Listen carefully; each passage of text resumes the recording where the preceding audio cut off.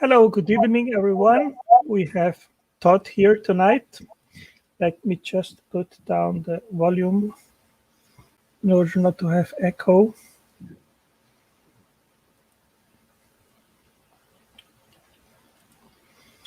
Okay, it has not started yet on my other window.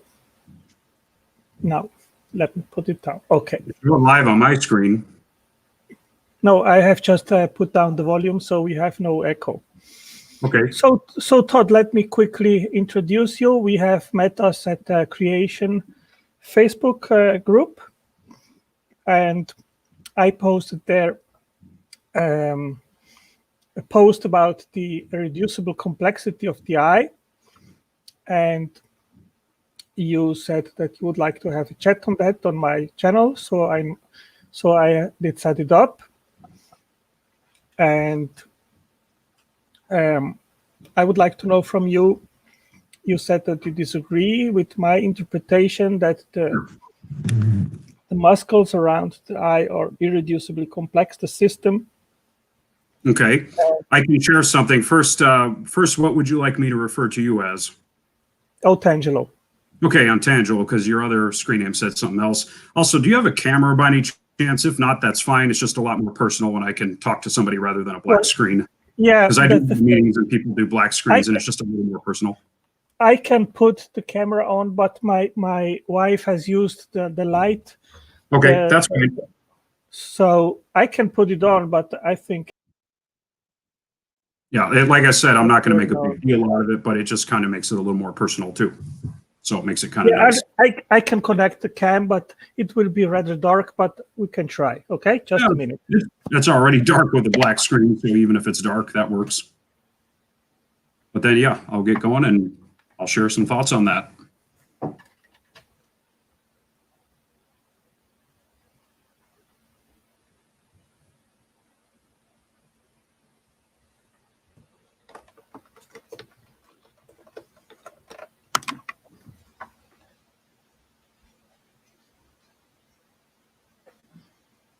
If it makes you feel any better, I have this light over top of my head, and it's kind of glaring on my eyes, and it's probably making the bald spots on top of my head show up a little bit better. So dark room would probably be preferred at this point.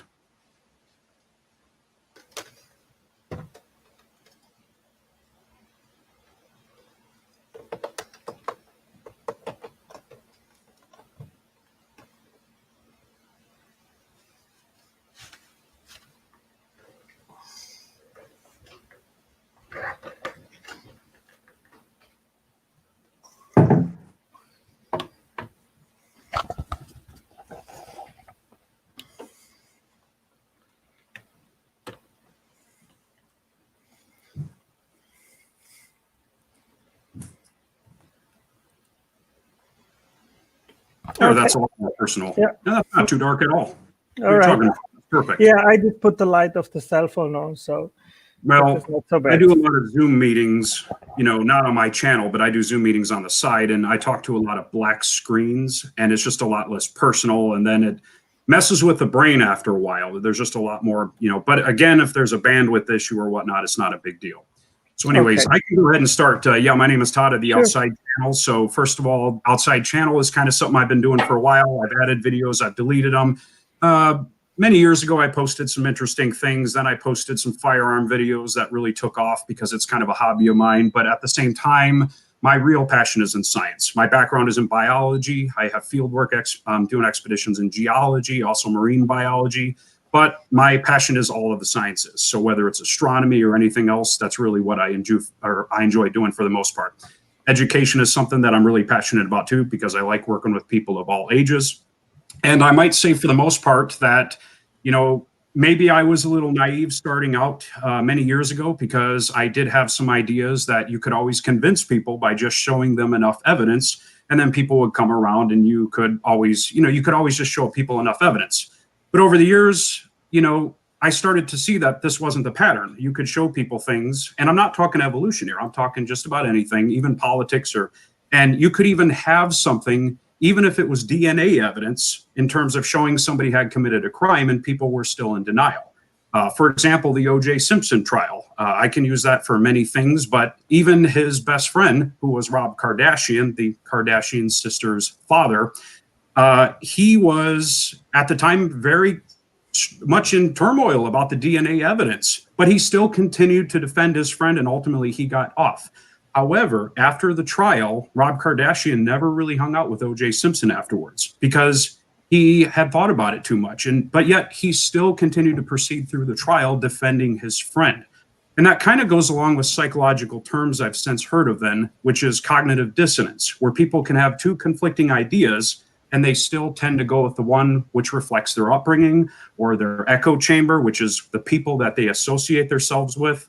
And, I think for that most part, I guess I've gotten to the point where I don't blame people if they don't change their mind. It more bothers me if they pursue influencing other people and they don't try to ask questions about these. So I don't anticipate changing yours or anybody else's mind, but at the same time, I would hope that if you have questions, you could ask them, and that maybe at the very least, maybe get a little idea out there that perhaps there's a little bit more to this than I originally thought. Because I'll also give a little introduction too, that my background was creation. I was an ardent creationist. I was with Kent Hovind the month before he went to prison in 2006. I was up on the stage defending him. In fact, I was using the very arguments for irreducible complexity.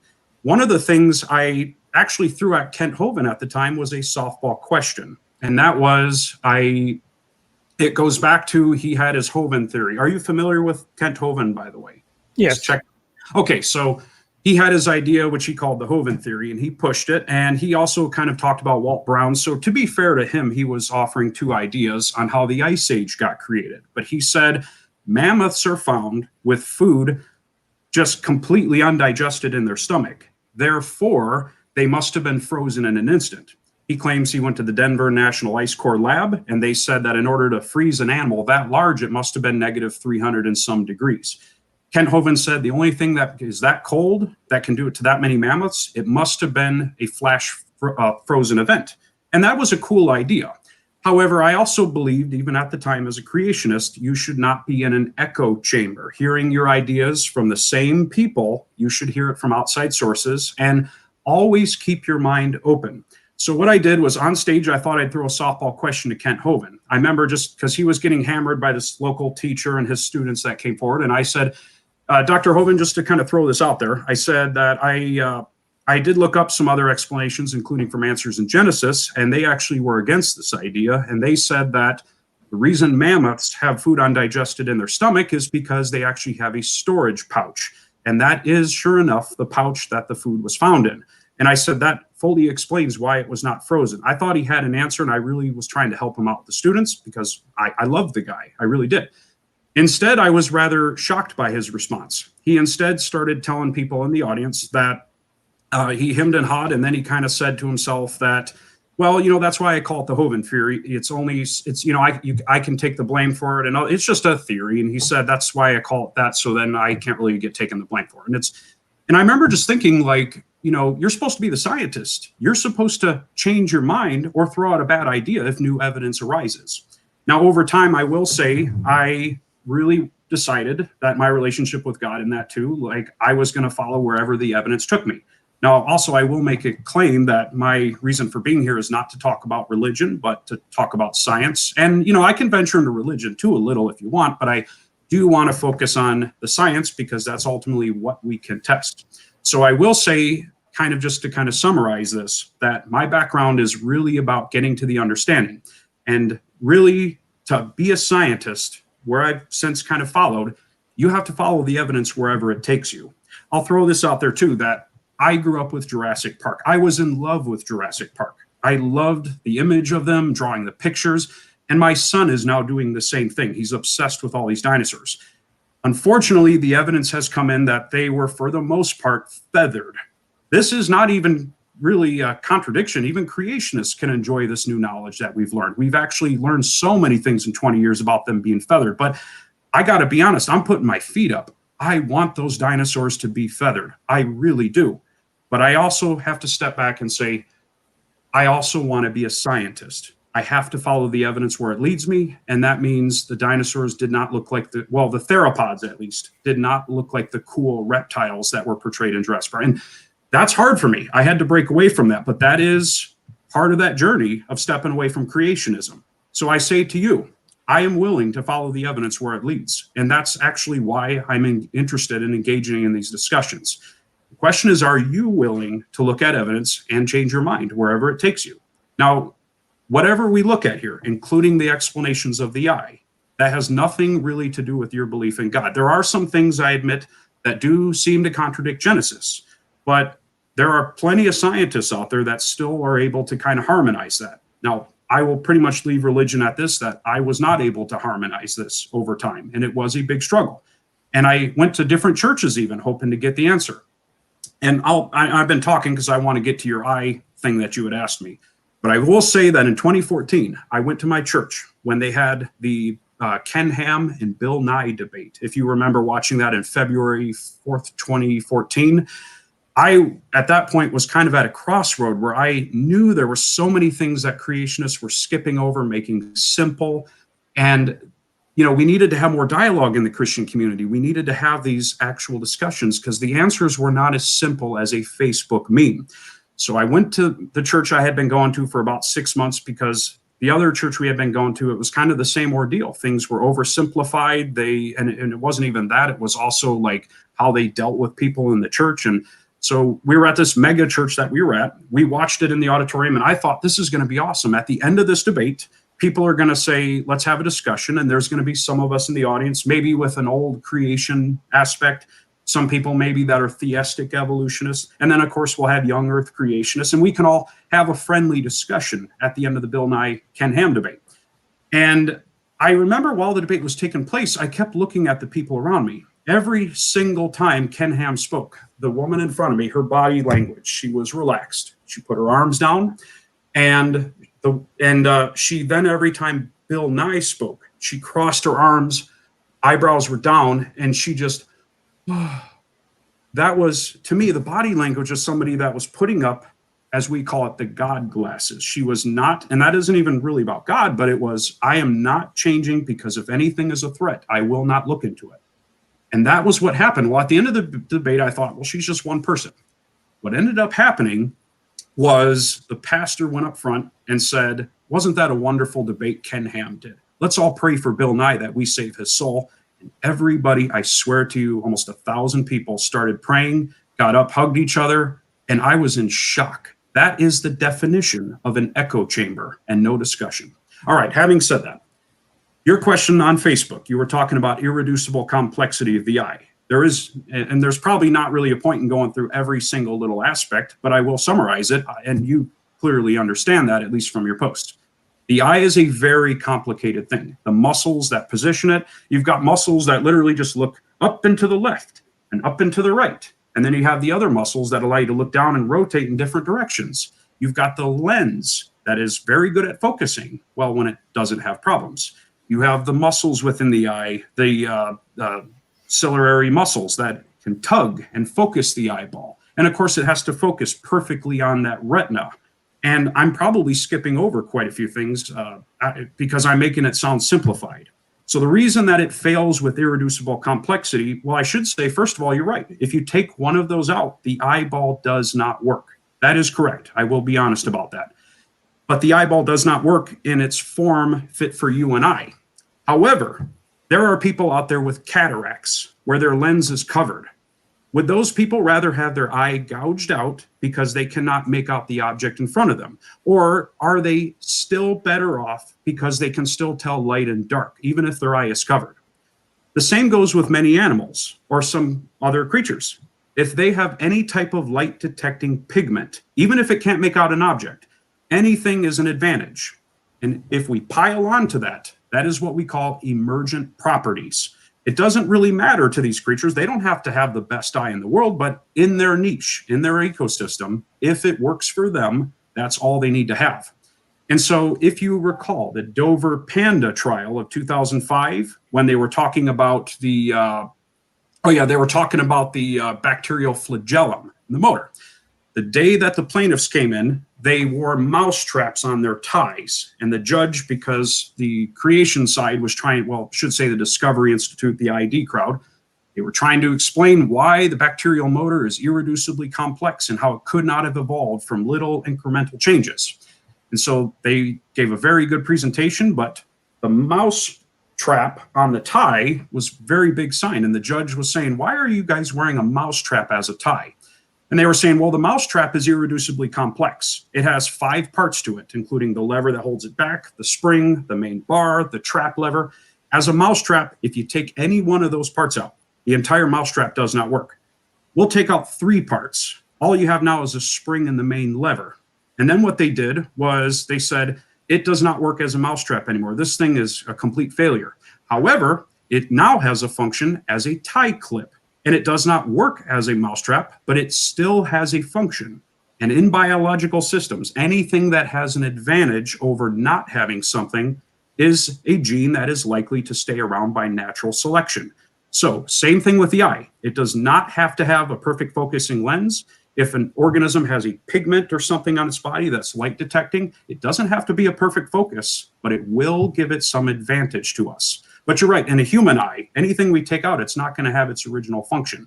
That's not what biologists are trying to say. So I've been talking a while, and I apologize, but I had to introduce and then go ahead and throw that in there because I was asked to answer the question before I got to introduce or anything. Go ahead. Sorry. So what is the main protein which is responsible to receive photons? I'm not familiar particularly with the protein, but is it rhodopsin are you talking about? Yes. The pigment rhodopsin. I'm not too familiar with it. Okay. Okay. I'll put a slide here. You can have a look. Just a moment.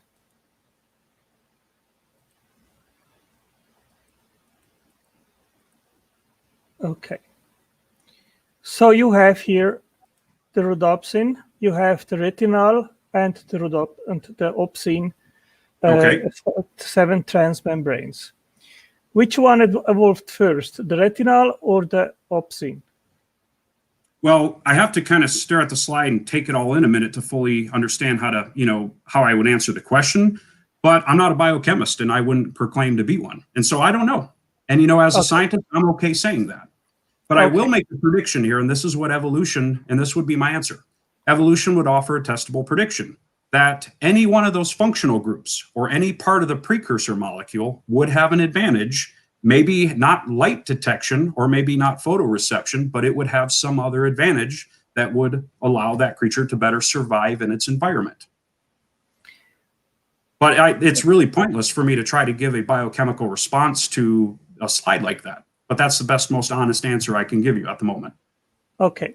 Science has no answer to that question. Have you consulted a biochemist who has researched that topic? Because this was published in Nature, and they were right. The problem here is that even as far back as the prokaryotes, the complex 7 transmembrane domain arrangement of opsin molecules seems to prevail without simpler photoreceptors existing concurrently. Darwin's original puzzle over ocular evolution seems still to be with us, but now on a molecular level. So whenever we try to give an explanation in regards of origins and of biological complexity, we have to check in biochemistry at that level. It is meaningless to look at fossils and transitional fossils, because the action where actually the mechanisms lie which build complex organisms is on the biomolecular level. So what we have here is the rhodopsin protein, which is made of 2 parts. That is the 7 transmembrane, which there are no precursors known. So the question would be, how did that the opsin evolve? And it is very complex. You can see here what they are writing. The more that they studied it, they say that the increased complexity was stunning. Knowledge of protein folding is important because proteins must assume the correct 3D structure to function properly. So you need the correct 7 transmembrane opsin protein in order to have function, but not alone that. You need also the retinal, which is that structure here. And they say all structural details in the retinal chromophore are functionally important. That means if you don't have it in exactly that form, it will not be functional. But there is more on it. This is a very complex interplay between the opsin and the retinal. And here it is described, okay? The binding of the chromophore to the opsin is essential to trigger the conformational change, which in sequence triggers the signal transduction pathway, which transmits a signal to the brain, ion channels for flagella beating, etc., and must be precise and functional from the beginning, and following is required. A shift-based linkage, a lysine 296 residue where retinal covalently binds, it must be exactly bind at that residue, and it has to be a lysine residue, then the side chain of the residue, and an essential amino acid residue called counter ion, which is essential for rhodopsin to receive visible light. So if you had a question, go ahead, sorry. So what this means is that this is a system which has to be right just from the beginning, and in special also retinal, as I told you before. And they say here that all structural details in the retinal chromophore are functionally important. So rhodopsin doesn't work if both parts are not in place. And the 5 points, as I described, they must be exactly right in order when a photon is hitting the retinal, it will perform a conformational change in the pocket. The pocket also has to be exactly right, and then the signal transduction can be performed, okay? So this is a system which, in my understanding, is irreducible, and it has to be very precise, and retinal by itself has no function, and opsin has eventually other functions, but the system only works together. Okay, so your argument again is going back to irreducible complexity. Now, this is kind of cut and paste science where it's in front of you here. I'm not sure if your background is in biochemistry or not, but again, I see something here that is rather complicated, just as I was saying earlier. And you were saying irreducible complexity means if you take one part out of it, it will not work. But yes, again, I have to say, my background is not a biochemist. I'm not going to pretend I am, but I can say, looking at this, it looks very complicated. But are there more simple monomers it can break into where they have other functions that are not retinal-based? Could they be a derivative of metabolism? Could they have been a waste product that was up in the head? I don't know. Could they have been adapted for something? I will say these are good questions. This is the scientific method. And so you're doing a good job with that by asking these questions. In science, what we want is to have questions because it gives us something to work for. Because we don't have all the answers, and that's okay. In the scientific method, you have an observation. This is very complicated.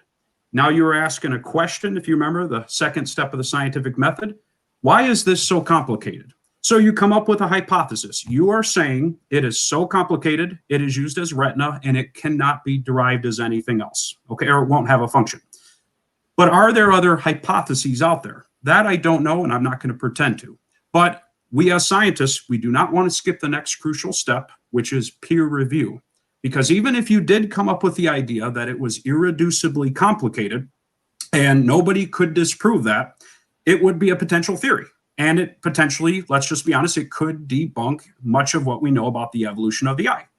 But like all things in science, nothing is ever proven because a theory is tentative, even cell theory, even the theory of evolution, because nothing truly can be proven. That's why you've heard the saying, I think, therefore I am. Because Rene Descartes' idea of his, Cartesian reduction, the idea is the only thing we can prove with 100% certainty is that you exist. Everything else is probability. Even if we do get nobody to prove this wrong, that it is irreducible complexity, all we are left with was a theory with, well, good evidence behind it.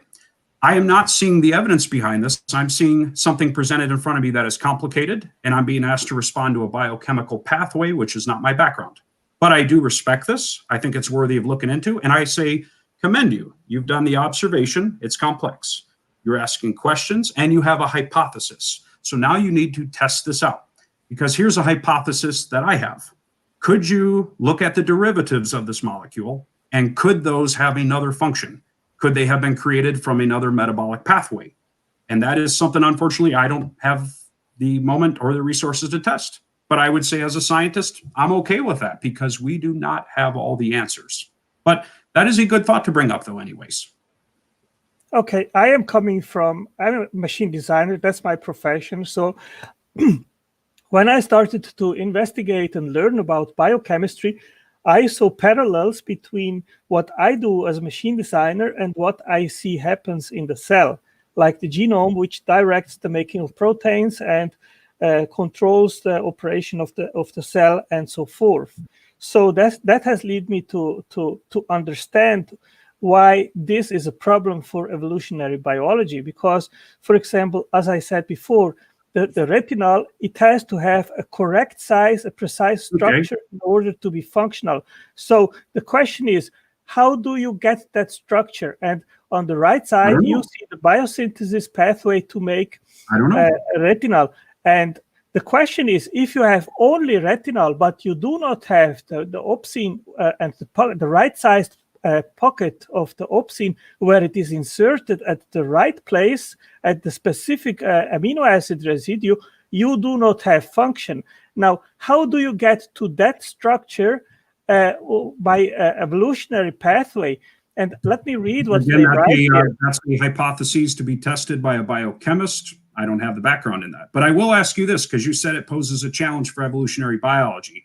If you were walking down the road and you saw a ball fly upward, would that be a major challenge to the theory of gravity? And we throw out all of Isaac Newton and everything we know of Albert Einstein. What would your answer be to that? Well, I would like to make a parallel to an engine. When you see, for example, a car motor, you have a cylinder and you have the piston. You agree with me that the piston and the cylinder, they need to have both the precise size in order to be working together. If the cylinder has a too big size or the piston is too long or something like that, they will not interact in a correct manner together. Do you agree with that? Again, I just so we're not like posting a lot of complex things and trying to win by default by, going through and I'm not trying to make this, oh, shoot. Sorry, give me a second. I'm getting a message on low disk space here. Give me just a second. I'm going to delete some files here. There we go. I'd hate to be cut off by that. Okay.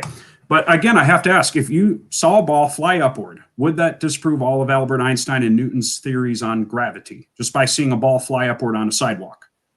Well, Todd, I think that we can draw analogies to what we see do. Again, please, just if you saw a ball fly upward, would it disprove all of the theory of gravity? Just that one observation you make. Just out of curiosity. It wouldn't. Thank you for responding, though. But it could be a challenge. And I would say you're right. It could be a challenge to the theory of gravity. But that's where we have to we have observed something. We have to ask a question. How the heck did that happen? We now make a hypothesis. We would consult people in the field. It could be something really stupid, that there's a string. There's an alien shooting a tractor beam down to pick it up. There could be a fan, like a vent or something, that Marilyn Monroe stood on with her dress blown upward. It could be on the sidewalk, blowing it up. We wouldn't automatically just say, well, that disproves the theory of gravity, and then go and start sharing stuff on its complexity. We would say, or say it poses a credible challenge to the theory of gravity. We would instead say this is worthy of research in there. And so I wouldn't know to say if this poses a formidable challenge or not. And if anything, it might even if this was valid, it might pose a challenge to a certain aspect of the eye. But to then say all the other evidence that we have, just toss it out. Again, that's where I'm just saying, be careful with how you say that and your meanings behind that.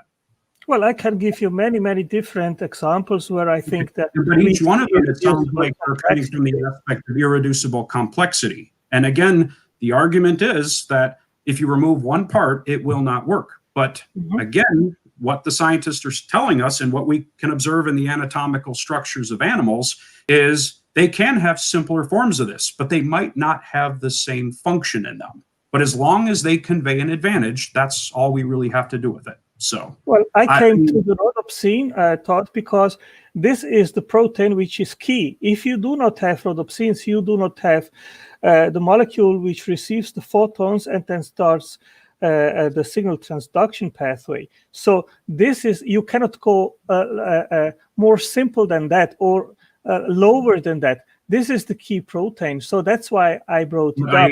I will concede I am not a biochemist, so I don't think it's worth probably going into this more on the audience's time, but I will say that a biochemist would be worthy of looking into this, testing out that hypothesis. My prediction on this is that they will find that there's something else it could be used for. Or if it can't be used, it was a waste product. And I'll give you an example of that. The air that we breathe right now, oxygen. Oxygen has no useful function, believe it or not, if you are an anaerobic organism, because oxygen is actually a waste product created by photosynthesis. It's used to create, not to get complicated or anything for the audience, but it's used to create a proton gradient where hydrogen. What they do is it takes water and they break off a hydrogen, and the plant can use the hydrogen to run photosynthesis and make ATP. The oxygen gas is a waste product and it's toxic. It's an oxidizer. And so the plants get rid of it. And billions of years ago, they did the exact same thing. However, there was life that found a way to use this waste product. And they used this waste product because they were able to use it and oxidize the products of the electron transport chain. Oxygen now doesn't do anything to us. When you breathe it in, all of our electrons in the mitochondria, they pile up on it, and the kind of like, I don't know, maybe a burglar or something going into your house and stealing everything, oxygen then flies away with all of those electrons. That's all it does. When you and I breathe oxygen, it is a waste product, and it can hurt us too, by the way, in large amounts. All it does is carries away the electrons, and it makes our body much more efficient. And that's kind of the same thing. Like, oxygen did not have a function, but our body found a way to use this waste product. So I would say evolution can make that prediction that it either has a function in a primitive form, or it was a metabolic product that the body found a way to use another purpose for. So, and again, I would ask you if you have other examples or you would like to get into another discussion, but if you're just putting up biochemical pictures and stuff, I'm not a biochemist. I'm not going to be able to respond. And I don't think that's fair to the audience either, to just show them complicated pictures and try to win by overwhelming. No, it's I try to make it as simple as possible in order that you and the audience simple, all right. understand it. So do you know what rings, multiple pathways? So do you know in photosynthesis which part produces oxygen? Yeah, the photolysis, photosystem 2. Yes, but it is the oxygen evolving complex. Okay.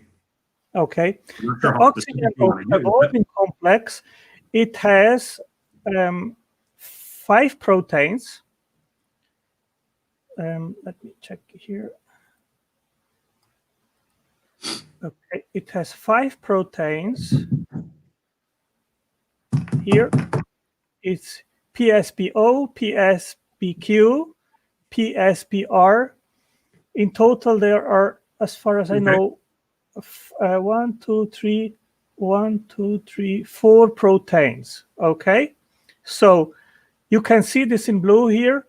They made knockout experiments, and they did find out if either one or the other of these 4 or 5 proteins is missing, then the oxygen evolving complex does not work. So okay, so do you also know that photosystem 1 does not do photolysis, and that is also used by some cyanobacteria? So photosynthesis does not require oxygen either. That actually evolved later. No, we are talking about oxygenic photosynthesis. Sure, but that conveys an advantage, but it wasn't necessary. Just to make that clear, it wasn't necessary for photosynthesis. Okay, but it is necessary. Oxygen was kind of a benefit because it gave more hydrogen to the plant, but they did photosynthesis before they did photosystem 2. It's more efficient, but it wasn't necessary. Okay, you can burn a campfire with firewood, but if you blow oxygen on it, it's more efficient. That's what I was trying to say.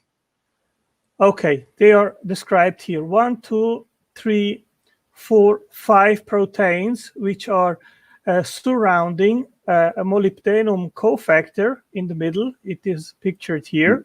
Okay. And water splitting is a process which is performed in 1, 2, 3, 4, 5 steps. Okay. And the system, they made knockout experiments with each of these proteins which are surrounding the cofactor, and they have proven by these knockout experiments that all 5 proteins, they are absolutely essential. And I'm showing that here, okay? The photosystem 2 manganese stabilizing protein PSBO is known to be the essential PS2 extrinsic subunit. And they made it with all the 5 proteins. And these proteins, they have only use in the oxygen evolving complex. They are not used in any other biochemical system. And the cofactor, which uses molybdenum, is a very, very complex structure, and water is also absolutely essential in that process. So this is another example of irreducible complexity, where if you I'm sorry, I still have to go back, just because we're at almost 40 minutes into this now, and I still have to go back and say that the main argument is irreducible complexity by trying to throw biochemistry, which is not my topic, into this. In fact, very few people, even probably watching this, have that field. And so even if I did have a good discussion with you on this, that would be hard, you know, it would be very hard to give an appropriate response, and I just wouldn't want to make that misconception. But I'm not saying that there isn't a good response. Theoretically, or not even theoretically, it is very possible that irreducible complexity is a valid hypothesis. However, every time it has been brought through peer review, that has failed. It has not shown up. So here we are in a YouTube discussion with people that don't have a biochemistry as their predominant background. Yeah, let me interrupt you, because these papers, we're not beating around this too much. That irreducible complexity, the reason it fails every time it has been brought into peer review, and it was a valid hypothesis 20 years ago, by the way, it was. But the reason it always fails is because there are precursors to these more complex emerged molecules. And each of them either had a function or they were a waste product or something like that. And later they were able to adapt. That was the biggest thing. And the same thing with the bacterial flagellar motor. The same argument Michael Behe had thrown in there in his book in 1995, Darwin's Black Box, where he said, much of his book, look at how complicated the bacterial flagella is. He even quoted scientists as saying that it appears that it was designed. It is so complicated because that motor that spins the flagella tail, you know, like on a sperm, it is so complicated that it cannot be explained, because if you take one piece out, it will not function. The problem is the scientist he is quoting in the book, Michael Behe, he later went and he actually had a part in the trial where he went and said, I did say it appears that it was designed, the bacterial flagellar motor, and he was actually one of the most renowned scientists in the world on the bacterial flagellum. He said, I did say it appeared designed, but I didn't mean it did, or it was designed. I'm just saying it looked designed. He then went and showed part of his research that was on a kind of injection needle, if you will, on a similar type of bacteria.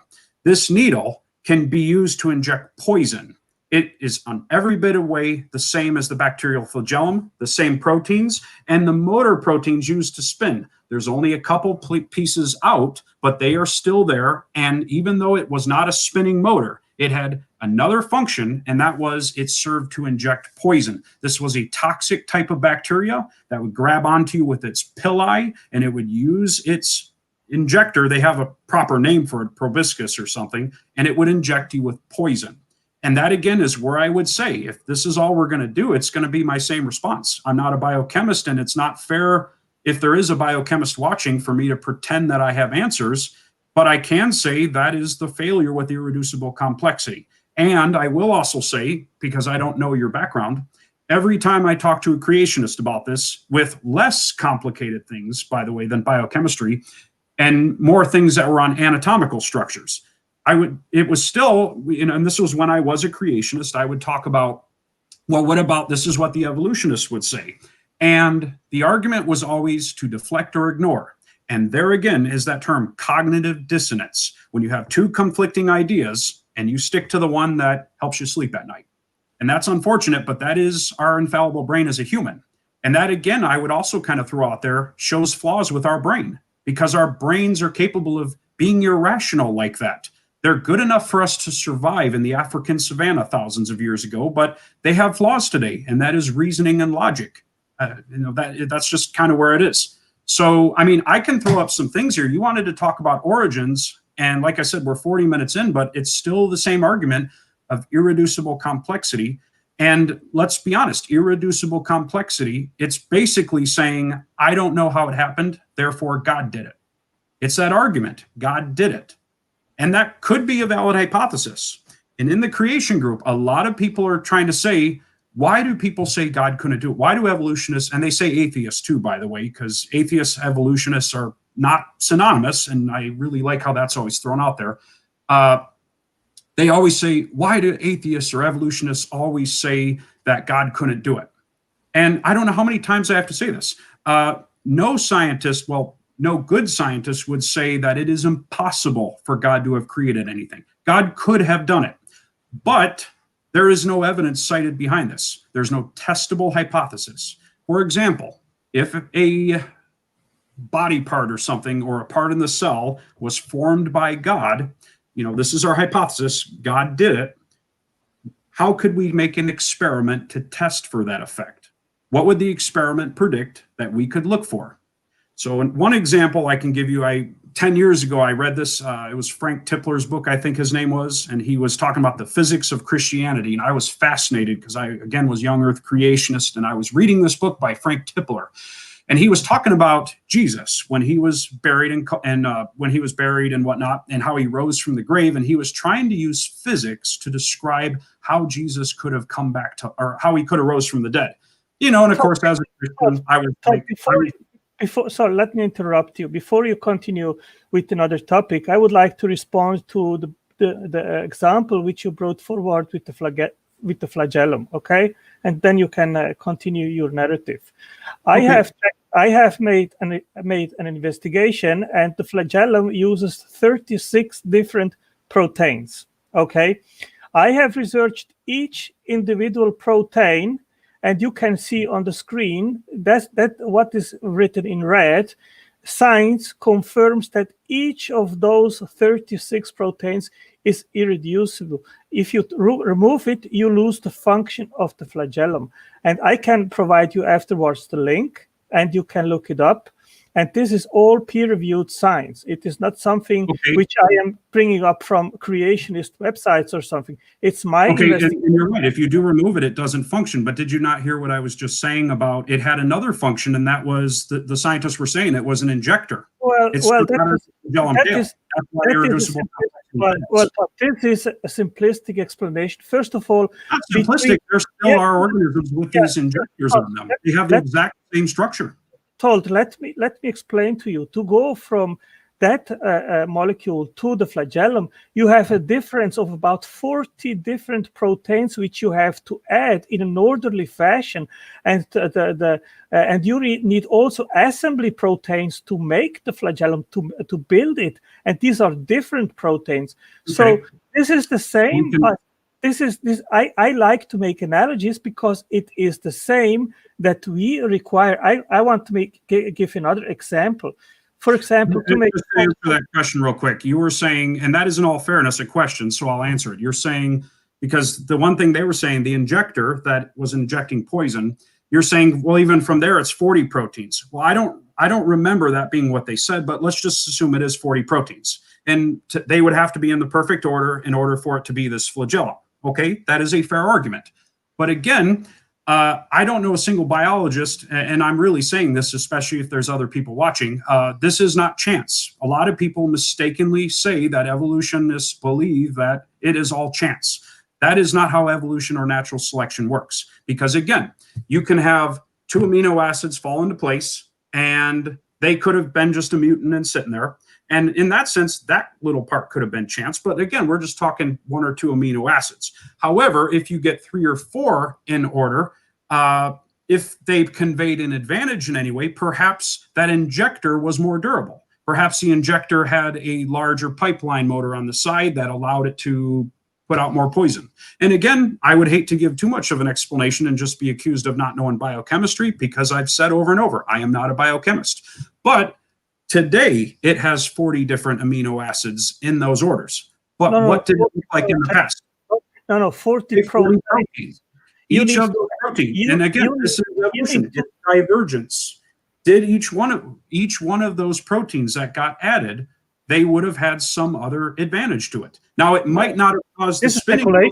This is speculation. This is speculation, because if you that doesn't work. You have the flagellum only if you have all the that's the beauty of science. We get to ask these questions. We get to go and take a look at it. It has been explained. I am showing you that each of the, we don't know what happened, therefore God did it. That's not science. I am showing you that each of the 36 proteins used in the flagellum, they are indispensable. If you have 33 proteins, the flagellum will not work. So the Discovery Institute, if they're watching, the Discovery Institute had that chance. They wanted their court case in 2005, and they got it. They got it with a highly conservative judge, too. And in fact, it sent the National Center for Science Education running because they were terrified. We have this George Bush appointed, very religious, right-wing conservative. He's presiding over the case in Dover, Pennsylvania. And they were terrified that the Discovery Institute was going to actually implement intelligent design in science classrooms. And what ended up happening as a result from all this result was when the Discovery Institute had their chance to go up, a bunch of their witnesses did not show up. They backed out last minute. Michael Behe went up there, and he made it sound just like you are. Very complicated. All these have to be in order. And that, by the way, was when the cross-examination did the whole case of irreducible complexity in the necktie. But then they went in and started asking Michael Behe about his ideas on what science was and about its ability to be tested. And instead, Michael Behe, through cross-examination, he came out and said what I thought was just baffling. He said even astrology is science. Astrology.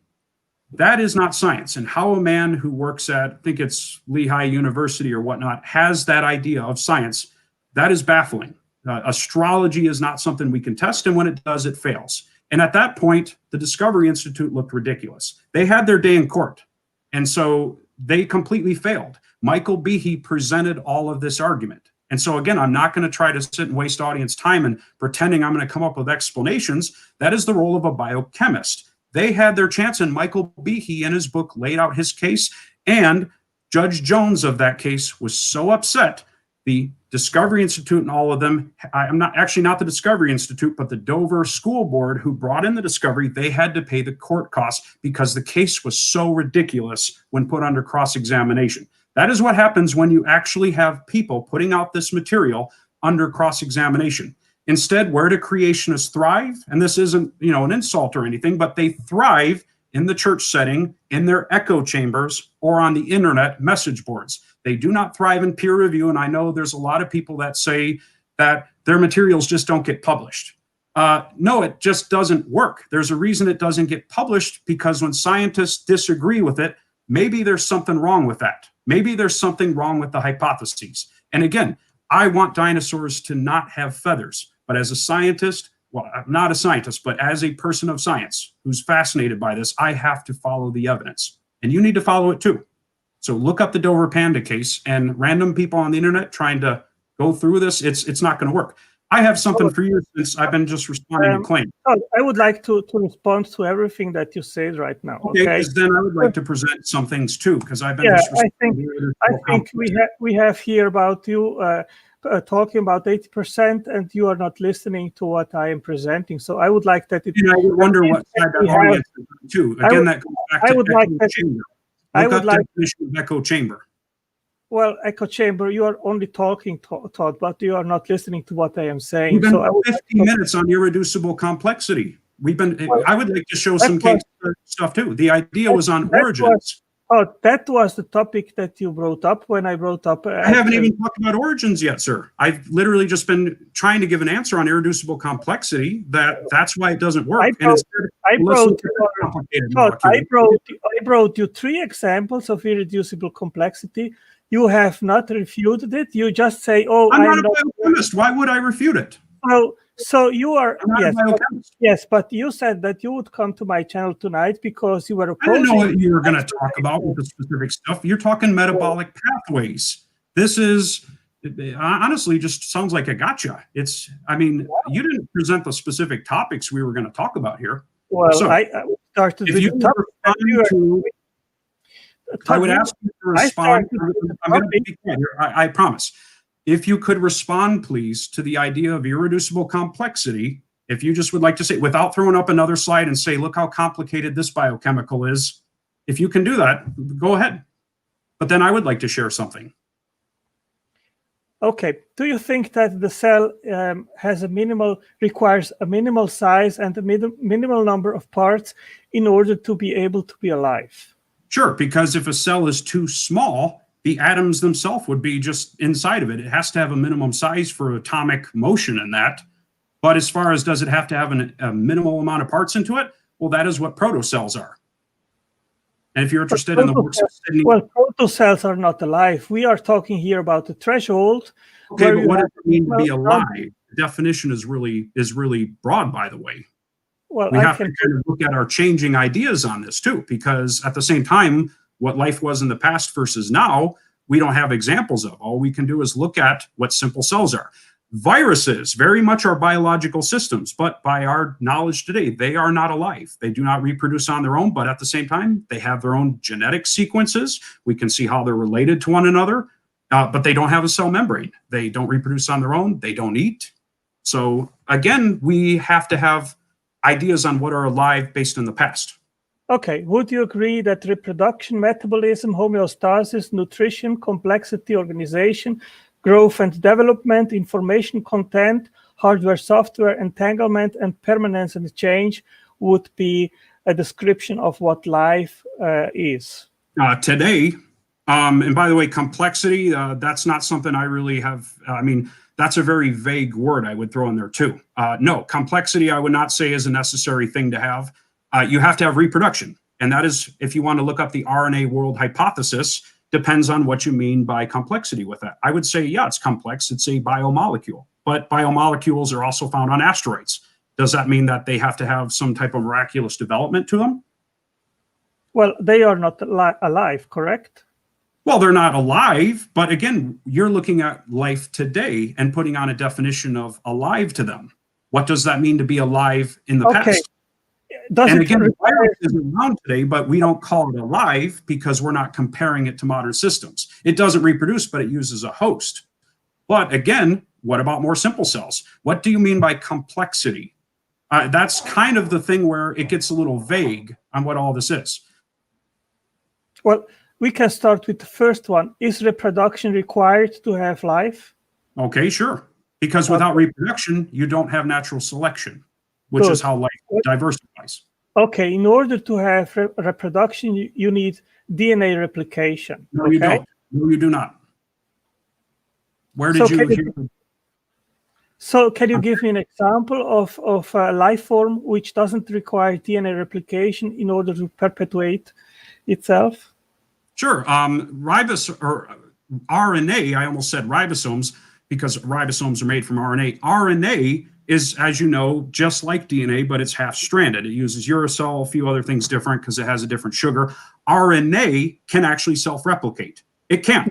Yes, it can. If you put RNA in a glass of water with other mononucleotides in there, it can replicate. And the reason why is because it's a template where the nucleotide, because if you have a T, RNA, it's a U, A, C, G, etc., the mononucleotides can bond to each corresponding base. And then when that strand breaks off, it serves as a template for another one on there. Now, this is not directed. It's all just, molecular motion. There is no direction on when it reproduces, but it can self-replicate. That was the Nobel Prize for 1989 on the discovery of ribosomes, which is RNA, and their ability to also catalyze.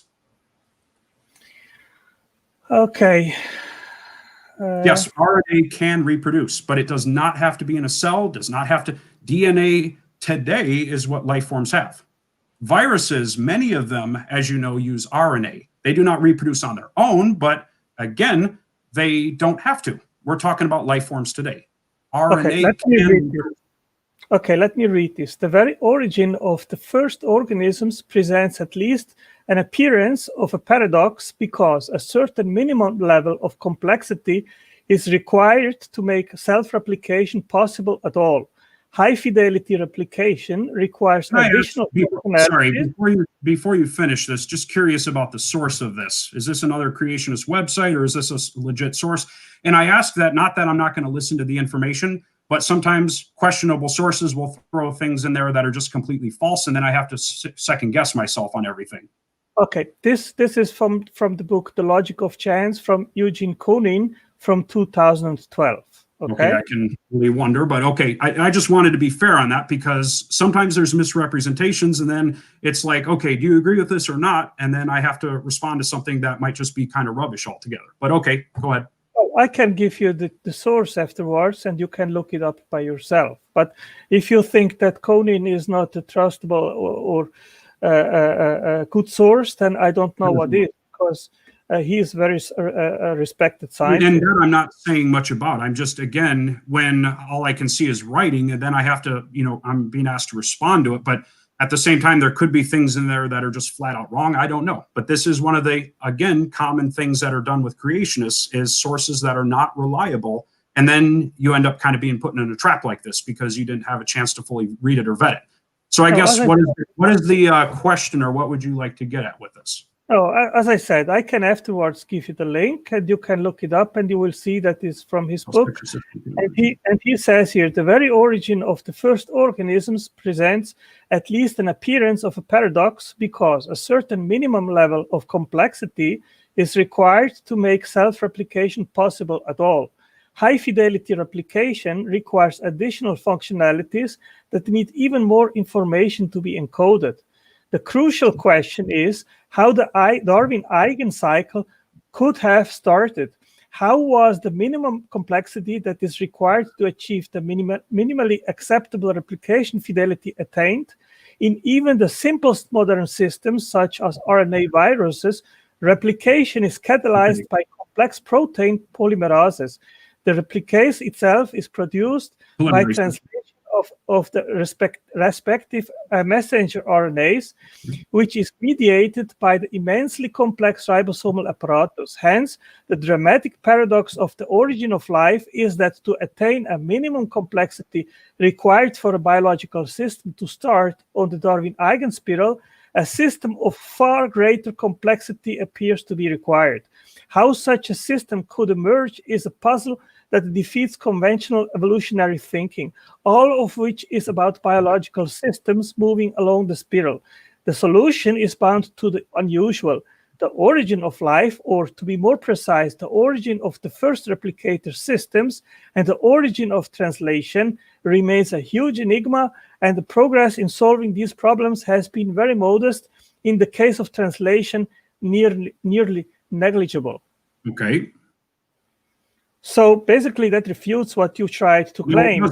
No, it doesn't. Because again, I'm talking about the source here because I'm looking at that, and it says basically that there's no way this could have happened without these complicated mechanisms. Perhaps you recall hearing about Thomas Cech or Sidney Altman and their 1989 Nobel Prize on RNA and its ability to catalyze, because we're talking about guys here that started out with RNA and other RNAs. We're talking about chirals that, again, creationists had said for a long time, with all these other chirals out there, left or right-handed, they can't exist together. But when we put them together, they actually not only exist together, but they, in the conditions that were provided in the early Earth, they actually replicated. And not only did these replicate, over 16 generations, they began to increase in complexity, and they started to, in their lengthening, fold up on each other and became ribozymes. Now, Thomas Cech and Sidney Altman, when they did these experiments, they thought there has to be enzymes in there. They did everything they could, because at first they were not even interested in these ideas of RNA. They thought RNA was a boring topic. And what they did was they tried everything they could to wash out any proteins which would have been enzymes. All these transcriptase and polymerases you're talking about, we all thought years ago, I always heard about them, they were necessary for a cell to make copies of DNA. We thought this. But their experiments did not show that. After all the trial and error of getting rid of this, all they found was RNA, and not only was it copying itself, it was increasing in complexity. And this RNA, it's also more likely to mutate because, again, RNA is single-stranded. Every base pair is exposed and much more likely to do things. At an hour in, am I able to start sharing some things? Because I'm just kind of refuting ideas here. Well, I understand you didn't refute anything, Todd, but anyway, go ahead. But I just said RNA can copy itself, and you're putting up a lot of texts with things that say it can't because it has to be a minimum complexity. 1989, ribozymes, you can look that up. It is RNA can catalyze. Not only can it self-replicate, it can catalyze. Enzymes were not needed in the early day because RNA was able to function as this. These were called ribozymes. This has been known for almost 30 years. And so why are we still talking about this? Is my question. Well, do you know what RNA is shared in creationist circles? That's what's going on. It's being churned out in churches, and books are being shared online. But in the open arena of science, this is why this stuff isn't published, because it's been 30 years now. We've known about RNA self-replicating. This is okay, kind of why we're even talking about this. Let me ask you, what is RNA composed of? RNA is composed of mononucleotides that are polymerized. Okay, what are mononucleotides composed of? RNA mononucleotides. Okay, carbon-based molecules, nitrogen, hydrogen, the basic things that are in organic chemistry. Okay, they are composed of three parts: the base, the ribose. Yes, I'm not sure, and the phosphate. Okay. Okay. So the ribose. Yes, the sugar, phosphate, and a base. It can be 6-membered. It can be 4-membered. If it would be 6 or 4-membered or had another composition, it would not work. There was no selection mechanism on prebiotic Earth to have a 5-membered sugar. That's one of the problems. The list which I wrote up. You understand that. The list which I wrote up. That molecules can also form under natural conditions. Can I finish, please, Todd? The list which I brought up will give you 28 unsolved problems today, not 30 years ago, today, in order to make RNA molecules in a laboratory, not even on a prebiotic, in prebiotic conditions. In a laboratory, they are unable to synthesize RNAs, and it is a huge problem. It is a huge problem. So yes, I have 2 videos on it. You can look it after it. Right now, there was whatever the name was, their laser experiment where they wanted to simulate the power of an asteroid because, by the way, I'm sure you know about Stanley Miller and Harold Urey and their whole idea that is completely misrepresented by creationists. That has nothing to do with RNA. That has to do with... No. I'm just saying about synthesizing abiotic molecules. There's still this argument out there that often they cannot happen. That's about later, where they wanted to test the impact of an asteroid. These were all created. Now, again, this is not saying we know exactly what happened in the early Earth because nobody was there. And by the way, well, that's another topic. It is not nobody was there. It is not what science has shown us. Todd, it is a conceptual problem. There was no selection mechanism. You need a 5-membered ribose, which is right-handed. There was no selection mechanism to sort out right-handed from left-handed ribose.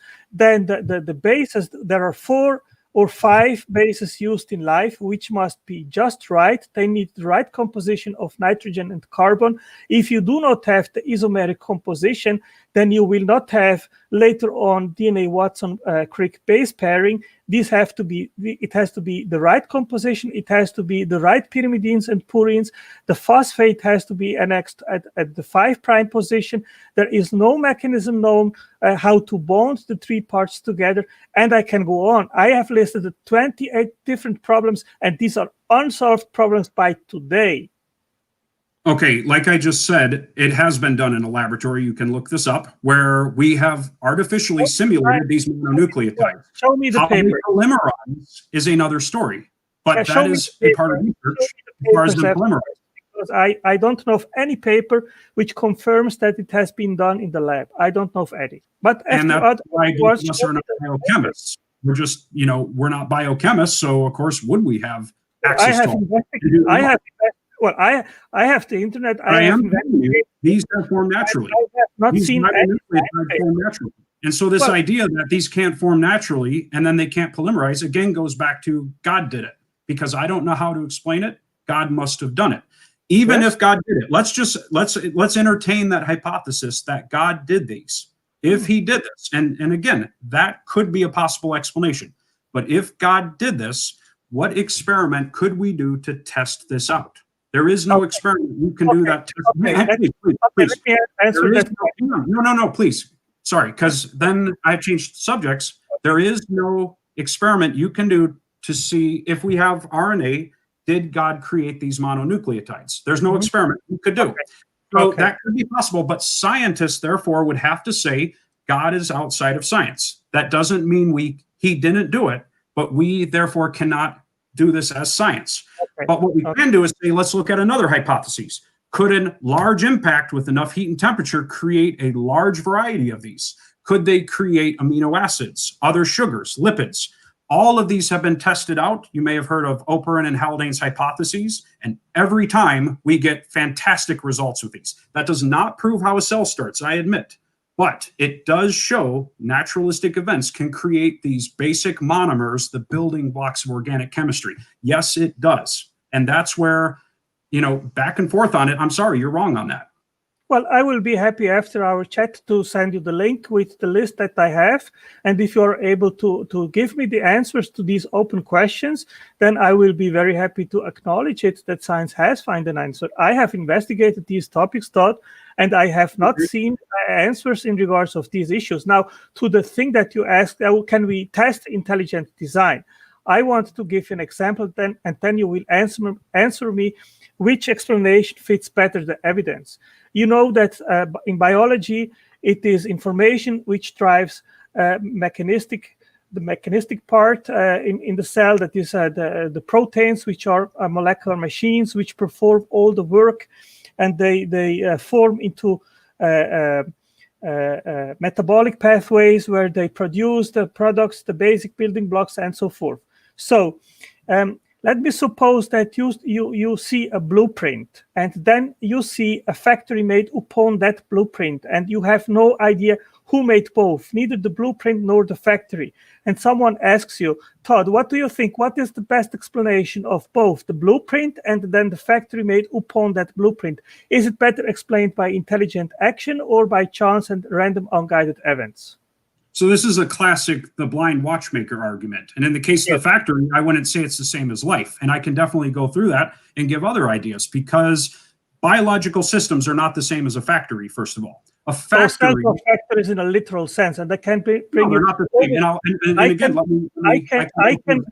I can give you over 30 science papers which describe the cell in a literal sense as a chemical factory. Sure, we can call them analogies because the ER, of course, is transporting. This is not an analogy. I am talking about cells as literal chemical factories and back it up by many different science papers. I would agree it's a factory too, by the way, but a biological system is self-replicating and changing, and some of those do not work. They get tossed out and others do. Self-replicating is the key to this. The factory is not. So I'll throw this out. Eric, please, let me just respond to this real quick. Okay. So Eric Hovind, his dad was in prison. Eric Hovind took over and he started running Creation Today. And there's this thing he constantly threw out there, and it was very much a mockery of this idea that things can get ever more complex and change. And he takes these CDs, and it's like evolutionists say that if we take these CDs and we just throw them on the table, over time they'll evolve copies of Windows 10. And he just throws them on the table and of course, him and the host just start there giggling and all that stuff.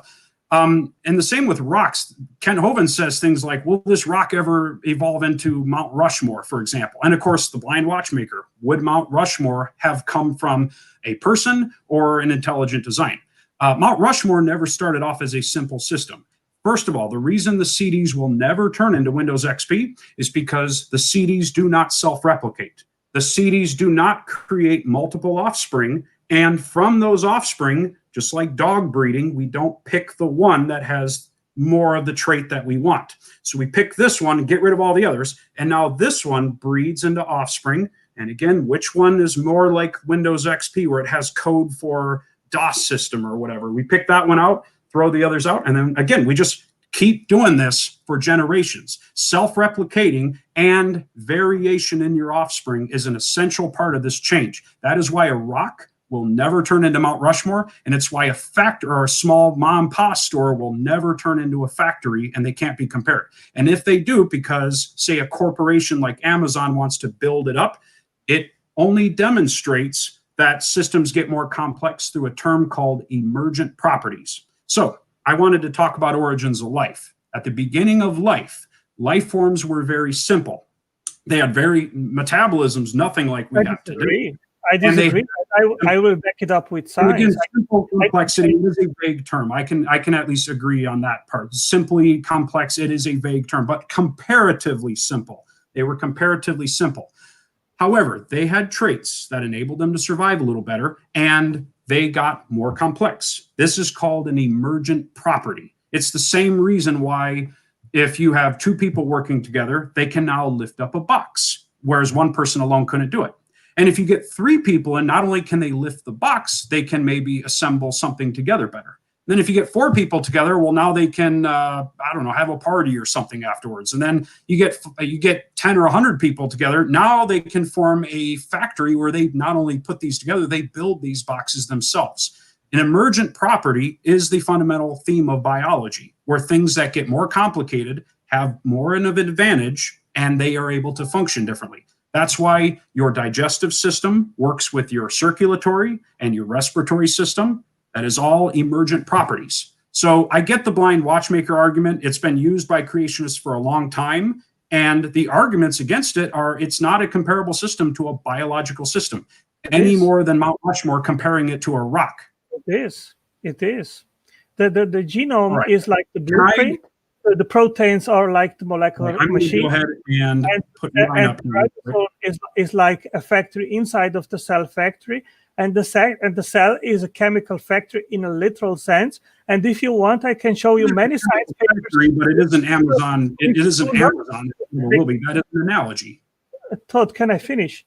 Yes. And these science papers, they do not describe the cell as an analogy, as a factory, but in a literal sense as a chemical factory. So, I mean, you have to explain how the first cell emerged randomly, and you did not have evolution, because evolution starts with DNA replication. But you know, abiogenesis and evolution are not the same field. They're not. Yes, that's what I am saying. That's what I am saying. But this is a problem for me, because you do not have evolution. You do not have evolution to explain the origin of biological cells. So if you don't have evolution, you have literally chance. So how do you want to explain the origin of life and cells by chance? That is the big question. I can get into that question. At an hour and 13 minutes into this, I've been responding to your slideshows. I haven't put any slides up yet. So I'm going to put up here. And that's where I can, if you would like, show some things on, well, I don't know if I had pictures, but talk about the primordial Earth. So I would like to throw this out there, because this was something in my early days I was most baffled by: humans and primates and our descendants. And this is simple enough that everybody watching can also understand. So I'm hopefully not just throwing out a bunch of biochemical concepts and trying to overwhelm by default here. So hopefully everyone remembers from biology. On the left here, we have a human karyotype, which is our 23 chromosomes, and they are paired up together. You remember you get one chromosome from your mom and one chromosome from your dad. So you can see on the left there, that is, again, a human karyotype. On the right, we have a chimpanzee karyotype. They have 24 chromosomes for a total set of 48. So this was a formidable challenge, I will say. And I remember being a student in biology years ago. This was presented, and I should say 20 years ago. For us, it probably wasn't as long ago as other people, but all the great apes of which we are descended, all of these great apes, they have 24 chromosomes, and you get one from your mom and one from your dad, so that's a total of 48. So why do humans and our lineage, including Neanderthals, by the way, why do we have 23? that would seem to be a loss in information there. And that did pose a problem. Now, that doesn't mean automatically that therefore evolution is overturned. When I was younger, we actually speculated that one whole chromosome was lost. It just disappeared. But we knew that would probably cause problems. You are familiar, after all, with certain monosomy or trisomy diseases where, like Down syndrome, you get an extra chromosome, it can cause problems. And that is a small chromosome 21 as well. So we really struggled with this as a scientist for all these years. How can we have less chromosomes than the great apes if we have a common ancestry with them? And again, we did not evolve from chimpanzees. We and chimpanzees are cousins with a common ape-like ancestor. And by the way, we are still apes. So here is the thing that is most baffling to me.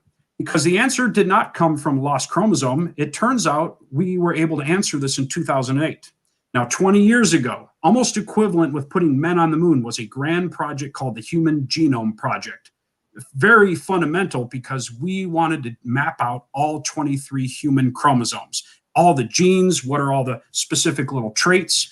This was a 10 or 11-year undertaking to do this. And we thought it was going to take a much longer time, so it really was, and it was under budget too, which is another miracle. With the success of the Human Genome Project, at this point I was already graduated and in college in that, we were starting up the chimpanzee genome project and the Neanderthal genome project, and there's all these other genome projects, and they're all faster because we are better at it. But that's when a remarkable idea came out. This is the human karyotype on the left, and you can see the chimpanzee karyotype on the right. We've gotten rid of the pairs, so instead of one from mom and dad, you just have one chromosome there, unpaired, and you can see all 23 chromosomes. They look very similar, and now that we've mapped out the DNA, all of those loci, which are the specific gene segments, they are very similar to the chimpanzees. But again, where is the missing chromosome? And the answer came in a very bizarre way. Turns out it's chromosome number 2. But look at in the chimpanzee, their chromosome number 2 is nothing like ours. But there's the answer, 12 and 13.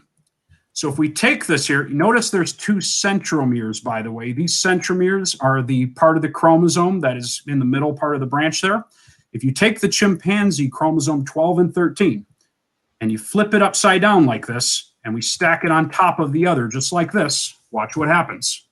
We see a beautiful transition. All the loci suddenly match up. That was a very fundamental thing that came over 10 years ago, and it just blew our minds away because it really did not fit our predictions. We thought that there was a missing chromosome, but this still is a remarkable discovery, and it's even more cool. It means in our past, we had a common ancestor that had a fused chromosome, but evolution can make another prediction. Because if you can see here, I don't know if you can see my cursor when I wiggle my cursor or not. Yes, okay. There is a centromere here on the chimpanzee chromosome number 13 and a centromere here on number 12. The centromeres, for anybody watching, are just a protein-packed region in the chromosome. There's a specific motor there that attaches for mitosis when it divides. So the idea is, well, where is our centromere in chromosome 2? If it has a common ancestry, we should find this kinetochore protein as a fossil. It took a few years. We found it. There is a motor protein. It is a fossil partial remain of a centromere exactly on the right loci for chimpanzee chromosome 12 and 13. And when you look again at the loci, they are not perfect matches. They are very similar. And the more crazy part about this is if you put a horse and a donkey chromosome next to each other, chimpanzee and human chromosomes are much more similar than a horse and a donkey chromosome. And yet horses and donkeys, we always say, if you look at them, we always say they're very similar. They can even mate and produce mules. Now, I'm not going to speculate about humans and chimpanzees. We could never produce an offspring with them because our chromosomes do not match up. They wouldn't. You couldn't have a 23 and 24 chromosome match up homologously. But again, if you look at chromosome 12 and 13, we have every bit of DNA more in common with them than a horse and a donkey. This was a prediction that evolution made, but it was discovered in 2008. I had already graduated, I had already learned, and I was blown away by this. And I have to say, young Earth creationism has no explanation for this. Not even young Earth, but anybody who is saying that this is all divinely inspired, it's just saying God did it. It is not an explanation. But there it is. It's in our DNA. So there's my thing to you. Do you have a thought for that? And again, I know you're not a geneticist. If you do not have an answer, that is okay. But that is a presentation I can give you on that. No, I have already put on the link. It's gone.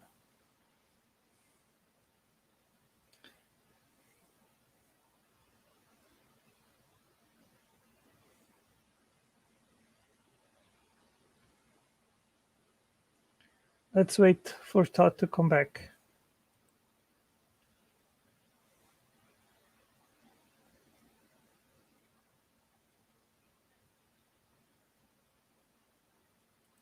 Can you still hear me? Hear me? Okay. Yeah. I went to close the screen, and what ended up happening was I clicked the button where it says Leave Studio. So again, to anyone watching, he's using a software called StreamYard. This is my first time, so I'm an amateur at this. Anyways, just wanted to throw that up. So I have already put a link on the chat as an answer to your point, Todd. This is a very, very well-known talking point of proponents of evolution. It's nothing new, which you're saying. Okay. It's pretty new, 12 years. Well, whatever. I am not in the situation to give you now verbally an answer to that, but I have studied it. I have a link on that, and if you want, you can look it up. I respect that you don't have an answer because I know you're not a geneticist. I share it simply because it is easy enough to understand, and it's not something I will say, because I have seen explanations that does have a good explanation. In fact, it was used in the Dover case too. I got another one for you. Vestigial organ. You said that you are a biologist, is that correct? Biology is in my background. I'm not a biologist with publications or anything. Okay. Okay, I'm going to throw another one out at you here, and I'm probably going to keep my screen here. Everybody knows about vestigial organs. Now, one common misconception I heard all the time when I was a creationist was, why would we have these? They must have a function. And so a lot of times creationists will try to say they have a function. That is not what a vestigial organ is. A vestigial organ, by definition, is something that is a fossil remnant of our ancestors. It doesn't have the original intended function, but it still might have a function to it. So the appendix is one that is commonly used, and it's commonly mocked, but there's many more out there. But let's just talk about the appendix for a minute. A lot of times we look at the appendix, it causes problems, appendicitis. In fact, my father-in-law almost died of appendicitis. But the argument from creationists is, well, slow down a minute. God did it for a reason. Again, God did it. There must be an answer to it, a function to it. So one thing commonly cited is that it could be a pouch for bacteria. And if your gut has bad bacteria, it can clear itself out. And so having that little reservoir in the bottom with that bacteria, that actually can maybe repopulate your gut. That hypothesis has been looked into, and it's also been suggested that embryos or developing fetuses may also use it for that purpose. Okay, I have no problem with that. And in studying evolution, it is not really a problem with most other people too, because it may serve as one of these. After all, it is on our body, so our body may even try to find another function to it. So the appendix, however, we need to look at what is its original function, and where do you find it? You find it in herbaceous animals. These are the different animals here. You can look at different examples here, marsupials and whatnot, and not to mention, well, lagomorphs, the rabbits and that. These are animals that eat herbaceous matter. The appendix is there because it serves as a pouch for digesting cellulose. Now, you and I, we obviously have the ability to eat meat and we have the ability to eat plants, but our ancestry tells us a story that we were plant eaters. It's even in our teeth. We are from plant-eating animals that later adapted to eat meat. And we can eat meat, but we do struggle to eat it more than, say, your dog does. We digest it a little bit less efficiently than them because we are a jerry-rigged herbaceous animal, and we still have this part in us for us today.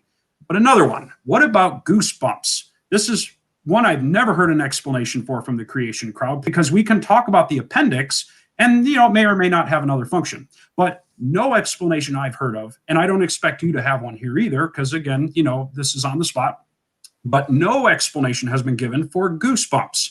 Goosebumps are a genetic trait we have, and they are for the purpose of fluffing your hair up. But they also fluff your hair up to make you look big and scary when you are scared so you can defend yourself. This is an essential part in, you know, for many animals.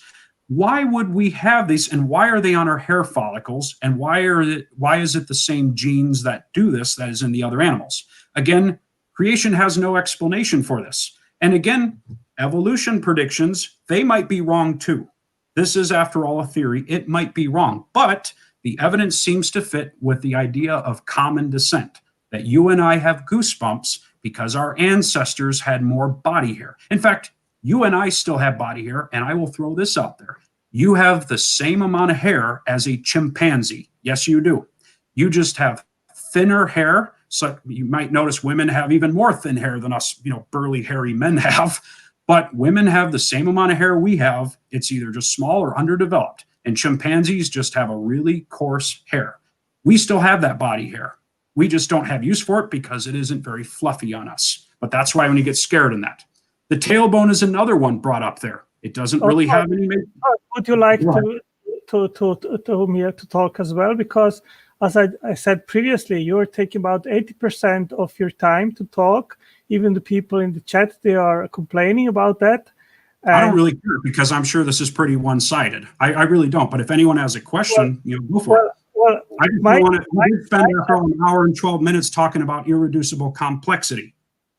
And like I said, I don't expect you to have answers to these. That's why I'm not trying to read off long paragraphs here. I'm just trying to throw this out there and try to give a little more insight onto this. But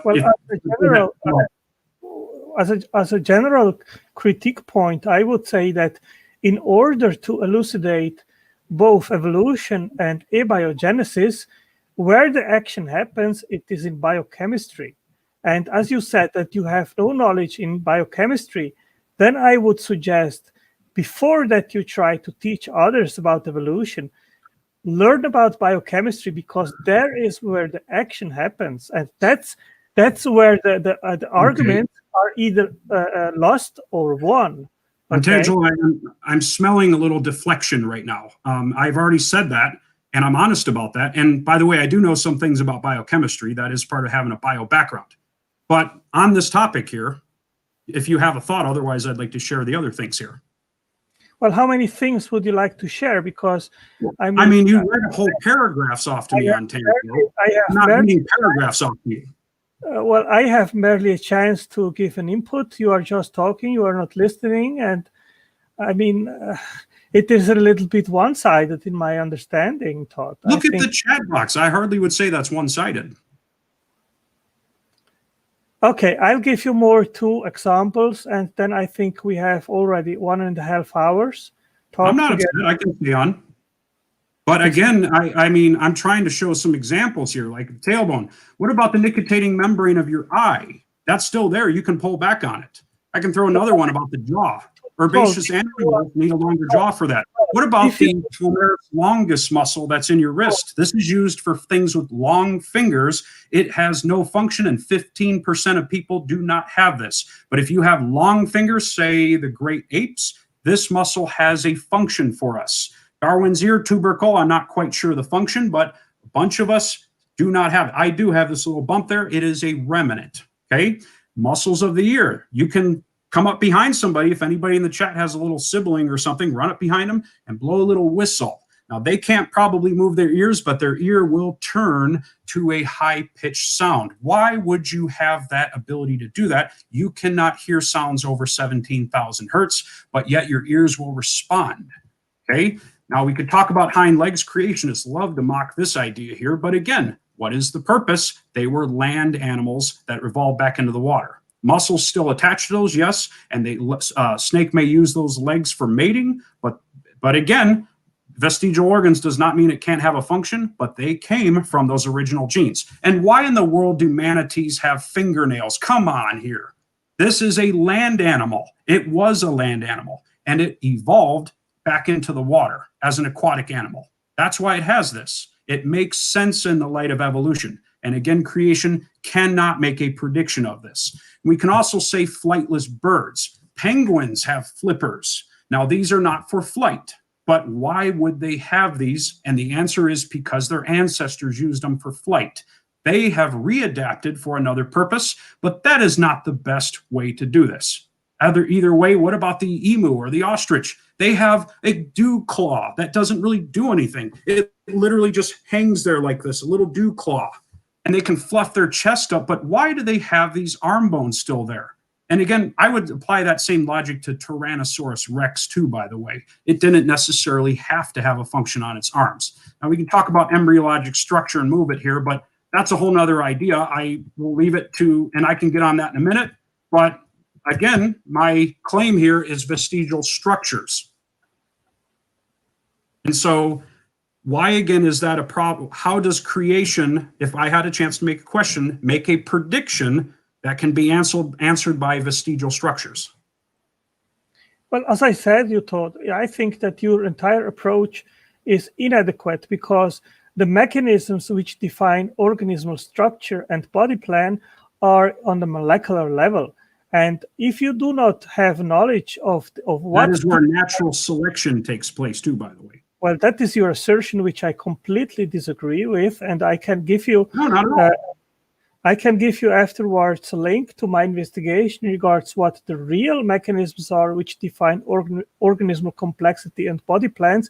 And it's not gene-centric. It has to do with epigenetic languages and codes and signaling pathways, and they have to be pre-programmed. So I dismiss your entire approach because it is not where the action is.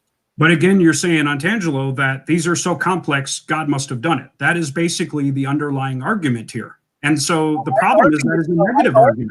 My argument, Todd, is that what we require in order to make complex multicellular organisms is pre-programmed information in genes and in epigenetic languages. And I have collected over 30 different epigenetic codes which are involved in organismal structure and development, and also signaling pathways. And these languages, they have to be established first in order to function. And this is undoubtedly something that only intelligence can do. Okay, so again, the reason I do not have my son's first grade teacher work on my car is because that's not her background. If you have all this ideas and stuff, the proper approach would be to publish this and go out there instead of sharing this in inner circles. Oh, it has already been published because my inference is based on peer review. My inference is based on peer-reviewed science papers. After our chat, I can provide you the links. I have tons of peer-reviewed science papers which are the basis of my inference. So I do not have to publish anything because it's already out there.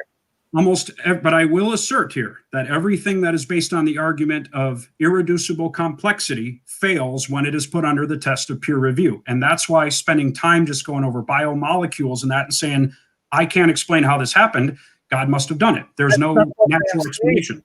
You've not seen me anytime. You're strawmanning what I am saying, Todd. I've not said that we don't know how things happen, therefore God.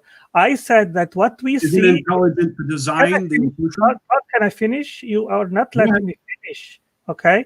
What I am saying, and I repeat myself, I will actually put it on the screen so you can have a look at it, because I'm investigating this for years, and I know what I'm talking about, okay?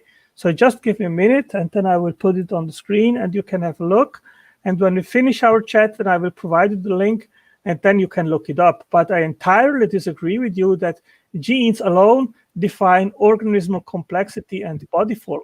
That is not what is. That is not the information which is provided by current science. Okay.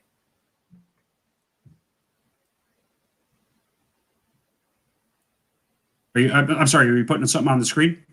Yes, just a moment. Okay, go ahead.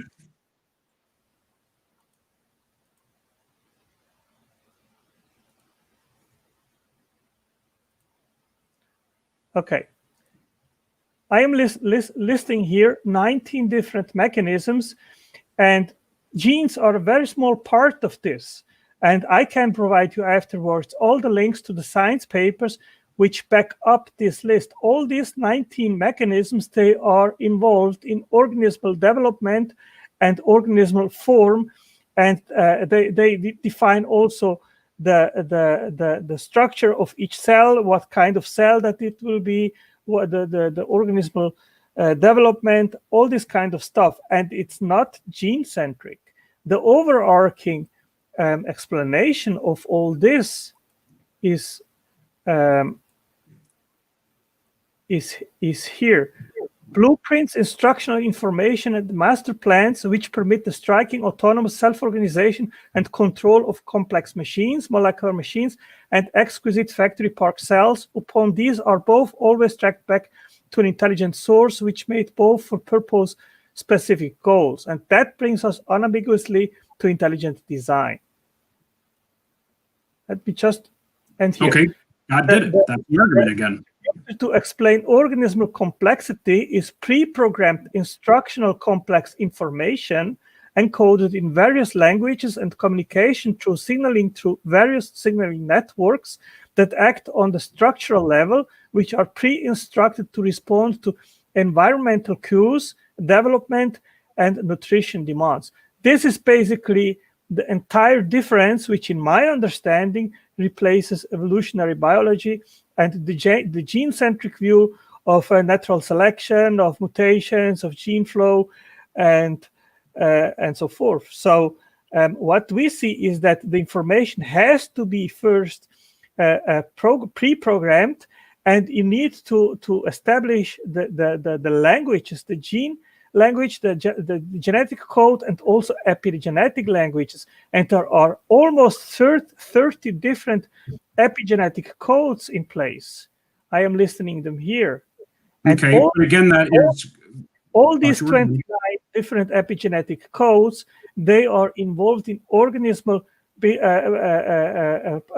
body plan and yes. building. So you have to ask yourself, can codified information and codified languages originate by unguided random evolutionary mechanisms? And this is the big question.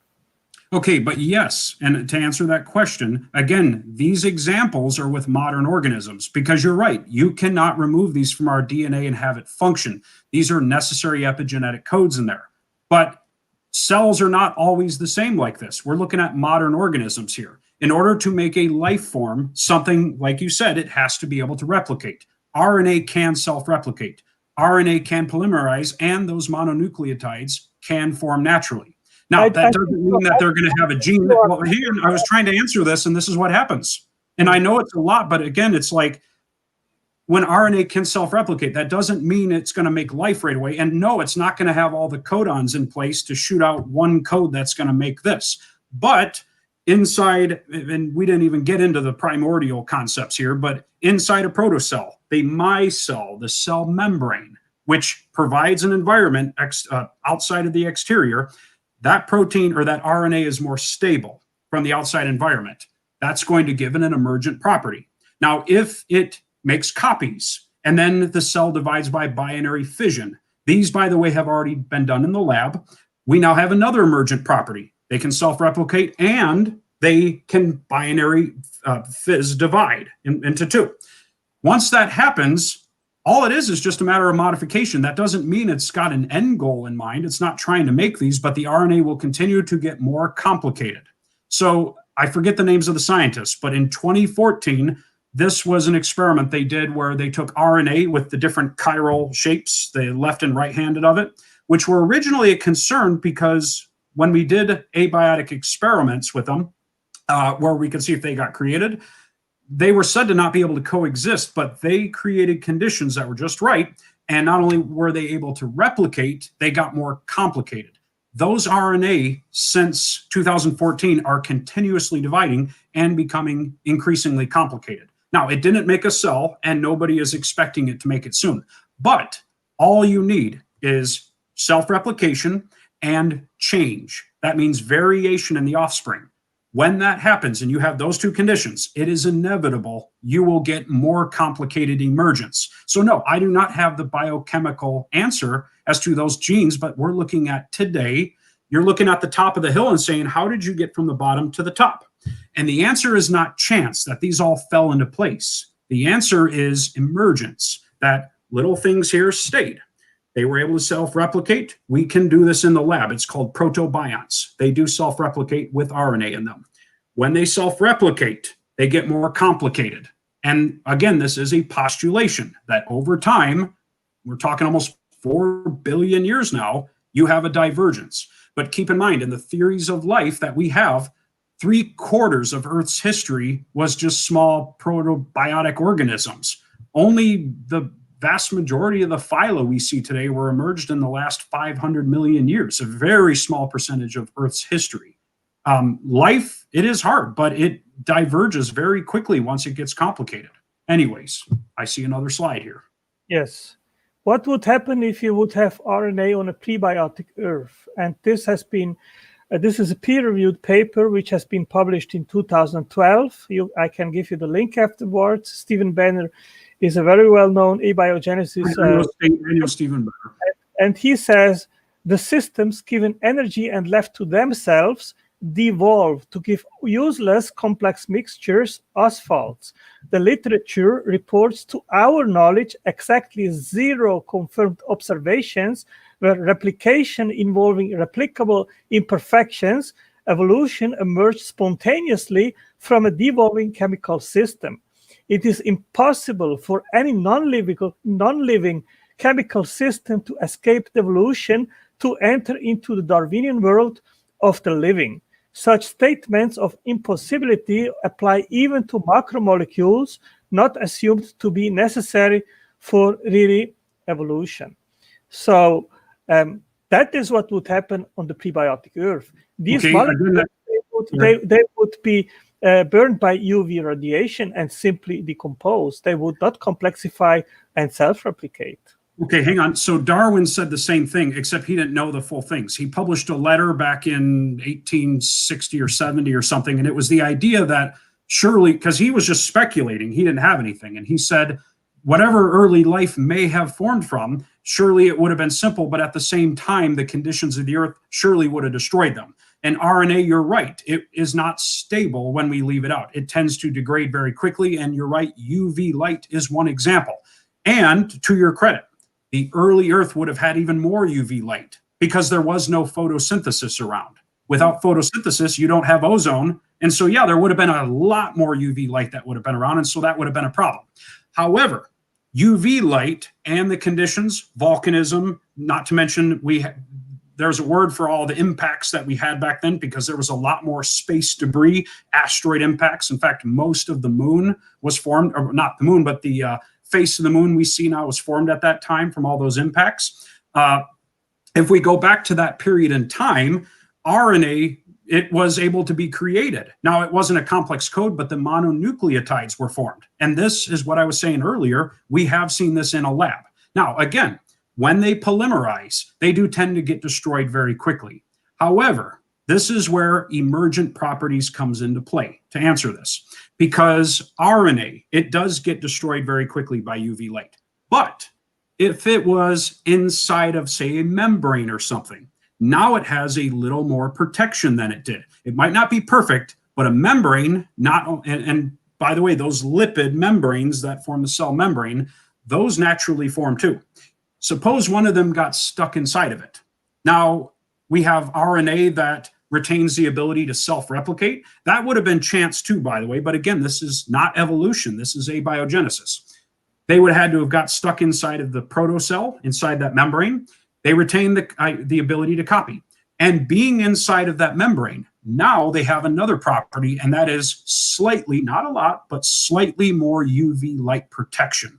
Now, suppose that they also formed in a specific environment. This is the work of Sidney Fox in the 1960s. Actually, his first work was in 1958, where he tried different environments with these RNA molecules and proteins. And he found one place, believe it or not, was actually on clay substrates. He had to dry it out, wet, dry, wet, dry. we wouldn't have thought those would have been an ideal condition.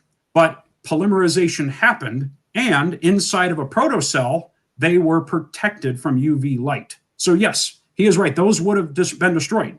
But in certain conditions, protected by a membrane, they have an extra shield against UV light. And not to mention, there would have been a lot of vapor at the time too at this. And this also would have served as somewhat of a protector. But it only would have been certain places on Earth. The entire Earth would not have been protected from UV light.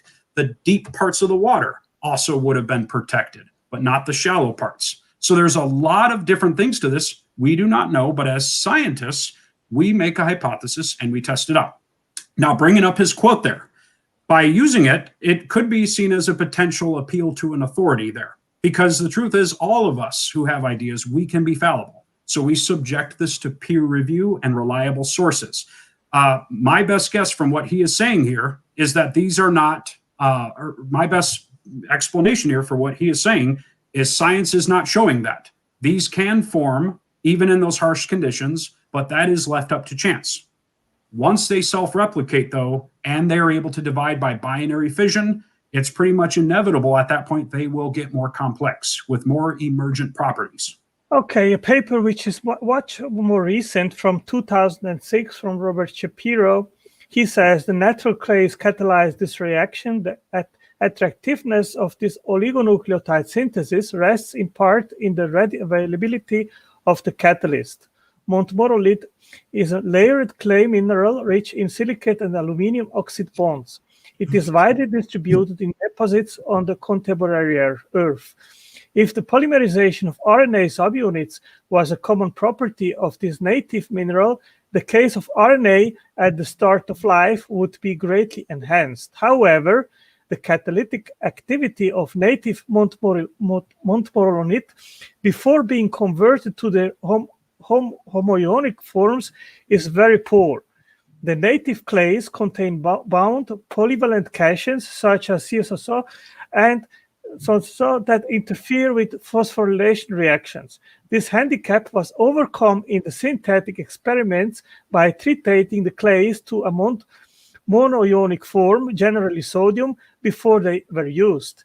Even after this step, the activity of the montmorillonite depends strongly on the physical source, with samples from Wyoming yielding the best results. Eventually, the experimenter settled on wall clay, a commercially processed Wyoming montmorillonite provided by the American Colloid Company. Further purification steps were applied to obtain the catalyst used for the prebiotic formation of RNA.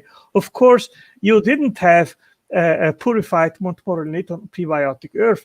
These experiments, they are highly tuned in order to work. So you can forget that as an example which proves that polymerization of RNA could have happened on a prebiotic Earth. Okay, I'm not really sure how I'm going to respond to that, because I'll be honest, it's small writing on my screen, so I was mostly trying to listen to that. I can. It looked like it was on a message board, and it was. I sent the link after our chat. And I hate to say this again, but I'm just going to throw this out there, because other than my PowerPoint, I've basically been going by, and I see everyone in the chat seems to say all I'm doing is talking over and that, but I have only had a chance to put up my PowerPoint that one time. I've been the whole time listening to slides being read, big paragraphs, and that last one was just a little bit hard for me to read because my eyes are hurting. And I don't know what time zone you're in, but it is approaching 11 here. And I can certainly carry on, but if it's just reading little things like that, it's going to be hard for me to follow and respond to, just unfortunately. Yeah, I would say, first of all, if we were doing a scientific investigation, a message board response like that is probably not a source I would use to say as a baseline. I did note it was from June of 2006 as well. And I also can say that we've learned a mountain of things in the last 14 years. Heck, at that point, we didn't even know about the chimpanzee chromosome with humans. And so I can only imagine how much more they have learned since that time when it was published. I will throw one thing out here really quick too, since this, let me throw one thing here too myself. So to someone in the chat who was just, I wanted to throw this out here in the chat real quick. This person has a genetic disease. And to everyone in the chat looking here right now, this person has a genetic disease on their fingertips. So how do you suppose that genetic disease got there? And of course, it goes back into the biochemical pathway. Except, wait a minute, this isn't a person. This is a gorilla finger. This gorilla actually has pigments that are not forming. You look at that. That is a human finger. That is an ancestor. Well, not an ancestor. That is a cousin of ours. There is evidence in evolution in our body structures. And so we can look at things like this. And again, I agree, it's in the genetic code. This is a gorilla, for Pete's sake. We can look in our embryos, in our development, and we cannot misrepresent this. We have similarity. How can you not look at things like that and see a similarity? It's kind of like when I see people that on TV or Maury or whatnot, they get a paternity test and they see the DNA evidence and they say, that's not my son. And the mom is sitting there saying, he looks like you. And she's yelling back and forth, he looks like you. And the guy keeps sitting there and says, that's not my son. I will say this, and then I will probably bid you adieu here.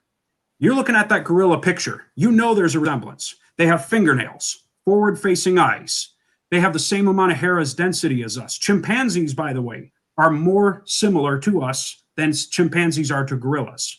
They might look different. They might look hairy and we look different. But in our genetic structure, and when you look at our comparative anatomy, we have more in common with a chimpanzee and a closer common ancestor as a cousin than they do with gorillas. And yet, even looking at that gorilla finger there, that looks just like a human. So I say to a creationist on here, look at this. This does not mean God could not have been involved in one way, but this does mean that you have to face the evidence here, that this is not just something we can simply wash off as God did it, and there's no explanation behind this. God just made it that way because he was creative, because we can make predictions behind these. All right, go ahead. Okay, Todd, you have here on the right side the eye of a single-celled organism. And on the right side, you have the example of a human eye. And they are convergent. They are similarly structured. Okay? So how do you explain this? They are completely different organisms with convergent biological systems. Yeah. Okay. That would be they were independently evolved. In fact, the eyeball has evolved about 40 different times. In fact, when you look at spiders and insects, we all think of them as bugs, but they're actually the arachnids. They are not even closely related to the bugs, except they are arthropods. They have an eye shared all in common with the other arthropods, scorpions, ticks, daddy longlegs, if you want to call them, the harvestmen and all of that. They all share the same eye. But then when you look at the insects, the 6 legs, 3 body segments, they have the compound eye. It was independently evolved. Then when you look at the octopus, the squid, all of the mollusks that are those type have the same eye. Our eyeball is a vertebrate eyeball, and we all share the same genes that make the lenses, that make all the parts. And if you look at our eye and a bird eye and a reptile eye, they have those commonalities. Now, why won't you ever see a reptile with a compound eye? Because they didn't evolve from an insect. They never got it. Vertebrates independently evolved their eyeballs, and anybody who is a descendant of you will have that as well. Why do Europeans have blue eyes, or some Europeans, I should say? Why is it not scattered throughout the world? And it's because thousands of years ago, somebody was born with a mutation. They had a blue eye, and anybody today with blue eyes is a descendant of that first person. If another person mutated in, say, Japan and had blue eyes, and say it was in a different place or whatnot, maybe a different pigment form or whatnot that gave them a blue eye, well, it wouldn't be from the same path. It would be blue eyes, but it would be scattered amongst their descendants. And that's why we would call it convergence, because they look the same, but it did not evolve from the same common ancestor. You and I have legs, and so does a spider, but they did not come from the same common ancestor. Spiders have their legs independent. And one more thought. We can use this same prediction. I personally don't know how I feel about aliens, but if the eyeball independently evolved 40 times and all of those phyla have their eyes independently and whatnot, classes and orders, and legs is a common theme, we could probably, and chemical sensors like vertebrates, we have noses, and insects have their antenna and whatnot. We could probably right now make a prediction that if we found alien life forms, that they would probably not have wheels. They'd probably have legs too, and eyeballs, because it's a common recurring theme that seems to be a preferred means of body function. We do not know why, but this seems to be, again, the preferred body function. And whoops, actually that brings up a cool, you've heard of the thylacine before? What? The thylacine? No. Here, I'll get it up here. It's called the, well, some call it the Tasmanian tiger. But I was asked by this by somebody, hopefully you can see this. I don't know if is it popping up? Yeah. Oh, okay, it's not showing on my, oh, there it is. I show this because I was asked this one time and they were saying, why do they, somebody asked me this on that creationist site. Why do people say that these are, we call them tigers, and why do evolutionists say this is convergent? Well, the reason why is they look the same. They look pretty similar. In fact, the Tasmanian tiger looks kind of like a dog, more than it does a tiger. We just call it that. But look closer. It's not a cat at all. In fact, it's not even a carnivore. It's a marsupial. That is not even closely related to the rest of us. We are much more closely related to that tiger than we are to the marsupial. Now, it is extinct, so this is a color photo from 1937 or whenever it went extinct, but we can make another prediction. You don't know. You just said nothing about this here, so that gives us a good blank slate. This creature here, it looks just like a carnivore, like a dog or maybe a cat. And so why don't we just group it together like creationists would do with baraminology, or baraminology as they call it? Because evolution allows us to make a prediction. If this is a marsupial, it should have the same traits, just like what I was talking about with the eyes. And if you look at it, it has a freaking pouch. It has little lactating glands that resemble little teats for the babies to crawl in, just like on the kangaroo, into the pouch. Why in the world would this have this? And also, look at the teeth and the mouth and the fingers. Cats have a claw that's way up, as you know, because they walk on their outer digits. But the tiger, the Tasmanian tiger, the thylacine, it has 5 fingers it walks on just like this. It has teeth, not like any carnivore. And look at its face. That looks just like a koala nose, not a cat nose like you see with cats and dogs and bears and otters, where they have the whiskers and that. This animal has none of that. This animal is a marsupial modified with a body like this that just resembles a carnivore. But it in every way is related to an opossum and related to a koala and a kangaroo, because it is a marsupial. It's just jerry-rigged with this body form.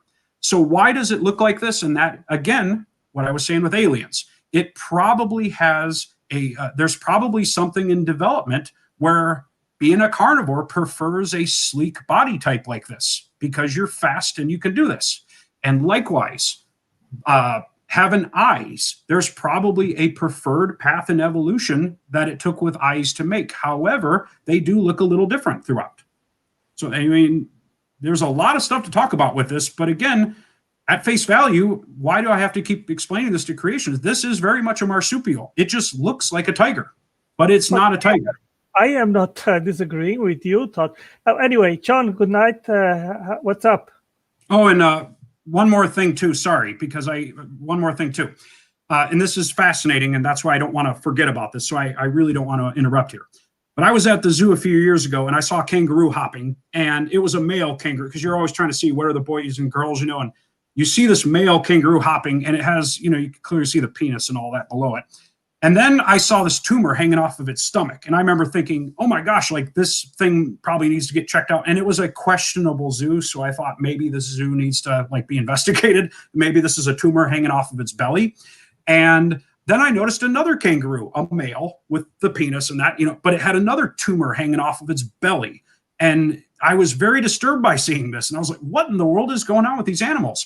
Well, then I went home and I started looking into this. It turns out the kangaroo, the scrotum does not go behind the penis. It comes out the belly. And that's because as mammals, our testicles, maybe you know this, they develop up below our chest. They develop as an embryo and they descend downward as your mother is pregnant with you and you're in utero. They go down in between the legs and they pop out in the scrotum. However, we still have the same blood vessels that fish have, all the way up by where our rib cage is and our chest is at. Okay. Now, having said that, I went and could make a prediction with evolution. Clearly, the kangaroo, when it was developing, the testicles in these marsupials, it went down, but instead of popping out between the legs, it popped out in the stomach and herniated, if you will. basically making a scrotum out of the tissue from the abdominal wall. So I remember thinking to myself, and I was talking to my wife, like, here I was accusing the zoo of, letting their animals get cancerous. And then I thought to myself, I bet you koalas have that too. I bet you everything else that is a marsupial probably has that too.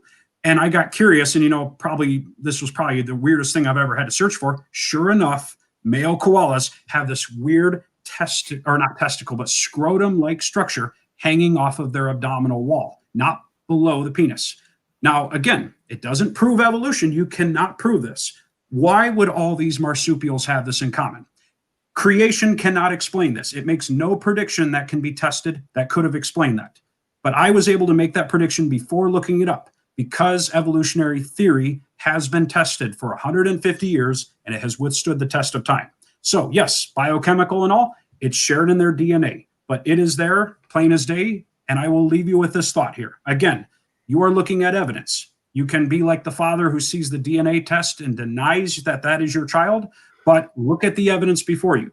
This is here evidence of common descent with modification. And anybody who is related to those things will share those features. But if you are not related, you will only resemble them if you converge and maybe have a similar niche, maybe chasing prey or something. But you will never be a cat. You may look like one, but you will never have the paws of a cat. You will never have the whiskers like a cat or the nose, because you're not a cat. You're just a thylacine. Okay? Well, all right. We agree with limited common descent, and this is explained by speciation and macroevolution of second degree. But common descent of all life forms, this is something which I strongly disagree. I have evidence that this isn't possible. And also macroevolution of first degree of speciation, Todd, as I told you, in order to explain how organisms are formed, you need to look into biochemistry. And biochemistry shows methods of mutation and natural selection, which explains the mechanism. Darwin would love to have seen the day Watson and Crick. I strongly disagree for the reasons which I brought up previously. Irreducible complexity.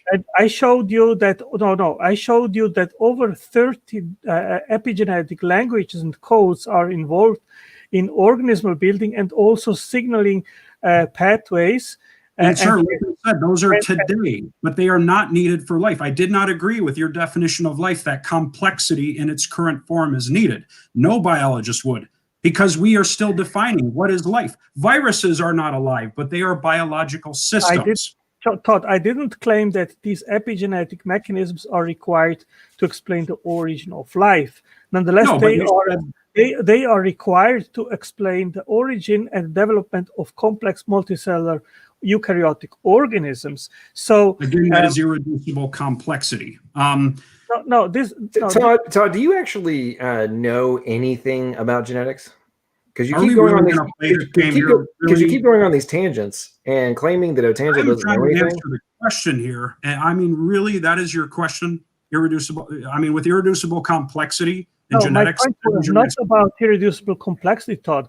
I was talking that there are over 30 epigenetic languages and codes involved in organismal building and development of organismal form, and that has nothing to do with irreducible complexity. Now, in order to explain the change from one kind of organism to another, you have to put into the toolbox also these epigenetic languages which are involved in development.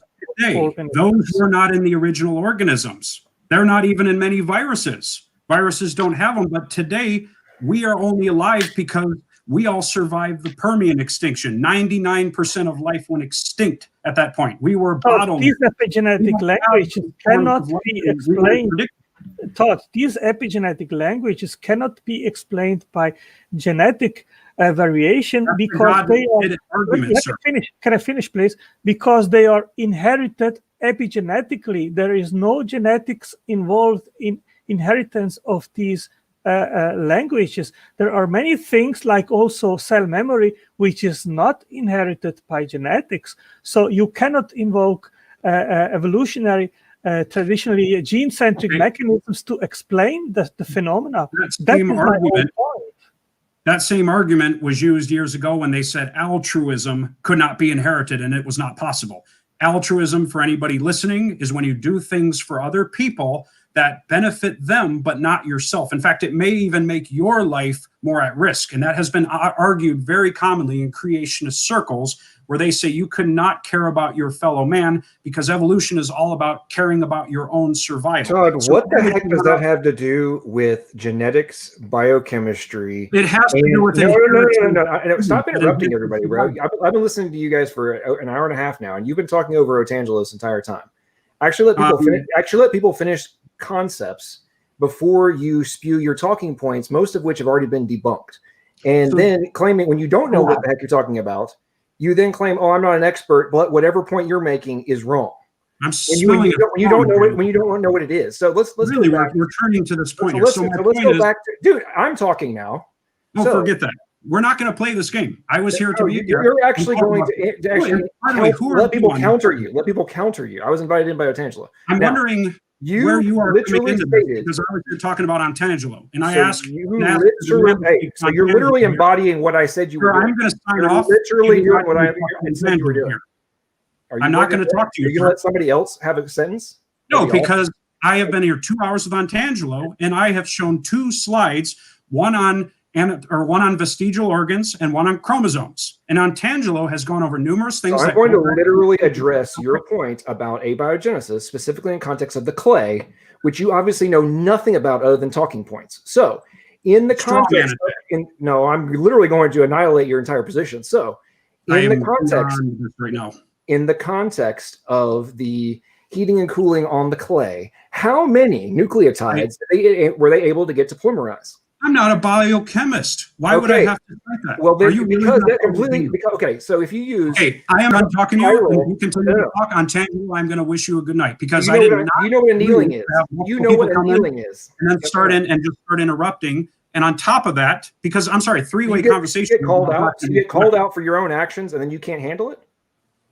So how do we do time? Why don't we do time responses? I'll shut up. And we're trying to go through this, and you're coming in like a child. And then interrupting a debate like this. I'm sorry. I was invited in. You I did not ask for this invitation, and I'm sorry. Is it your channel? Is it your channel? Your first thing jumping in here was to attack and basically say that I'm just interrupting and stuff here. When literally you're because I'm literally trying to ask you a question, and you keep talking over when I ask you a question. Well, first of all, that I'm not a biochemist. So if you want me to cite off a specific number of DNA sequences in that, I don't claim to have that. Just like I did not claim he would have the answer. You adamantly claimed that this was already accounted for and proven in research. You quoted a 2014 paper. So would you expect me to? Did you quote a 2014 paper? Yes or no? Would you really? Paper, yes or no? I cannot hear what you're even asking at this point. Because you keep interrupting me. So, did you quote a 2014 paper, yes or no? Otangelo, I am yelling too much in my house here to get over this gentleman. This was not what I agreed to. But if, productive discussion, I'd be up to it any other time. But either way, like I just said a little bit ago, are we really expecting that arguments are won by who can throw their sources out and then have time to read it in a debate format like this? This is not how debate. I would suggest when we finish this, I will provide you several papers on the topics that we have discussed now. Now, I think if you want to have a productive discussion, it has to go both ways. And I agree with John that you have talked about 80%, and you have interrupted me when I was talking. And I think you need to give the other side more time. Angelo, I am ending this conversation. It was nice meeting you, but I'm sorry, we're just not having productive. In 2 hours, I've shown 2 arguments, vestigial organs and the chimpanzee chromosomes. And I guess you could say the chimpanzee or the gorilla fingernails. And each time I tried to explain it thoroughly, slowly, and transparently. Instead, every time you're showing stuff, I have to look at paragraphs close on a screen, read it in context, and then the argument is because I don't have a source or I don't have something to put in the chat box, which I wouldn't expect you to read either. Therefore, the argument fails. This is ridiculous. This is not how debates are conducted. No, I told you that. I told you, Todd, if this has to go on, I will provide you all the links, all the papers which I have read here on our chat. You can look it up. You can study the stuff. And if you disagree with the material, then you are welcome to even by writing, or we can have another chat, and then you can debunk it. I think that the information is not correct. In the meantime, I would like a response from you on a prediction that creation could make that it could explain for the chimpanzee and human chromosome homology. Likewise with vestigial organs. Likewise with what I just explained with the kangaroo and the koala. What predictions can creation make that can come true?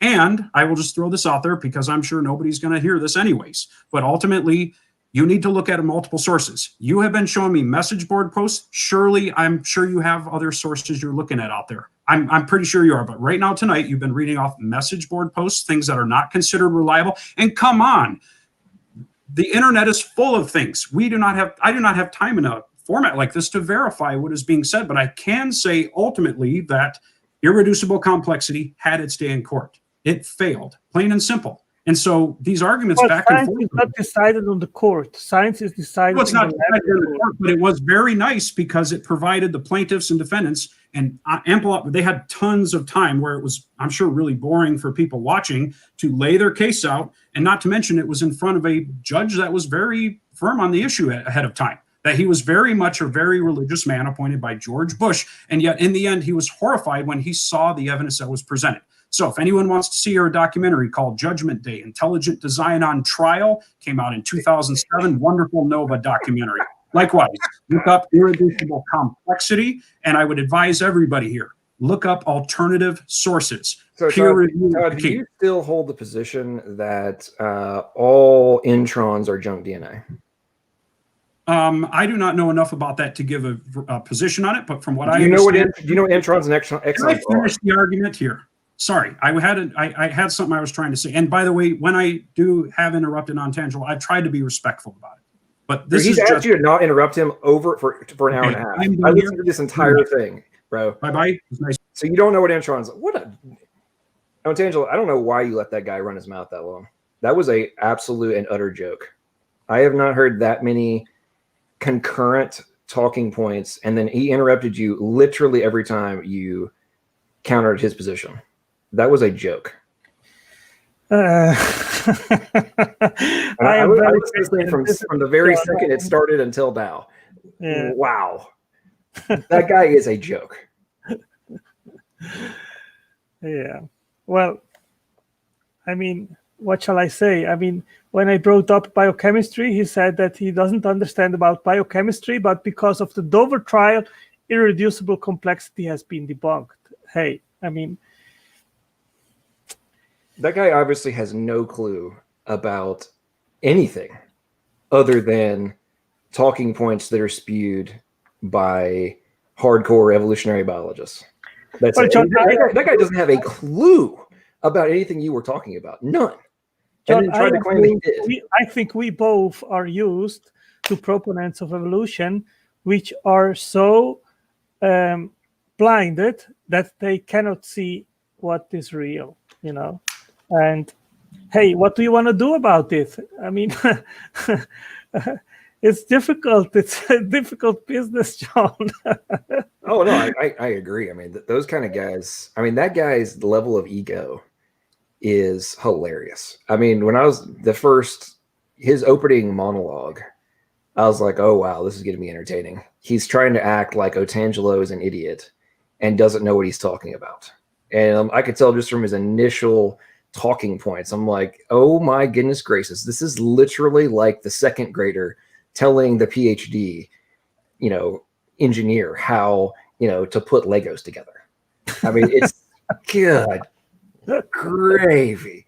I mean, going on about the Miller-Urey, oh, no, we have ways to do this. No. It's like, man, we could have sat there and just, if he would have stopped interrupting you every 5 seconds, I mean, you could have annihilated literally every single one of his talking points. I mean, annihilated him. He didn't have a clue what he was talking about. Good night.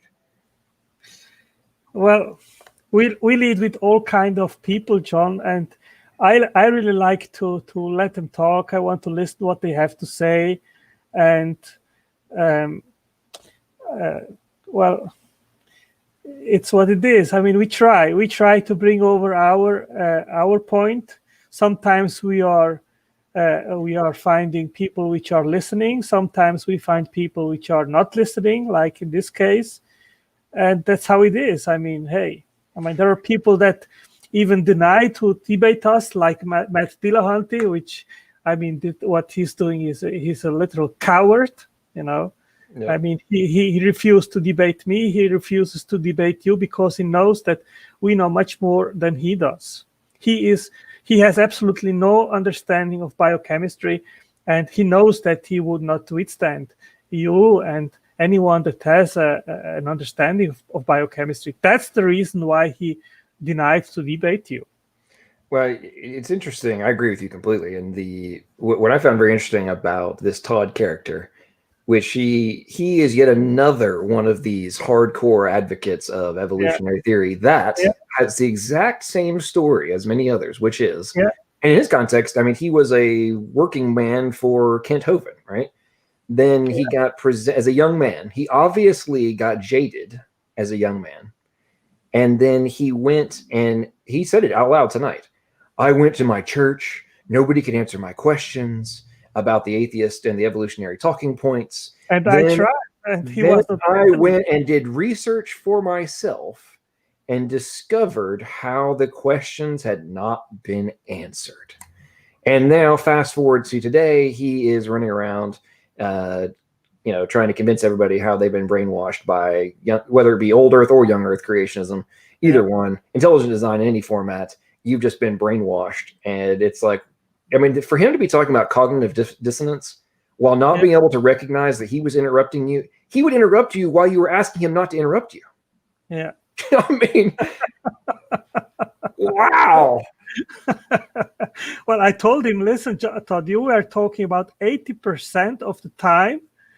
And when I was talking, you were interrupting me. And it seemed that you had no interest whatsoever to understand my view. You were just here to preach your evolutionary gospel. Yeah, absolutely. I mean, I tell you what really gets me is, when you were talking about the eye and the proteins and which one does what, and to listen to the same talking points of, well, I could have done something different. It's like, you're like, I literally just boiled it all the way down to the bottom of the barrel. Yeah, it's just conjecture, it's just hypotheses which are just circulating in the fantasy of evolutionary proponents, That's what we see all the time. It's basically a scheme, and they don't see that what they propose is just nonsensical. Well, I'm reading a book that was published this year by Nessa Kasi. She's a biochemist, geneticist. Read a couple of her books. She's an evolutionist, but her most recent book is Junk DNA, and she's doing a full-scale analysis of different things that have been discovered and how it's no longer viable to call the vast majority of it anyway junk. And as you and I were emailing earlier, but the things like the untranslated regions of mRNAs, and then them finding out, wait a minute, that's an intron. Right? An intron is becoming this untranslated region which we've been told has absolutely no bearing, but now we find out that it controls both the expression and the post-translation modifications that are required for the end output. And we're discovering that mutations in these supposedly junk regions that are non-coding supposedly result in a plethora of different genetic disorders, which are fatal. But do you know what is funny, John? That until recently, the evolutionists, they were the ones that always were talking about junk DNA and that it was evidence of evolution. When finally it was discovered that it has function, then they changed the tune, and now they are saying that we as creationists were talking about it all the time as junk DNA, and that in reality they were talking all the time since the 70s that the junk DNA has function. They have just not found out what kind of function it is. So they are literally changing 180 degrees their tune and their story.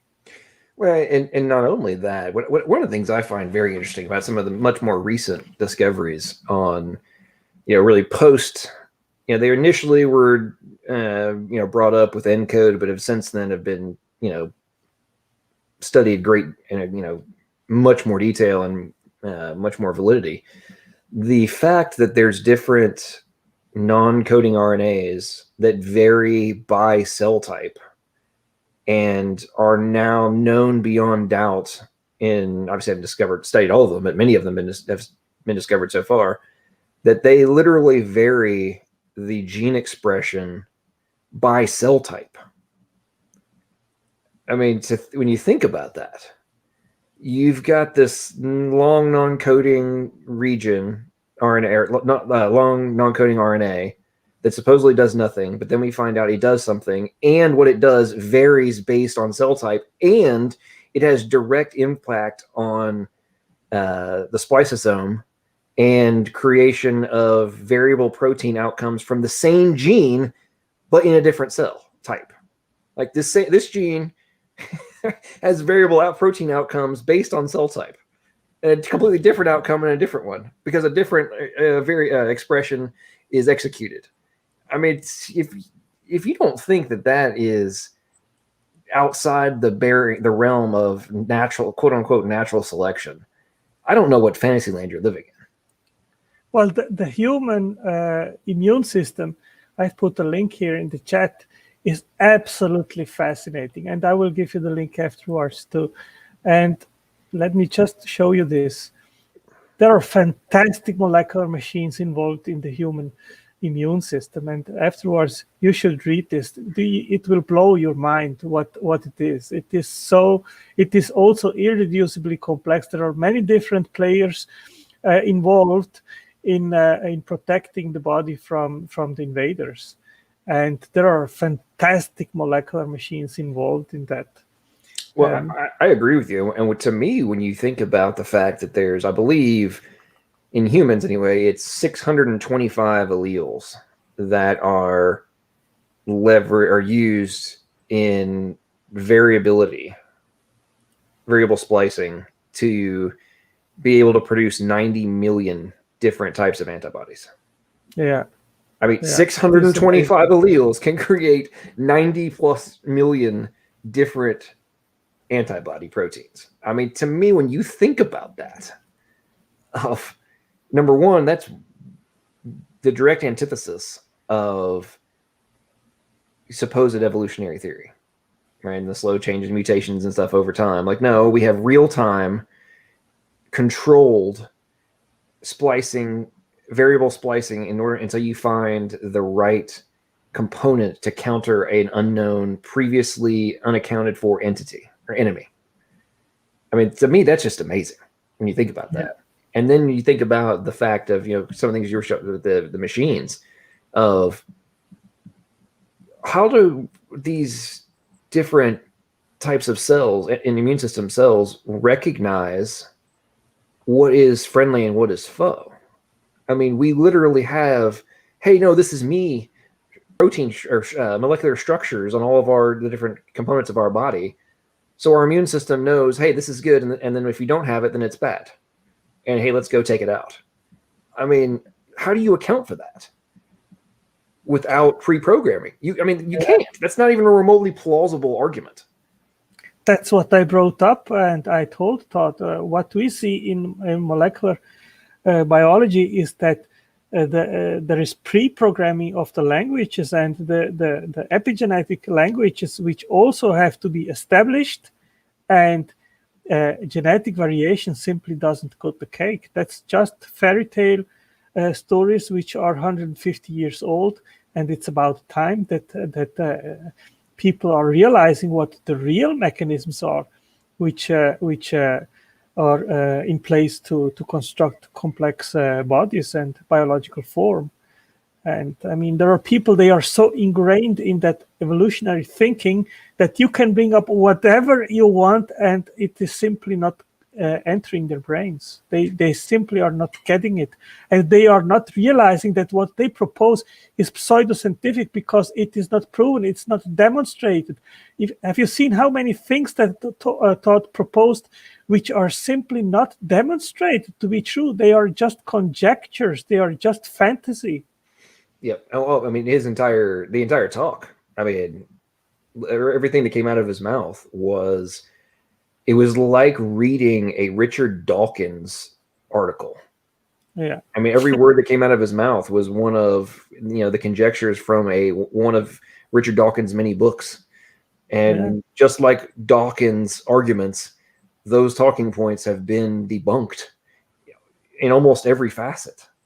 I mean, it's, I honestly hope the guy is listening, and hopefully having a trip out in his living room over there. Hopefully he's not yelling too loud and scaring his kid. But the fact that, I mean, him going down on the clay argument, and then when I start to counter him on it, oh, I'm not a biochemist. Well, dude, you literally quoted a 2014 paper that you said proved this beyond doubt. Yeah. And you don't want to get called out on it. And it's like, per their own paper, they didn't get past 100 alleles.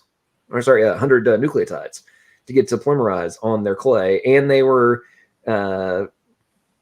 homochiral, and they had all these different components, purified and everything else to pull that off. When you remove the clay from the equation and all those other pieces, the max they've been able to get to bond is 20. It was like 21. But you know what? They got 21. Get out of here, man. You need 1.3 million nucleotides in order to have a minimal genome of a bacteria, which we know can free live and self-replicate.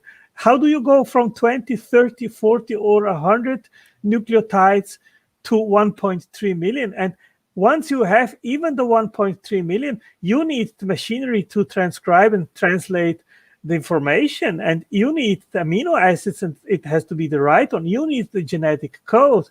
You need so many other things. You need the membrane, and they make just conjectures. Oh, there was still a membrane, and the RNAs, they were enclosed inside there, and somehow they started to replicate, and they were not hit by UV radiation. I mean, hey, this is just conjecture. This is just fantasy. And these people, they are not realizing it. No, not at all. And it's getting painful to listen to some of these folks. I agree with you. It is very sad. But people like Todd, it's very fascinating how they claim that we're the ones that have cognitive dissonance and are refusing to look at any rational, logical. It's ironic. My screen name is literally searching for what is logical, plausible, and probable. I mean, I find that very ironic. And I know you follow this exact same mindset, even to a greater degree than I do, in searching for. And he's like, "Oh, you're showing a message board." It's like he's literally showing you quotes and papers and over and over again, which you are dismissing out of hand. Yeah. Well, the thing is, John, that in special ex-Christians, they are almost impossible to be reached. Why? Because they think that they are in a more elevated intellectual position now, because they came from creationism, which they are dismissing now, which they think is all nonsense. Now they have removed all that baggage, and now they are on the side of science, on the side of rationality, of science, of the side of logic. And then, of course, they regard what creationism proposes and intelligent design proposes as laughable and as worth to be dismissed.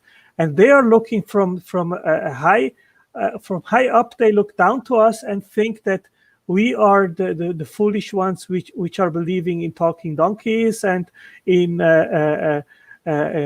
fairy tale stories and all that kind of stuff. But they think they have found now. They did find now what is rational and makes sense. That's their mindset, and that in order to show them that they are wrong, it is almost impossible. So that's why I'm not hard pressing. I did let Todd talk. I let them all talk. If they think they are right, let them think they are right. In the end, it's them with God. Well, that's very true. I mean, at the end of the day, I agree with you. That is the case. It's just, I don't know. I mean, the problem, John, is that they reject the gospel. They reject the Bible. They think that the Bible is not true. They say, we want evidence. We want scientific evidence. And when we show it to them, then they dismiss it as well. once you dismiss the direct revelation to the Bible, and then you dismiss also natural theology, there is nothing left. True. I mean, it was pretty funny. In his opening monologue, he was talking about, I realize that no matter how much evidence you show to people, some people just won't ever believe. As the conversation went along, I was John, I don't know if you've seen this morning's episode at Speed's channel. I laughed I laughed my butt off with this guy, you know. I mean, he was talking about amino acids that cannot form prebiotically. Then he came up with nucleotides that cannot form prebiotically. And then in the last few days, he was talking about conscience. And he literally demonstrates that naturally it is not possible. But then he gives up the topic, and then he starts to rant about us and ridicules our proposition as a fantasy and all that kind of stuff. I mean, it is so irrational, and I cannot understand these people, you know. I really they think that we are triggered by them. He thinks that he has a case. Well, the irony for me is that he just refused to let you actually make any counterpoint to his. Yeah, I told him he was not at my channel to listen. He was just to throw out his version of evolution. That's what he wanted to do. That's all.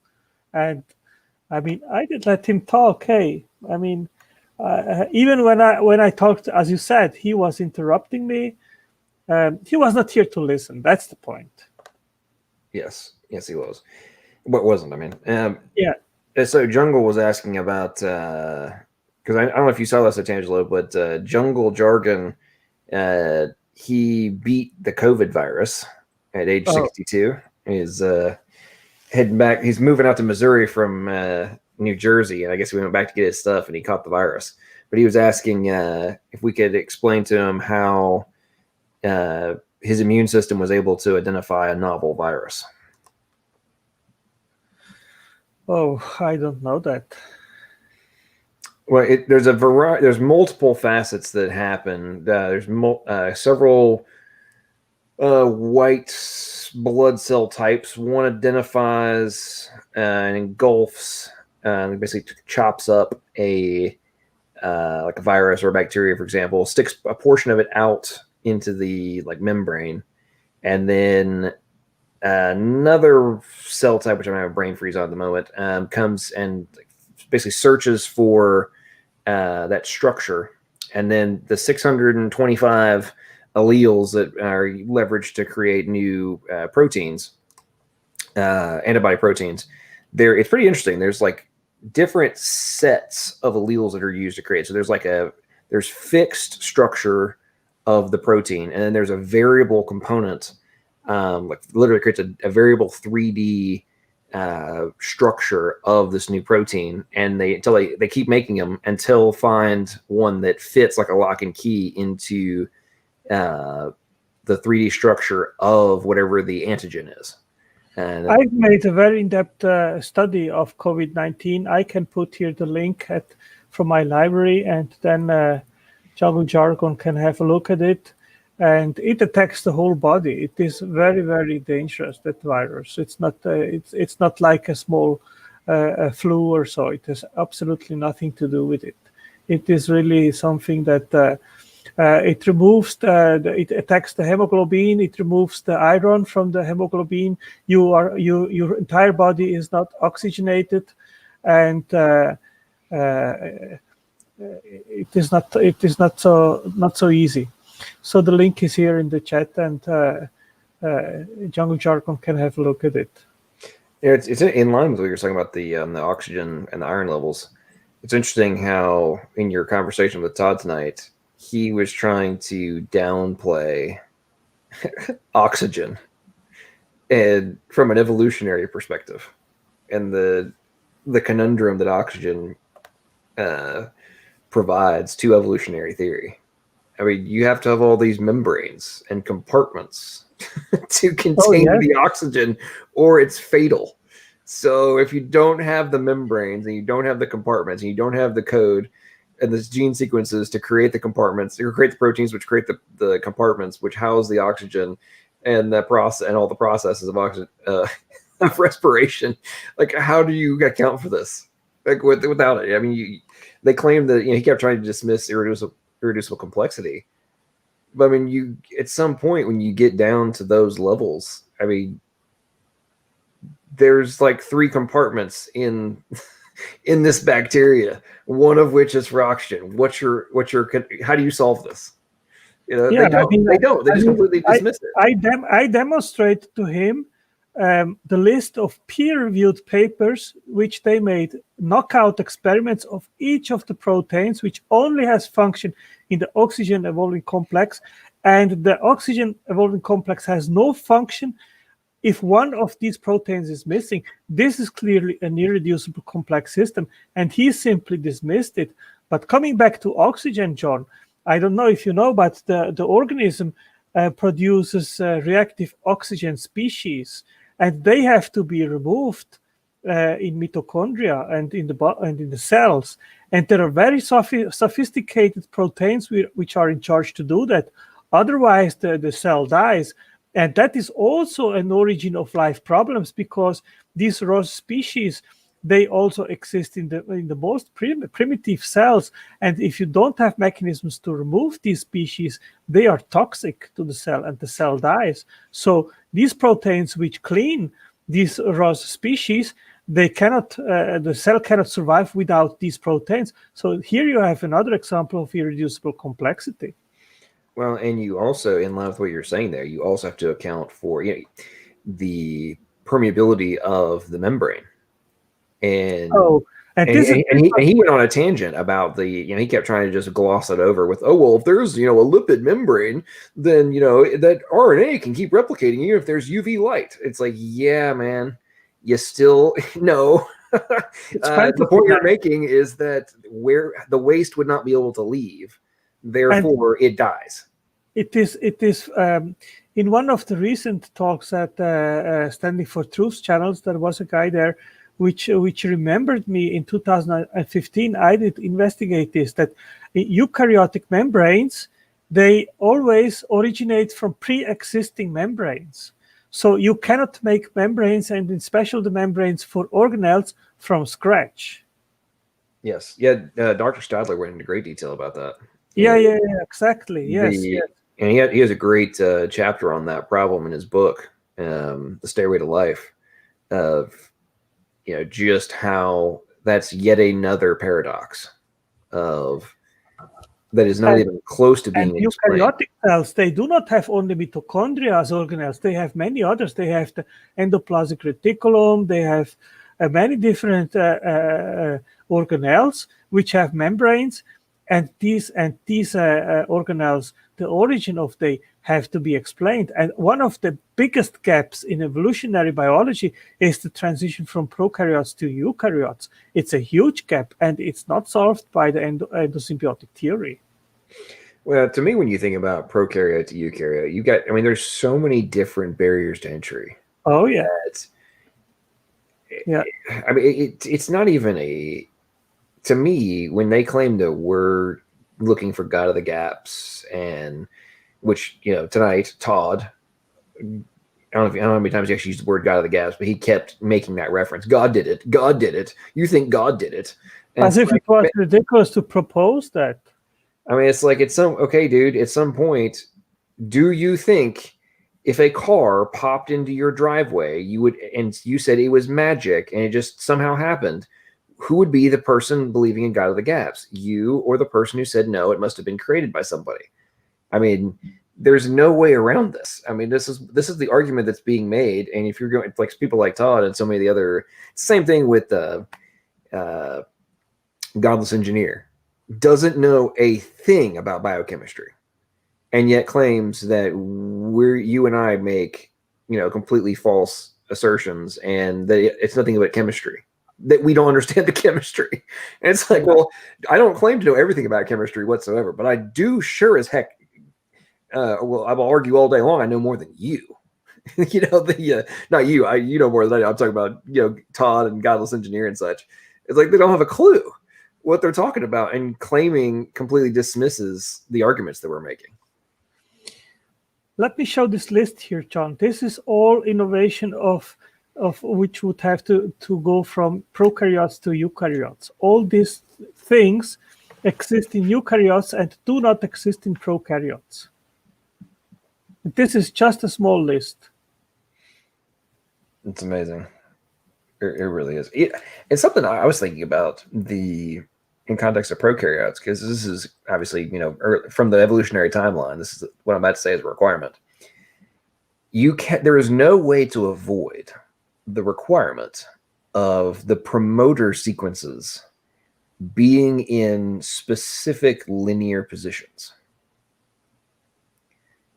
If you don't have the specific three-dimensional structure of a promoter region of the genome, you cannot have, even if you somehow do acquire the transcription factors that you need in the DNA polymerase, RNA polymerase, etc.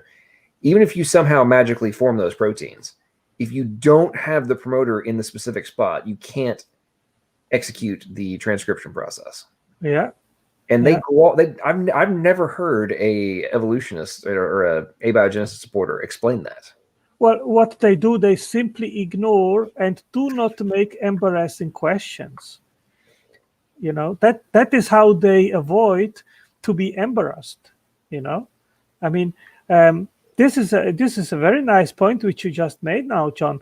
I mean, just one promoter locking is not there, then transcription, the machinery doesn't know where to start. Exactly. It's like eukaryotes, right? You can have the promoter regions can be very far away because of all these additional factors, right? Plus all the folding, 3D folding of the, yada, yada. Anyway, the, interchromosomal transcription factories. I mean, of course, you and I both know that stuff is just amazing. But with the prokaryotes, you've got to have the promoter in this spot. There's no way around it.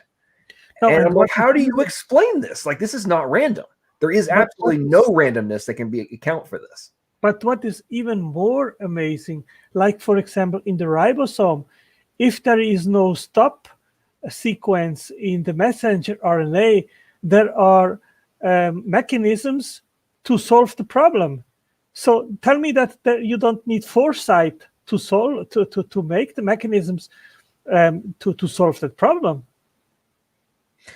Well, that's a great point. And one of the things I find very interesting about the information argument in the context of transcription translation is they claim there is no information being processed because it's just chemical reactions. However, somehow you and I are being able to process information by their world, from the materialist worldview, by nothing but chemical reactions in order for us to have this conversation. So why is it that our brains are able to process information through chemical reactions, yet somehow, per the godless engineers and such of the world, there is no information, functional information being expressed by the ribosome, nor contained by the microRNA or by mRNA? Yeah, you know that I had a first chat with John Gleason, and we had combined to have another chat last week, and then I watched them. And quick interjection for those in the audience, it is worthwhile to watch Otangelo's interactions with godless engineer John Gleason. It's hilarious, the level of stupidity that comes out of that man's mouth. Sorry, go ahead, Antangelo. Yeah, and then 1 hour before I asked John, it was last Tuesday, I asked him, is our second conversation up? And he said, oh, no, I have other things to do tonight. I said, okay, no problem. And he asked me to do it for next week. But when I asked him about information, so he said, oh, it's descriptive. And I said, well, I understand what descriptive information is, but what we do have in the genome is prescriptive information. It's information which directs the synthesis of proteins and the operation of cells. that's completely different. That's what we have to account for, where that prescriptive information comes from.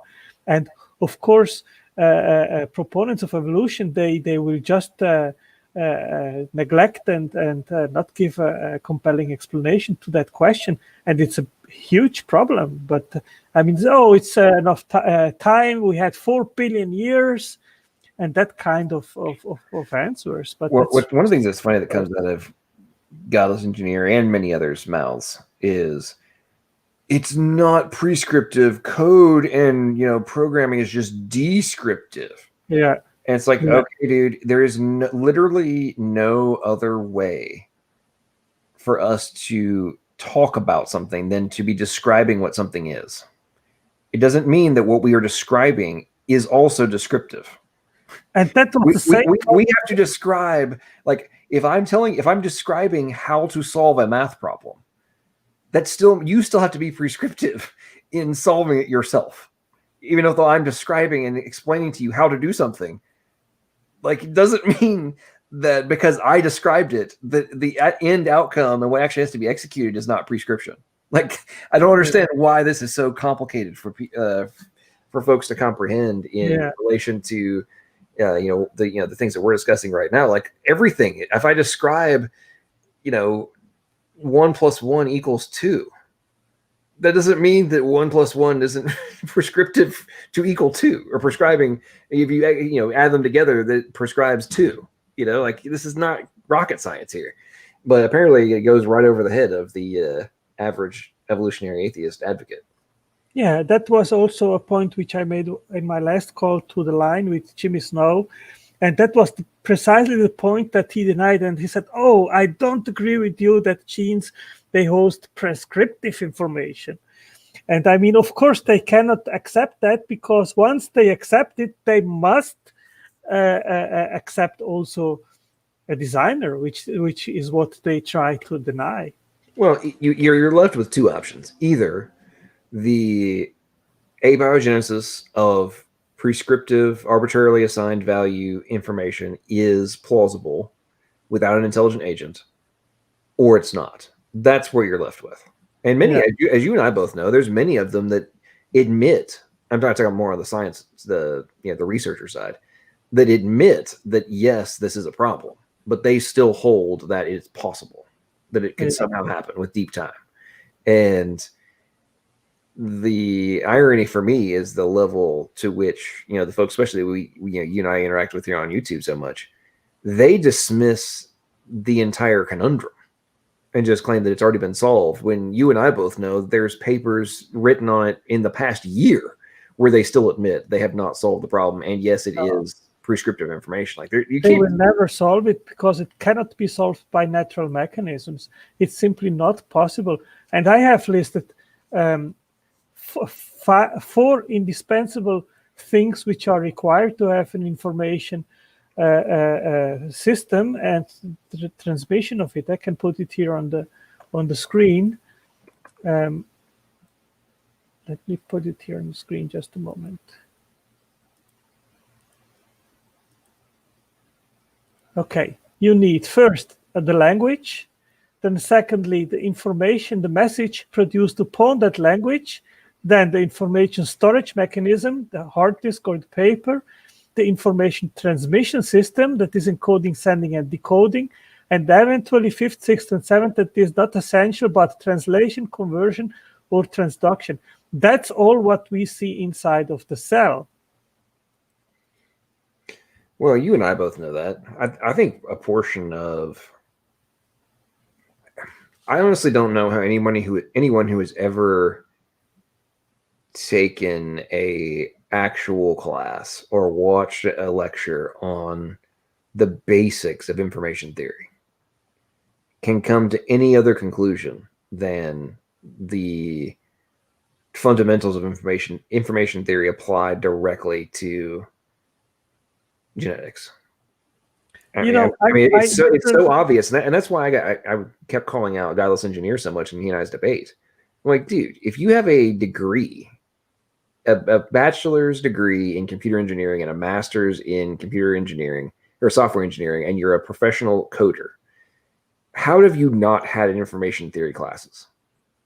So you are either a completely ignorant fool when it comes to genetics and what's actually being, executed, or you are consciously refusing to admit it, or you actually have never taken a class in information theory, or you didn't pay attention and you failed, because it is so obvious. I mean, when you get into like code mapping and the different, oh, cool, we can have, if we know that this particular signal is going to be sent more often than this one, then we're going to reconstruct, we'll construct the bit pattern in a different way so that there's less information being sent in terms of size for the more used signal. Wow, we see that exact same thing happening in genetics. Like, I mean, that's a rough example, but I mean, there's like so many different elements just like that. Here's exactly what we do, and we're creating, a human, an intelligent agent is creating, code mapping, and then we see the exact corollaries in genetic systems. Yeah, I'm like, well, that was when I put the final point with speed, because I was talking there in the chat, and I said, what we have in cells are molecular machines. Say, oh nope. Then I said, well, cells are factors. Oh nope. And then I said, well, codes come always from intelligence and from minds which are not physical. Oh nope. And then I said, okay, this is my last interaction here, because that's too stupid, I mean, hey, there is a limit when you just say it makes no sense to argue with that kind of ignorance anymore. Well, with speed, I mean, the guy's a coder. At least he claims to be a programmer. I don't doubt him. And he admits, in my debate with him, he admitted that it's a code. But he says that the code is physical, and they say because the mind is not non-physical, but it derives from the brain, then in the ultimate instance, what we talk about is also physical. Well, true. The medium which contains it can be physical. Yes, correct. That's what we agree. That's the hardware. I said, I asked him, what is the difference between the hardware and the software? And he said, oh, there is no difference. And so, I mean, hey, if it's no difference, why do they make a distinction of the name? Well, one of the things I find very interesting about the supposedly informed individuals is that it is an indisputable fact that, and you've heard my tangents about this many times, it is an indisputable fact that DNA computers are being created by humans as we speak. Yeah. And have been this technology has been being worked on for over a decade at this point. This is an indisputable fact. And it fascinates me how it's like, okay, so we've got computer engineers and biochemists and bioengineers and biophysicists who are all collectively leveraging the exact same functions that exist and are happening in current life forms right now to process data. And we're using the exact same processes to process data. To do computation, and we view it as vastly superior to what our current computer systems. This is not in dispute in academia. Like, this is being done.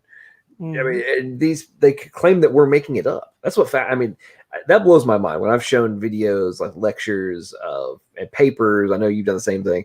Like, how many more times do I have to show you this is happening for you to stop claiming that there is no computation happening?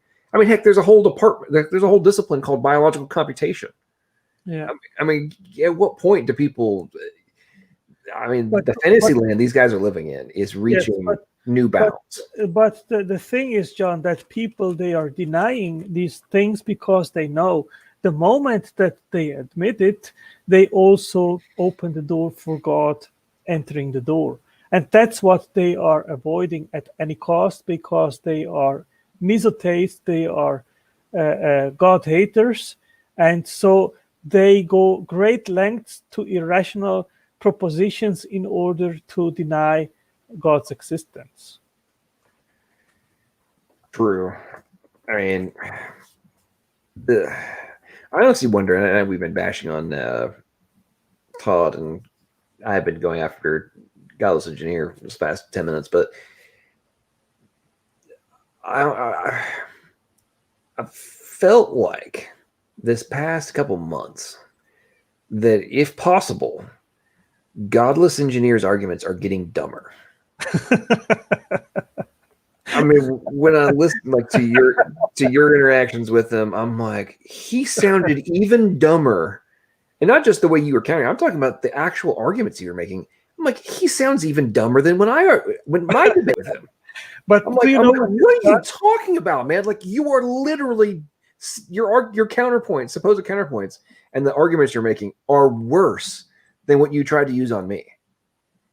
And then the next time you guys talked, I'm like, oh my goodness, he's even worse than the last time. And then I watched one of his live streams he did, not with you, but when it was a little the dude was getting hammered on camera. I mean, he was getting drunk, and I'm like, you're getting drunker. You're getting more intoxicated throughout this thing, and sounding stupider and stupider by the second on live camera. Yeah, and his wife laughing behind. But have you seen afterwards the comments at his at the stream? I've occasionally, not really, not many of them. I can only take him in small doses. John, it's mind-blowing. The whole crowd that surrounds him and watches his videos, they all said that he did great. Oh, yeah. Oh, I know. I've seen some of that stuff, yeah. I haven't gotten over the fact that he replayed that portion from he and I's debate. Oh, that was incredible. I thought, well, didn't you realize how you were humiliated by John and you reposted at your channel? I couldn't believe that. And the thing, I actually watched that live, and he was talking in the live chat. He was going on about how I didn't understand the chemistry.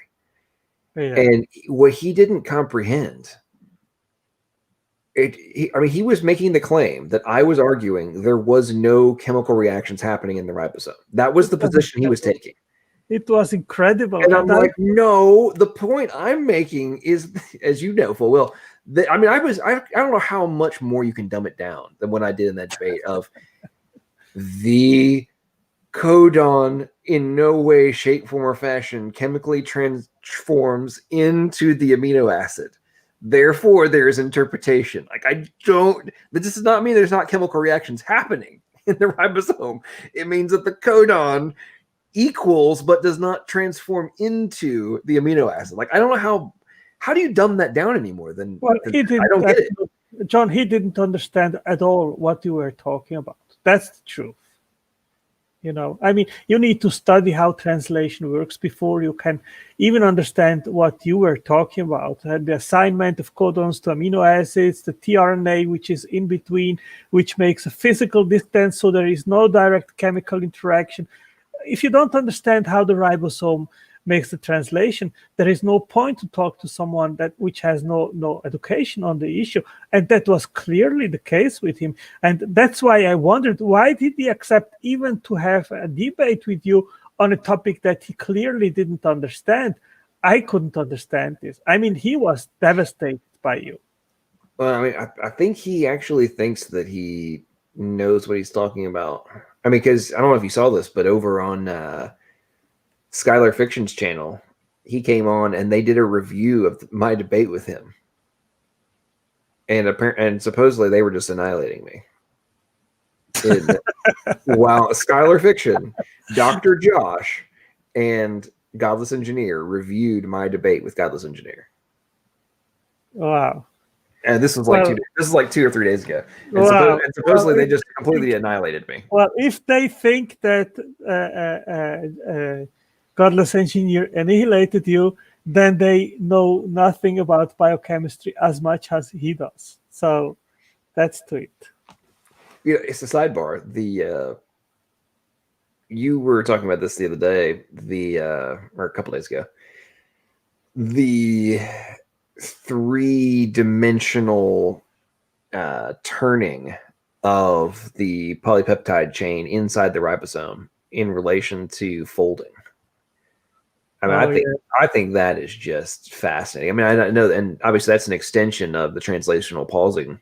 Did you read the? I think I did send it to everyone through email. Did you read that one? I did. Yeah, it's fascinating. Fascinating. Yeah. So imagine that when the polypeptide bonding occurs, that requires a turn of 45 degrees, but rather than only turning 45 degrees, it turns 180 degrees, and that additional turning is required in order to have correct protein folding. That is amazing. And what is even more amazing, John, is that there is amongst the peptidyl transferase center where the reaction occurs, that part has 2,900 nucleotides, and one of those nucleotides is the one which is required to promote the reaction, and it has to be precisely at the right place.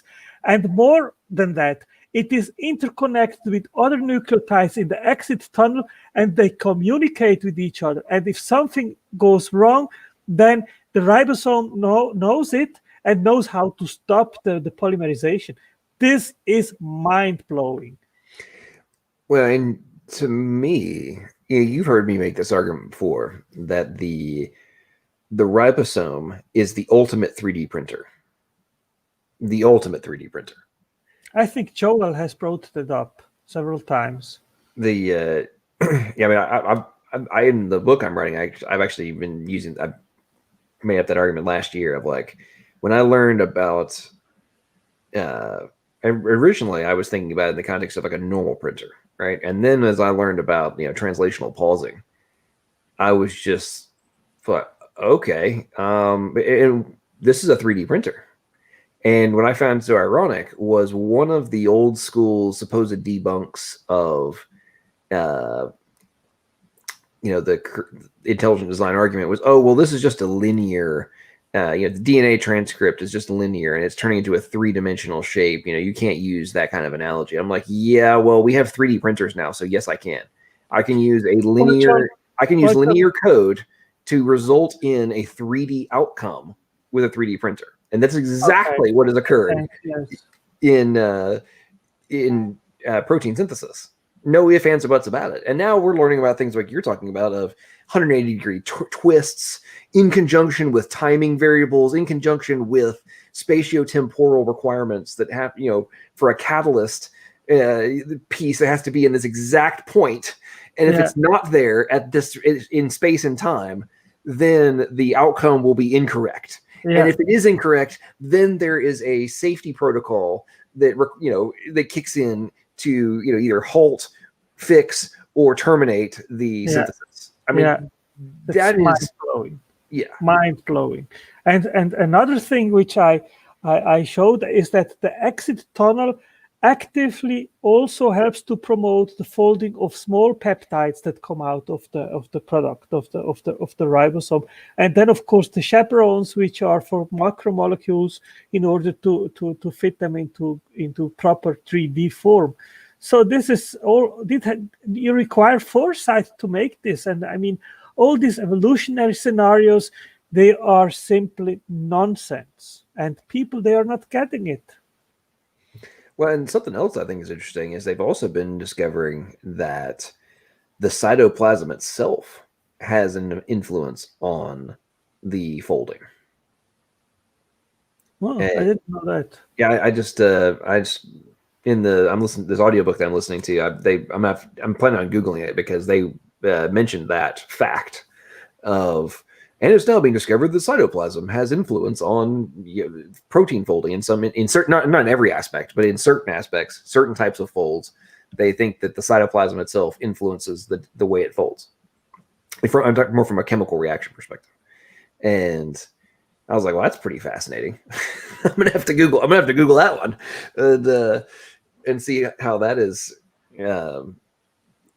Because I mean, to me, if that is true, and if there is actually some element that the cytoplasm itself is influencing.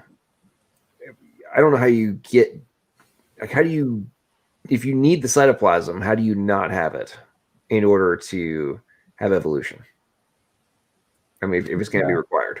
Well, I've not read anything yet about what influence that the cytoplasm has in its constituents and what influence that it has in the folding of the protein. I don't know about that, but it would be interesting to know what that is about, you know. Absolutely. I mean, there's no telling what. There's absolutely no telling what things we don't know in terms of subtle influences that could be being undertaken that we have absolutely no idea about. Well, what fascinates me, John, is that we never stop to learn. I mean, there's so much things that we can learn, and which fascinates when you understand how that works. You know, it is really an adventure to dive into biochemistry and study these things. It is really fun, you know, and it is wonderful because from our perspective, we can understand this and we can give glory to God. And atheists on the other side, they need to try to twist the evidence in order to fit their narrative of natural mechanisms coming up with that kind of complexity. And of course, that is nonsense. I mean, chance doesn't have the capability to come up with that kind of molecular machines and so forth, and directed by information. Well, and I think the level to which the evolution advocates go, and I think Todd tonight was a prime example of this, to, you know, with the utmost confidence. Oh, yeah. Argue that all of these things have already been accounted for, solved. You're living in fantasy land. This is proven. It's already been accounted for. I mean, he was coming out just 100%. It's proven beyond all doubt. Oh, yeah. Oh, yeah. And again, as we talked about earlier, the irony is that the guy's an ignorant fool. I mean, it's a joke, but he is the embodiment of the person that you know, I talk about all the time of like, dude, you literally don't know the stupidity that is coming out of your mouth right now. Yeah. But you're going to sell it hard. You are all in, baby. You are all in on this. I feel like, you know, it's kind of ironic. One of the things I was thinking about, I was driving home listening to him talk, was I interacted with a guy, multiple people just like him when I used to play poker all the time. And they were the donkeys at the poker table. They would sit there and talk so much trash and, man, you got nothing. I got the nuts. You got to fold. You got to fold. You got to fold. You got nothing. I got this. This is my hand. This is my hand. This is my hand.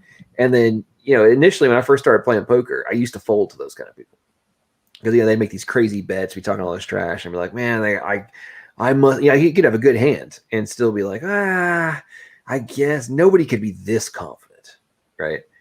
And then now with people like Todd, I'm like, you are the guy who has shoved the youth. You're so bad, you don't even know that you have a crappy hand. You think you have a good hand, and you don't. Sometimes I ask myself, what is the best strategy, John? I mean, I know that you, for example, with Godless Engineer, you exposed him literally. It was humiliating to see him struggle with the exposure of his incompetence to deal with what you were saying, you know. And on the other hand, I show very much patience to listen what they are saying, and then I try to respond when it is my turn. And it is not my aim to ridicule them or to expose them or so, because I want that they can find Christ and that they can repent from their ways. I mean, that is the ultimate goal, that we are instruments in God's hand in order to reach out to them. I don't want to build walls, I want to build breaches. But ultimately, it is justified by the occurrence tonight to ask what is the best strategy, because I mean, hey, I gave Todd all the time he wanted to talk. When it was my turn, he was talking over me. He was not listening. He wasn't interested at all to observe what I was saying. He just wanted to throw out what he had in mind and wanted to be right. And I mean, he left. You came in. It didn't endure even 5 minutes because you didn't let him play the game. And I don't know what is the best way to deal with all these people. I mean, we see so many deluded people, and it's not only the ones which are 30, 40 years in evolutionary biology. We see young people like Todd tonight, which is a young guy, so deluded by evolutionary thinking. And it's sad. It's sad because these people, they are on the way to hell. Yes. Well, and I agree with you. And I think in line with what you just talked about in what is the approach. I mean, I view, and I said it in my opening statement to Guileless Engineer, of people like him, not everybody who believes in evolution or anybody who doesn't believe in God right now, things of that nature. I don't view all of them as the enemy. I view people like a Godless Engineer as the enemy.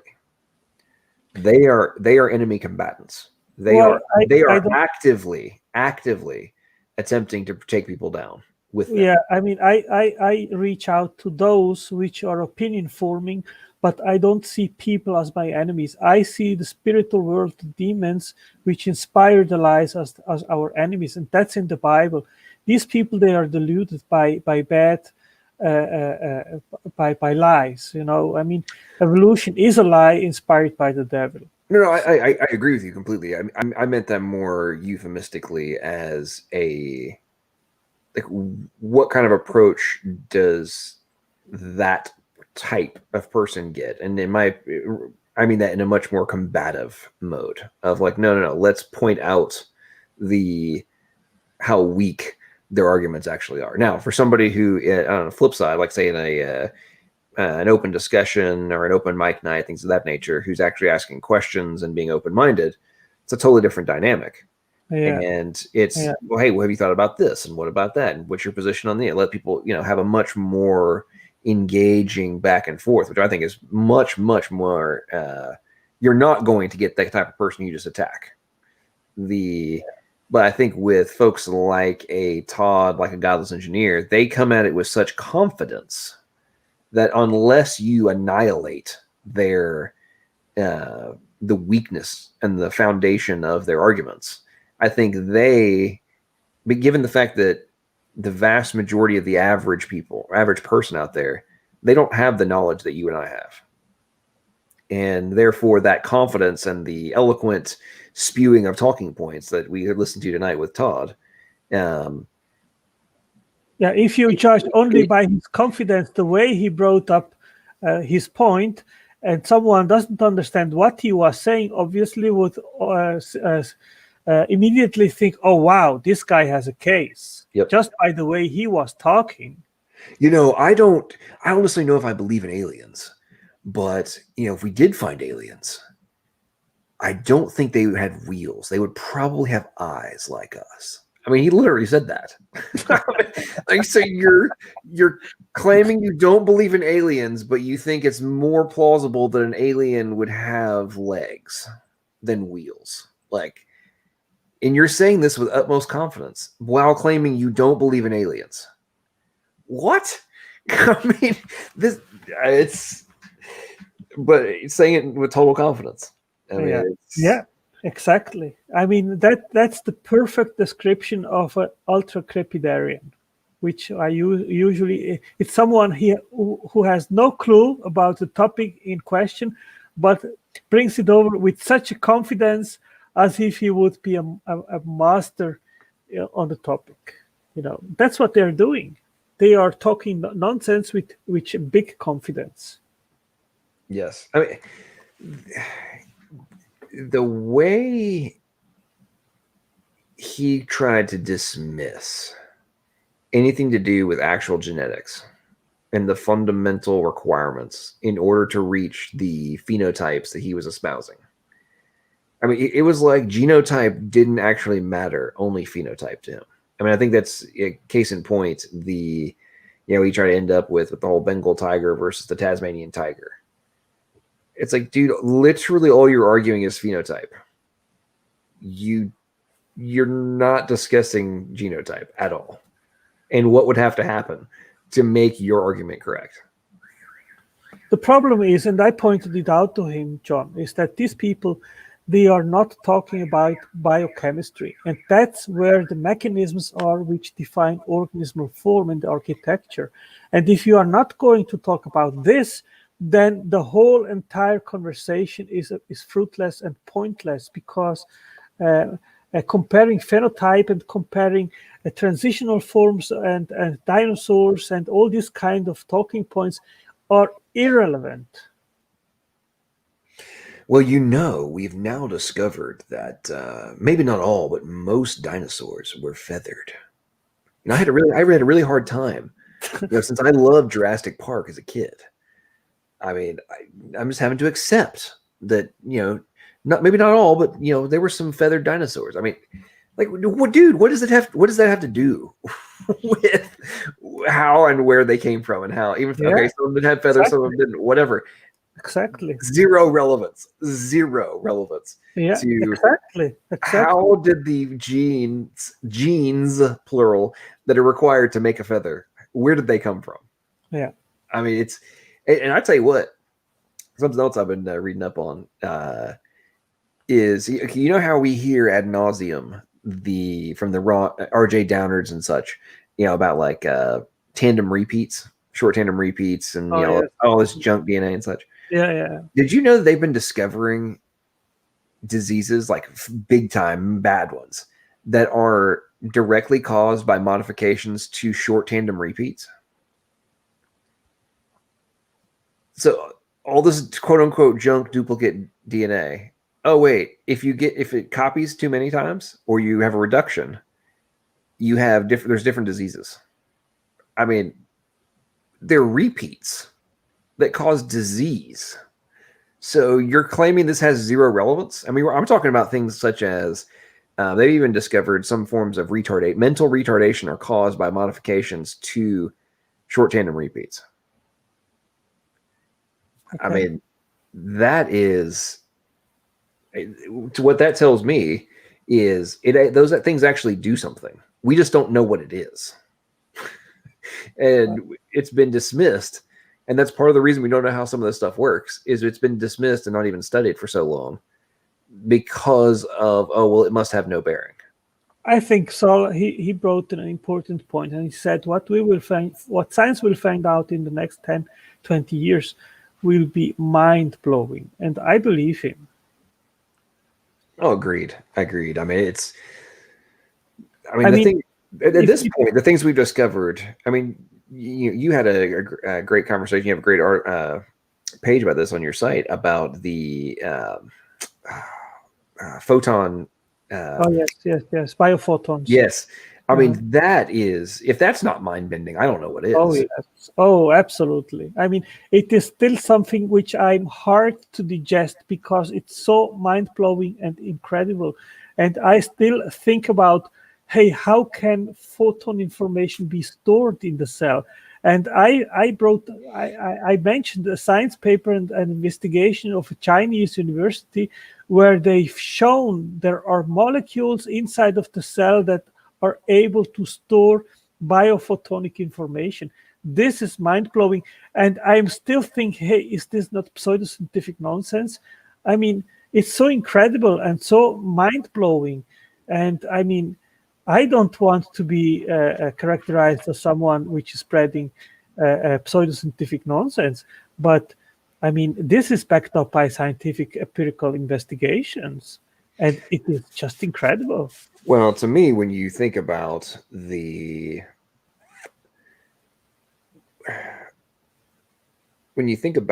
signaling that's required for biological function, like there has to be additional information transfer pathways that we hadn't accounted for. There's no way you could account for, as we discover the level of complexity, right? Yeah. There's just no way to account for the data transfer that's occurring without there being additional variables. Yeah, it's possible that biophotons have a play in that. Now, that's what I was saying before, John, and what Sal Cardona is saying as well, that, for example, in regards of the protocol that is used in all these epigenetic languages, science is yet still in the blind. Science has yet to uncover what these protocols are. We don't know yet.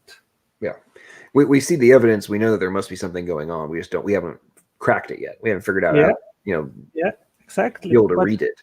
And that's they are making huge progress as well, John, in regards of developing the machinery which is able to go deeper into unraveling the mechanisms on a molecular level.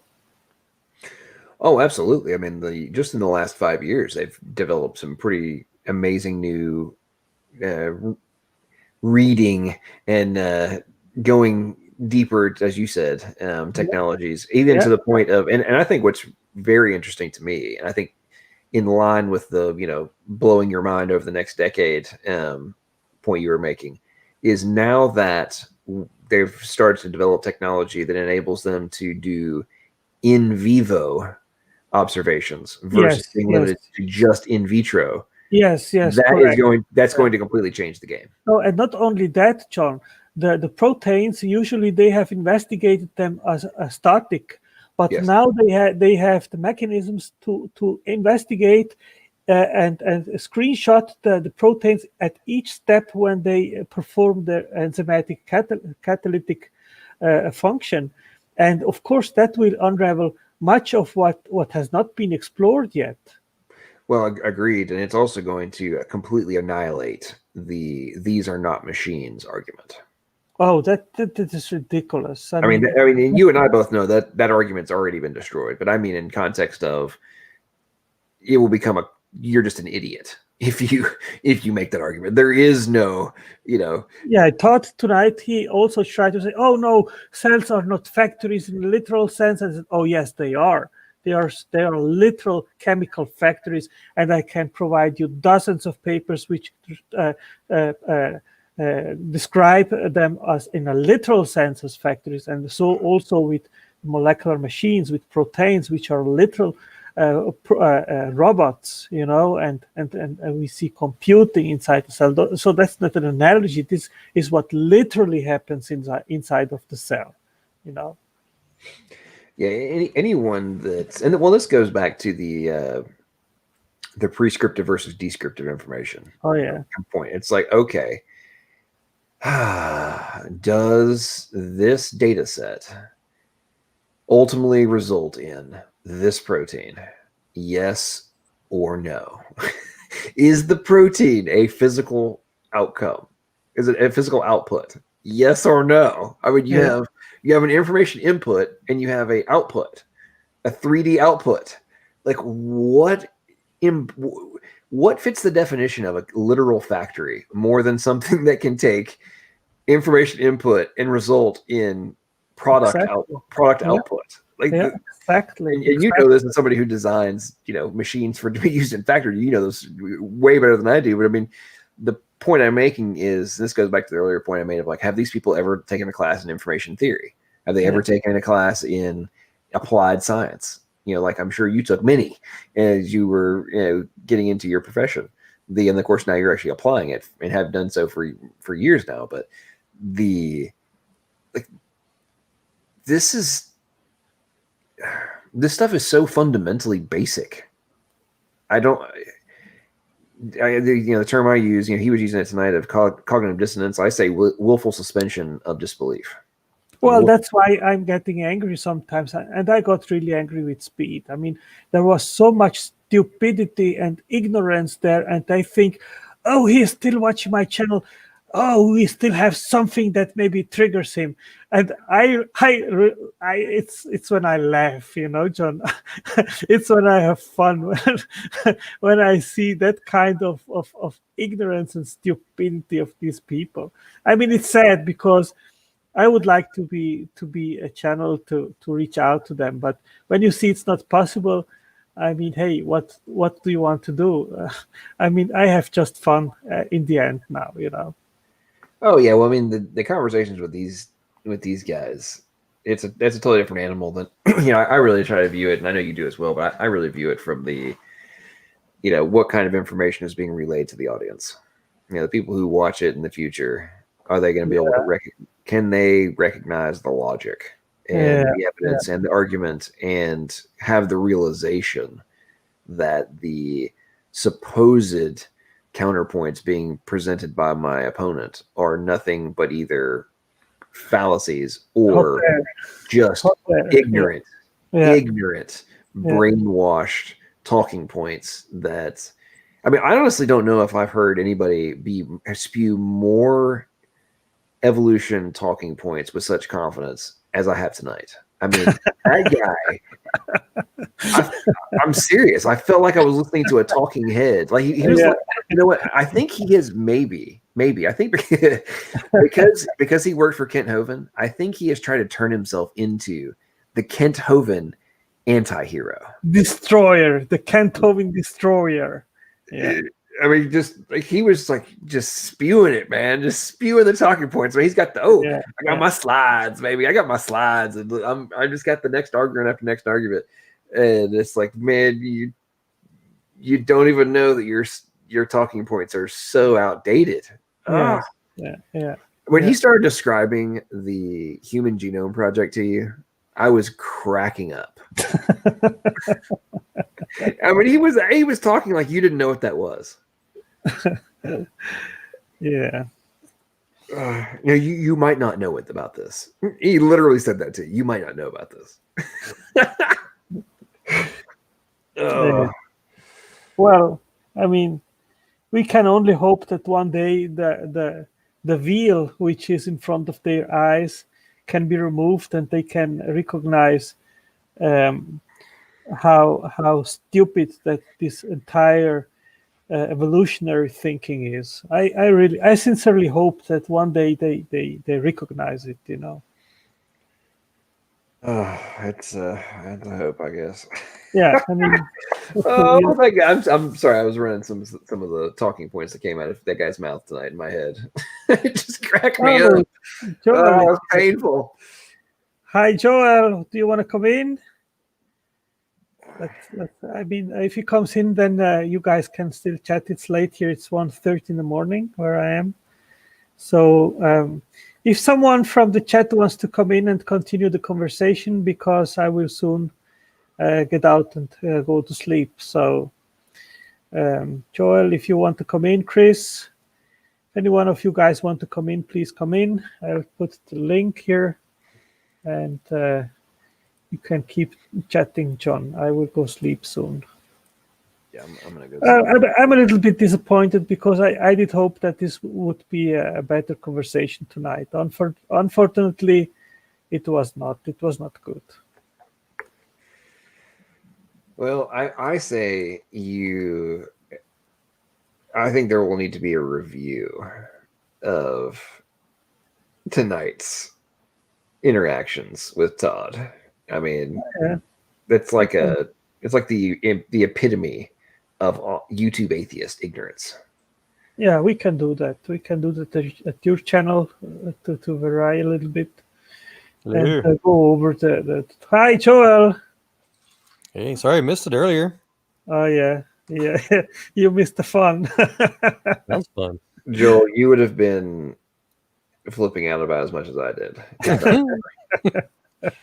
Okay, check it out later. It was epic. Atheist stupidity. Yeah, I just stepped in and I heard something about not knowing the Human Genome Project. Jungle, survivor of the ultimate COVID-19. How are you, my friend? Survivor again. I'm good. I'm great. I'm doing good. In fact, I feel really good today. Did you get sick, Jungle? Yes, I started feeling sick on Monday afternoon and evening while I was driving back this way to Missouri. I'm glad you're better. And I arrived here, and it was like chills, fever, sweating and, all that, and aches and pains. And it just got worse than that. And for the next like 3 days, it was like a really bad headache, just aching everywhere. So then, and my O2 level was like measured at like 95, and I called the hospital and they said, "Oh, that's good. You don't have to worry about it until it gets like below 80. I mean below 90, 80 something or whatever." And it went as low as maybe 92, 93. It was 93. I think it was 92 too, but I just checked today and it hit 99. So well, that's good. Cool. Jungle, you know what happened? Jungle, you know what happened? You didn't actually have COVID. You had New Jersey-itis. And now that you're back in the real I had world, something, and you escaped. Now that you've escaped, no, I'm joking with you. I'm glad you survived that. And hopefully, you got some good antibodies now. You can go out and now you're safe. You should go back to. Now you should go back to Jersey. Yeah, exactly. I can go travel anywhere now, I guess, because I brought my supplements all with me to New Jersey, and then I left in such a hurry. I just left them all there, and I get back here and I don't have any of those supplements that I had specifically for that, SARS virus in case I got it.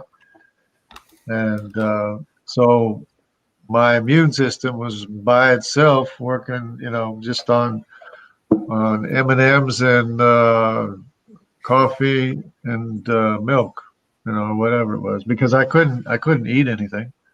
That's medicine. And I did cook some soup, but I couldn't. I mean, some chicken soup, but I couldn't eat it. I had to drink the broth.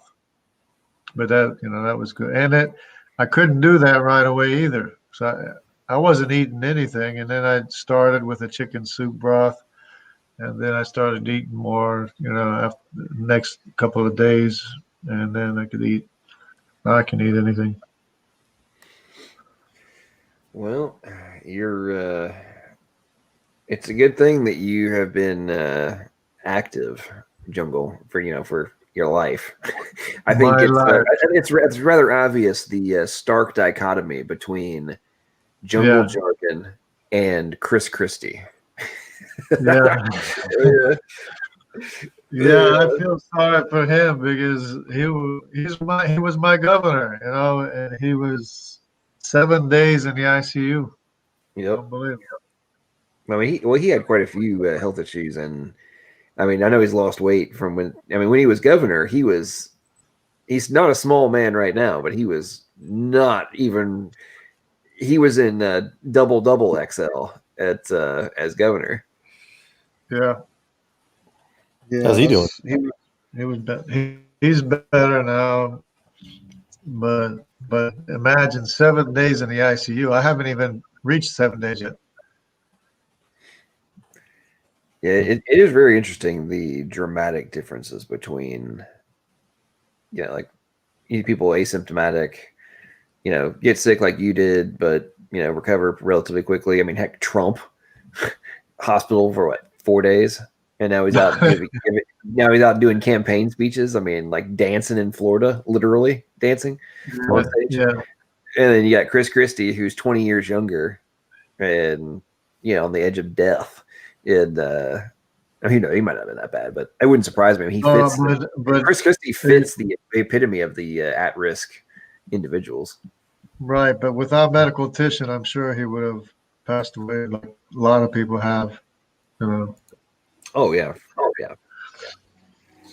Okay, guys, I will let you talk. I will go to sleep, but you can keep talking. I will just leave the stream open. Okay. Okay. Have a great night, man. Okay, thanks, John, for stepping by. Thanks, Joel, Jungle Jargon. I hope that you'll be fine very soon and get over it. You have a good night, man. Bye-bye. Did you read this before? Back in May? What was this? Hope I survive. Yep. CDC in the States Thanks. were fibbing. That doesn't surprise me. So there's a COVID-19 specific test, and then there's an antibody test. The antibody test will test positive for any coronavirus, including common cold viruses. Yeah. I had seen some of that stuff on the false positives. I mean, it's there's What no was that? Huh? What's that? Did you say I couldn't? I thought you asked something, Jungle. I missed it. Awesome. So, wow. So yeah, they've been. So it would be useless. It'd be useless for me to take an antibody test. It would be kind of useless, wouldn't it? It would be useless for me to take an antibody test, or maybe I'm slowing down. Well, it depends on if you actually had COVID-19 or not. Uh-oh. Well, if you did, then you'll have COVID-19 antibodies. Huh? Now we can hear you, Jungle. Yeah, there's a little bit of delay. Oh well. Jungle, we can hear you. Echo. Is he having connectivity issues? He is. Some private chat. We can hear him. Yeah. Yeah, but I think it's a big delay. Yeah. Are you on satellite?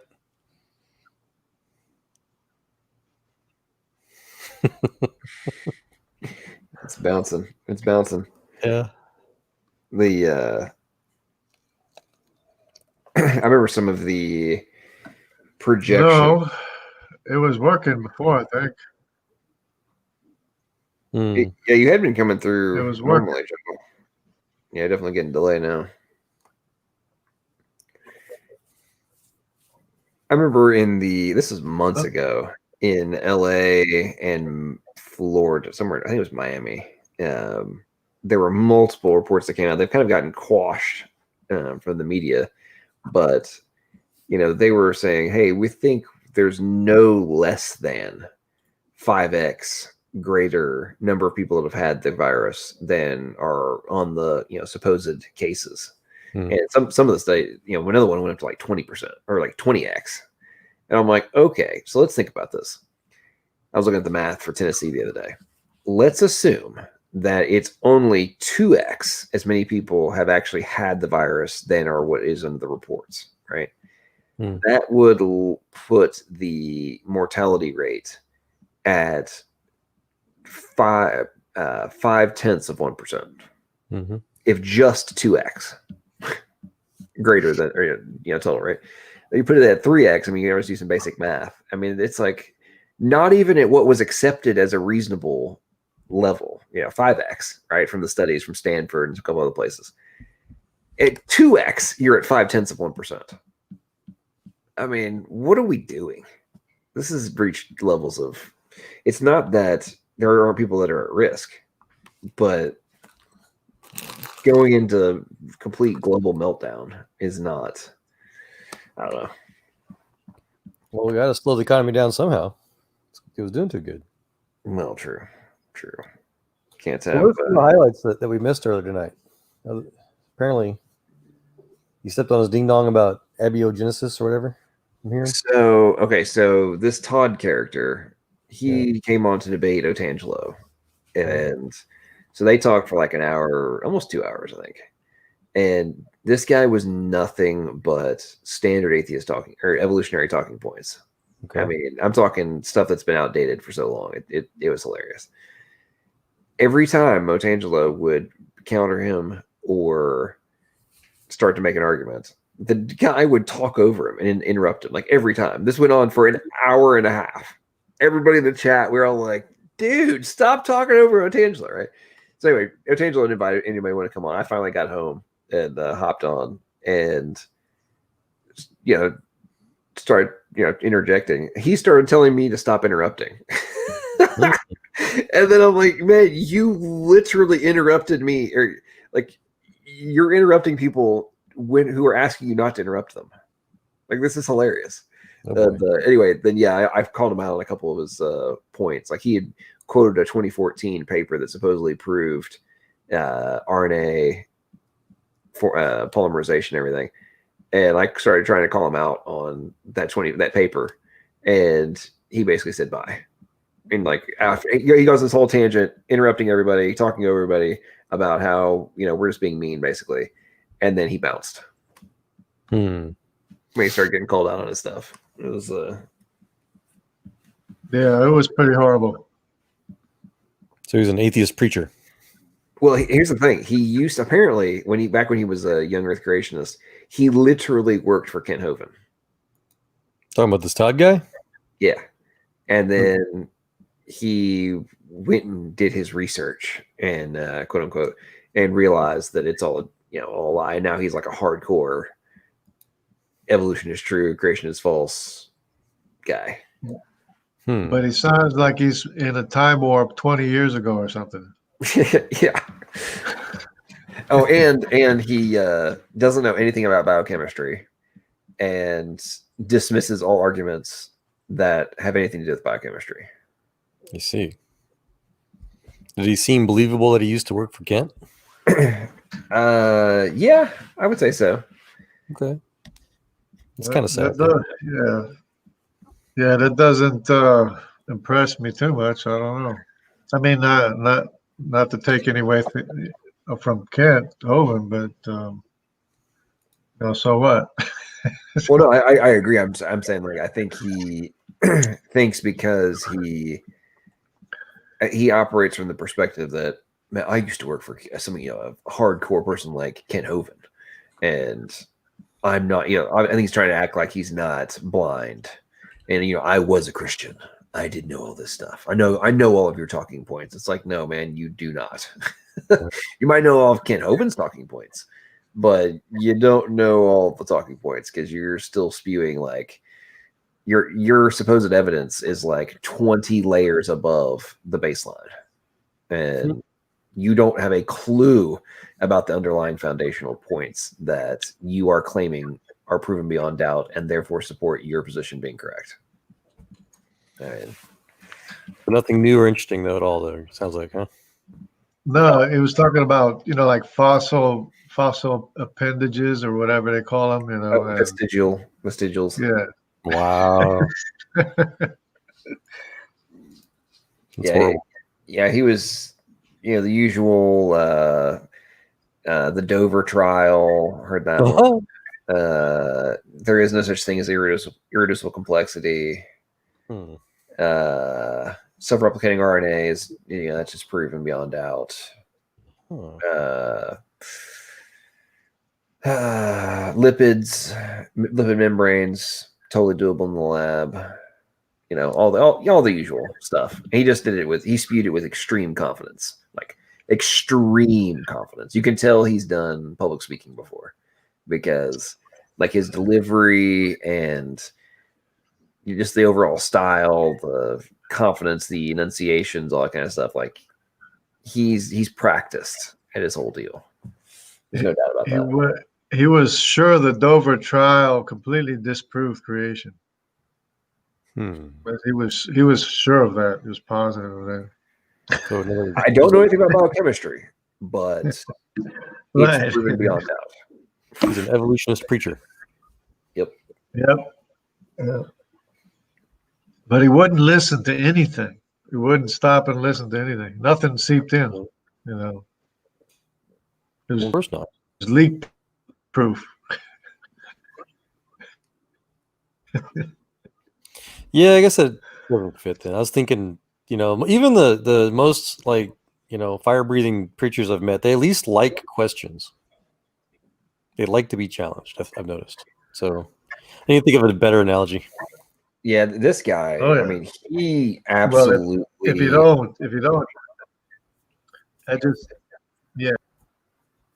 Am I delaying again? Maybe. Oh, yeah. Test. 1, 2, 3. Okay. 1, 2, 3. No, you're good. Now the the guys like that just blew my mind of like, how can you be this ignorant? You admit you don't know what the hell you're talking about, but then you claim that you're 100% correct. After admitting you don't understand, like, I mean, it's like saying that the guy that plays, Call of Duty, like, I play Call of Duty, therefore I understand how to program Call of Duty. Like, or he could be a soldier in real combat. Right. I mean, like, what are you talking about, man? Like, it's and they don't understand the stupidity of the words that are coming out of their mouth. That's what gets me. Like, I do not claim to be an expert. However, I do understand the fundamentals. I mean, it's like, if you don't understand the fundamentals, don't tell me I don't understand the fundamentals, And this went on for an hour, you said tonight, huh? Oh, this is well over an hour. It was like an hour and a half before I got on. And especially if he wasn't listening to anything. Nothing was coming in, and everything was just coming out of his mind, whatever. Just dogma. Like a pet. Like one of those parrots, I mean, they all sound the same anyways, but he sounded the same 20 years ago. Dogma. I love that word, dogma. Yes, yeah. The dogma is getting crazy. Hey, so you will. Oh man, I can't share screen. Dang it. Joel, you'll like this. I'm gonna send you a link. You're gonna look at this, and actually, I want you to look at this image, and then tell me if this relates to any kind of data packing. Okay. Data packaging? Yep. Like TCP/IP? Okay, so it turns out that there's untranslated regions of mRNA, right? And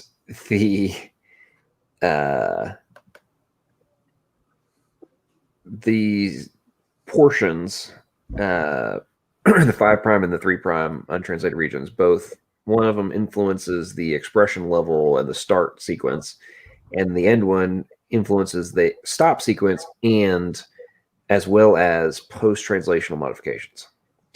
But just look at this, and there's other components about this image I'm going to send you.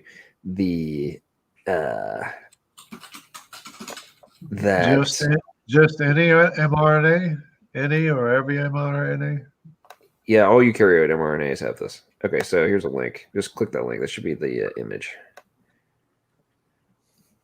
I should have to copy and paste it. Wikipedia. Uh-oh. Last message, she sneezed. That's just the image.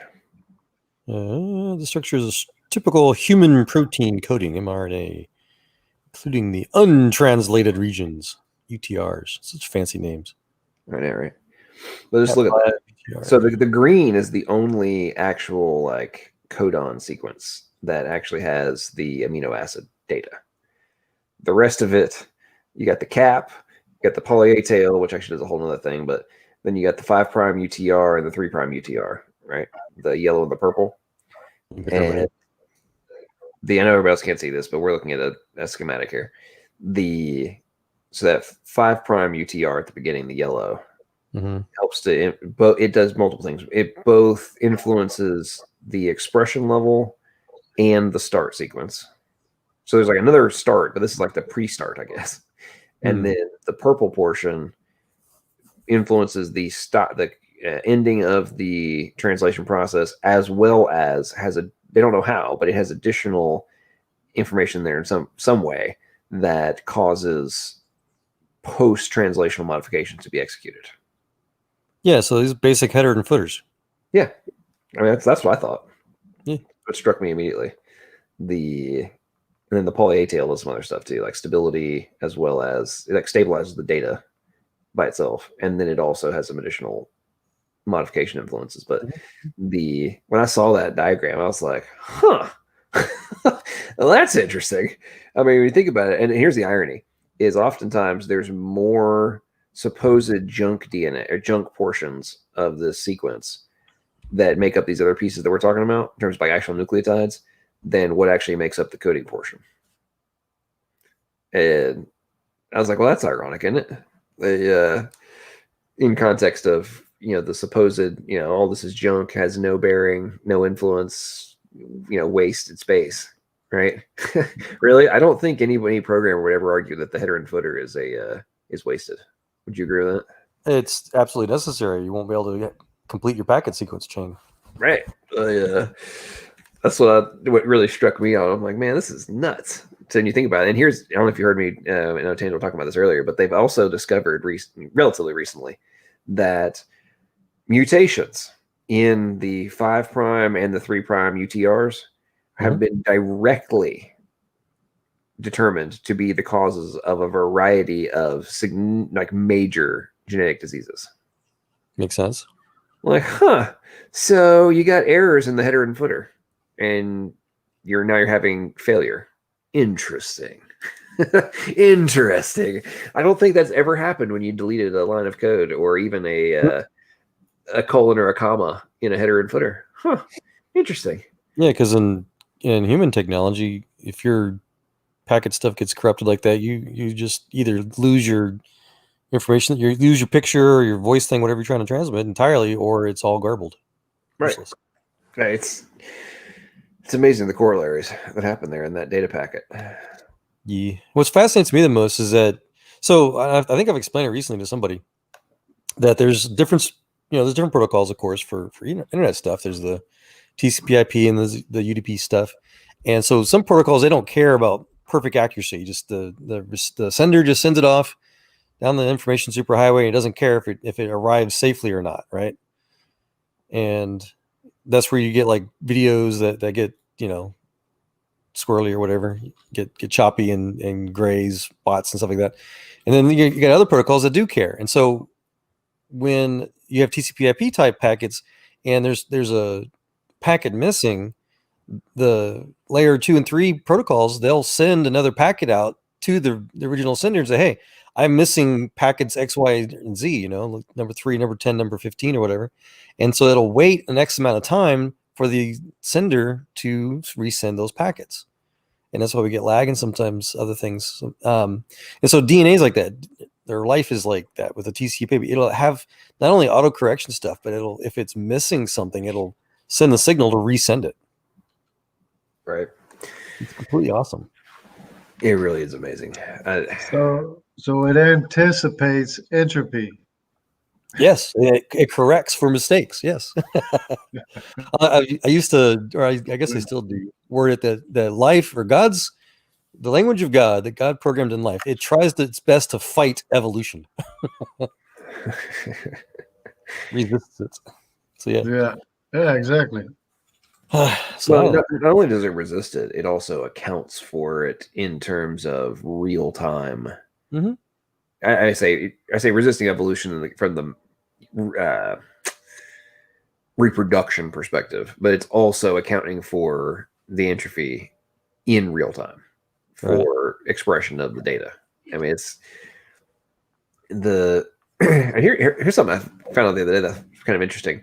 So archaea actually have more efficient error correction proteins and DNA repair mechanisms than we do. It's archaea. And so you have the bacteria, the archaea, and the eukaryotes. The other because prokaryote or something. Because they need it. They need it more. Yeah, well, because very often they're in like crazy environments. Oh yeah, that's true. Yeah. It's kind of interesting that with genetic engineering that's going on now, they're actually trying to take their repair mechanisms and then splice them into like different bacteria and such to be able to use custom created bacteria that can also survive in harsh environments. Yeah. And which that in and of itself, I think is interesting when you think about it. Like, do you people not consider the premise, I'm talking about from a coding perspective, like you are being able to grab a script that's been created for X function and you're now incorporating it into a new platform? Like, do you not get this of like the significance of what we, the diatribes that you and I go on about a lot of times, Joel, of like every programmer has gone to in this day and age has gone to GitHub Like, this is what we're talking about here, folks. Yeah. That you would never argue that because you went and got something from GitHub that it somehow magically evolved when you implanted it into your use that function in your system, or you connected to an API. Nobody would ever argue that whatever you're connecting through in terms of that API didn't also have a designer on the other side of the equation. Like, no, whatever you're connecting to, it evolved. Like, just blows my mind how they do not, they either consciously refuse to accept this or deny that the analogy is directly applicable, given what we now know. I say the same thing often. It's got to be one of two things. Either they're incredibly unexperienced, not just inexperienced, but unexperienced in basic technology, or like you just said, they're willfully needing to resist the fact that these quote unquote natural processes are advanced technology. Yes. When you made that point, like light years ahead of ours, and it's just like, yeah, something I've thought about quite a bit in terms of like the, we're now being able to experience with, drag and drop, CMSs and such of like, I think people just take for granted, drag and drop as an example, right? Like, oh, cool. I can create my own dashboard. And it's like, yeah, there's pre-existing functions that were written, you idiot.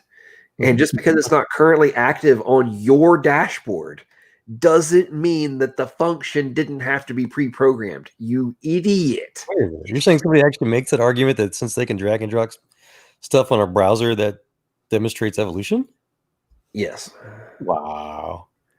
By the way, I linked for everybody in the chat the only reliable Wikipedia article on the entire Wikipedia archive. That's a good one. No, I've literally made that argument of like, in that example of like, okay, cool, it has all these awesome functions that you can execute. I mean, your freaking Facebook page, right? You can add a donate button to your Facebook page if you're not, if you want to raise money, and you can connect it to your freaking PayPal account. Right. And just because your default doesn't have that doesn't mean that the capacity didn't already exist. And are you saying if you activate this that this is evolved? And they're like, well, it doesn't apply to biology. I'm like, yes, it does. Either you have to argue that it would create itself, or you have to conclude that it pre-existed. Like, there is no in between. Like, it's either one or the other. Yeah, because HTML and bless you, web hosts, they're all random all the time. I'll tell you one of my other favorites is when they try to argue that because HTML and CSS are markup languages, you can't use them in relation to the DNA argument. Why not? Because they're markup, they're not programming. What does that mean? I know, like, it's still a language. Like, does it have syntax? Yes or no? Like, is there command line? Yep. It's called a higher level language. Yep. That's just gets me. It really gets me how that suppose that debunks your argument. Like, my favorite though is like, okay, cool, it's JavaScript, fine, whatever. Like, let's have both markup and programming functionality. Let's do that. How about that? Is that better for you? Yeah, because JavaScript does have some OOP stuff. So yeah, it's a good example. But to me, I think now with the way we're getting into epigenetics, it's like what we're looking at is we've got OOP, we've got markup, we've got imperative, we've got every single type of language that we can imagine. There's all of them are being executed. All those different types are being executed, and ones we're dreaming about. We haven't actually been able to execute yet. I was gonna say, yeah, because DNA is 3-dimensional, man. It blows everything we do away. Right, that's what I'm saying. Like, it does all that stuff plus more, and then you're going to claim that it doesn't do any? What? Yeah. I don't know. I think it's neat how we have learned all this programming of different kinds of script and everything, and then we come to find out that that's how we're made. That's what we're made of, It's like, really kind of neat, you know. Well, so I argue that, you know, even for the abortion debate stuff, that we're not our bodies. All this wonderful programming, this wonderful engineering in our biology and stuff all around us, it's not us. It's just a car. It's just a vehicle. Just a, you know, it's a component. Us, our soul, whatever you want to call it, our spirit is still an entirely different thing. It's crazy. Yeah, that's true. It's a whole other topic. Yeah. It's the you. It's the you that is convicted by the Holy Spirit. The soul given to each of us is moved by the same living spirit that moves the universe, as Albert Einstein said. Love it. Love it, love it. But he's a deist. No. Einstein was not a theist. Oh, yes, he was. No. That's just it's another uninformed talking point that you just don't know. You don't know. Yeah. I'm trying. Joel, I'm triggering you on purpose. I know. I'm joking because just the other day I was listening to an idiot go on one of those tangents about Einstein and it being Christians are just, they don't know anything about Einstein. Einstein didn't believe in God. It's like, I love that subject. Einstein's they try to pound that into our heads that nobody in recent memory was ever a believer in God or a deist in any way. My favorite I heard recently was that Isaac Newton wasn't actually a theist. He just talked like one because it was required in his day. Yeah. Make things up on the spot, right? That's formally called making a genetic logical fallacy or origins logical fallacy. Yeah, make things up as you go. That's what. Well, to assume that somebody must believe something because of where they're born or where they're raised or whatever, that's a logical fallacy. True. Although it's interesting, that is a favorite of the atheists. Oh yeah. You only believe in the Christian God because you were born in the West. What I find interesting about some of the atheist talking points is they literally insult intelligence.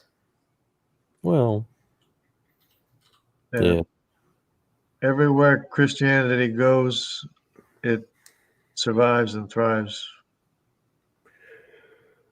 Yeah, well, I mean, tonight the Todd character. I mean, he was trying to use the supposedly debunked watchmaker analogy. And it's like, man, if I have to hear one more time that I can't actually know if something was designed or not designed, I just think, if you actually think that you're not smart enough to be able to deduce this, why are you here? Like, why are you even having this conversation? If you are publicly arguing that humans are not smart enough to know this, you are literally calling yourself dumb. Yeah, go away. I've been having. I don't view myself as an idiot. I apologize. You think you're an idiot? I've been having that debate with myself whether or not to call people stupid or not, because do they have intelligence or not? What is their IQ? How can they not understand? I don't know. I make the argument often, guys, that everybody's equally smart. You know, that everybody's the same. We just all have different varying interests and different things, you know. And people, it's more of a, I've heard of other, you know, preachers I mentioned, it's a heart thing. It's a sin thing. You know, people need to believe certain things to justify their immorality. It's all it really boils down to. They don't really care about the truth. Yeah, that's it. Yeah. So they spend an awful lot of energy and thought and whatever to convince themselves. They're not trying to convince anybody else other than themselves that, the way Einstein would put it, that they can be their own personal God, justify their immorality. They just block out everything except what they want to believe, basically. Yes, true religious fanatics. You know, something I think is starting to approach religious fanaticism is the entire premise of emergent properties. And I'm talking about from an abiogenesis perspective. I'm like, oh, well, it was just emergent. Like, well, that's a very convenient little phrase to use. Oh, it was emergent. It just, it happens. That's not. So, yeah, exactly. I'm like, well, hang on. You haven't explained how it happened. We don't know how it happened. It's admitted we don't know how it happened. But you're just going to say it was emergent. Therefore, it happened. And I'm just supposed to accept that? Hang on a second. I don't accept emergent as being, a viable explanation. Oh, just emergent properties. It happens. Well, even if that were the case, it's still created.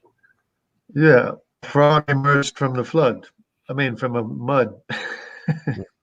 It emerged. Mm-hmm. And George, unfortunately, I do. As a matter of fact, you just reminded me of a recent debate I had on Facebook where I told somebody that I used to think there was no such thing as stupid questions until I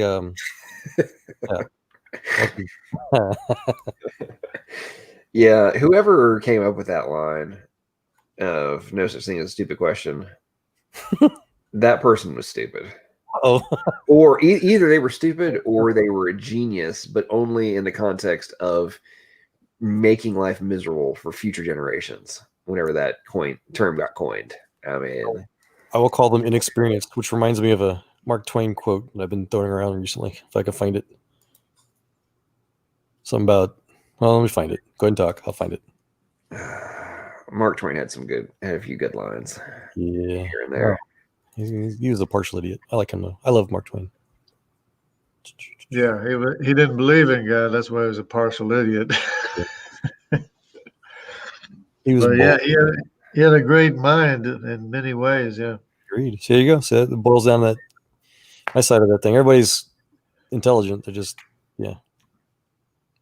they believe things wrong on purpose sometimes. True. I gotta say, I did enjoy The Connecticut Yankee in King Arthur's Court. That was a good book. Good story. It sounds familiar. Yeah, it was his The Connecticut Yankee was a time traveler back to King Arthur's Court. It was a Mark Twain short story. And what was the one with the jumping frogs? Oh man, he had another short story. Yeah. Well, I found the Mark Twain quote.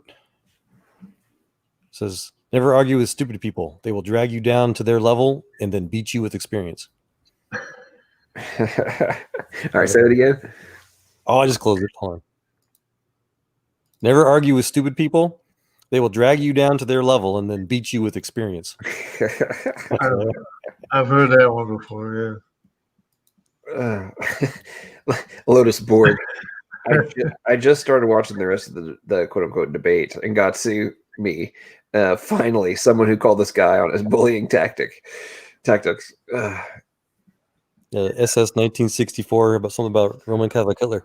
I've got a meme with that chocolate factory guy. What's his name? Willy Wonka. Thank you. Making that face. He says, "You say Hitler was a Christian. Tell me more about how he worshipped a Jew." Love it. Yeah, that would be the ultimate irony, wouldn't it? Yes. I got a quote from him, by the way, Mr. Hitler. His view of Christianity. You want to hear it? Go for it. Especially if he was part Jewish. Oh yeah, I heard it too. Yeah, here we go. This is from the Hitler Table Talk. It says, "If anyone has needs of a metaphysical nature, I can't satisfy them with the party's program. Time will go by until the moment when science can answer all the questions. So it's not opportune to hurl ourselves now into a struggle with the churches. The best thing is to let Christianity die a natural death. A slow death has something comforting about it. The dogma of Christianity gets worn away before the advances of science. Religion will have to make more and more concessions. Gradually, the myths crumble. All that's left is to prove that in nature, there is no frontier between the organic and the inorganic." Hold on. Dude, my quote jumbled up. How did that happen? Oh, never mind. "When understanding of the universe has become widespread, when the majority of men know that the stars are not sources of light, but worlds, perhaps inhabited worlds like ours, then the Christian doctrine will be convicted of absurdity." End quote. Adolf Hitler. Hitler Table Talk, October 14th, 1941. I think the atheists have been reading Hitler. Yeah. I have to say, does this sound familiar to anybody? They say today. I'm pretty sure I heard some of those talking points tonight from. Yeah. Fun. That's all we ever hear, right? So, Yep. and it's all wrong. I mean, Just history. it's all ridiculous. It's history repeating itself. Yeah. Nothing new under the sun. It's all idolatry, basically. Yep. There's another fun quote I've been kind of spreading around that says, quote, soon after the conclusion of the war, the next step towards redistribution of family burdens will be the eradication of school fees, tuitions, and costs of educational material for all children in all types of schools, including trade schools, and universities. End quote. Comes from a guy named Fritz Reinhardt, who was the Nazi state secretary finance minister of the Third Reich. There you go. Well, and the irony is, I think he had that last point there. I think they had swiped that from the Communist Manifesto. Yeah, wouldn't doubt it. Yeah, it is really interesting to me if you actually go and look at the 10 pillars of communism. How literally all of them have been executed to some degree in the United States. Now, some on a lesser level, but all of the 10 pillars have been successfully implemented. Like Social Security and stuff, yeah. Only because of Trump that we haven't been overrun. Yeah, so far. I tell you what, have you guys been following the last 3 days of the stuff on the Hunter Biden laptop? Oh yeah. Oh my goodness. That kid. This is like something out of a movie of ultimately the good shall prevail. And, somehow the stupidity of the criminal comes back to bite him. I mean, it's like, what? I mean, Hunter Biden is like the Frito character. I mean, he literally is. It's amazing. I mean, I thought that Chris Cuomo was Frito. No. Hunter Biden. It's and what's even getting me even more is I don't doubt for a second that Joe Biden was, before he went senile, I don't doubt for a second that he was actively a component of this corruption. There's no way he wasn't. Yeah. He actually confessed it, but yeah. It's like Rudy says, Joe is acting his way so he can plead insanity. That's what Rudy said. It's crazy. Yeah, they're reaching that email where he's whining about having to give up 50% of his salary to Joe. Yeah. Well, hang on. The son has just admitted that daddy takes 50% of the money, the payoff money. Wow. Oh man, it's too good. You can't make this stuff up. And there's more coming out too. More on the way. I don't know if any of y'all saw this, but so on Rudy Giuliani's YouTube channel, he does a 40-minute breakdown of what he's released so far. I mean, he talks about there's being more, but he does it as an attorney, or as a prosecutor, he outlines it, right? And I'm sitting there oh man, Rudy is 80 and is still outlining this prosecution just bullet points, man, just annihilating. I'm like, oh man, this is gonna be good. I can only imagine what's coming next. Mrs. Joel wanted to share a quote from the 1700s from the French Revolution to show just how old the whole pander to free education stuff was. Yeah, this is he was a French economist that lived between 1801 and 1850. His name was Friedrich Bastiat. He's one of my favorite historical figures ever. Anyway, this is the quote. It's going to frighten you all. Again, 1801 to 1850. So this was probably somewhere around 1845. He said after the February Revolution, when universal suffrage was proclaimed, I hoped for a moment that its great voice would be heard saying no more plunder for anyone, justice for everyone. For this is the true solution of the social problem. That is not the way things happen. Protectionist propaganda for centuries had too deeply corrupted men's feelings and ideas.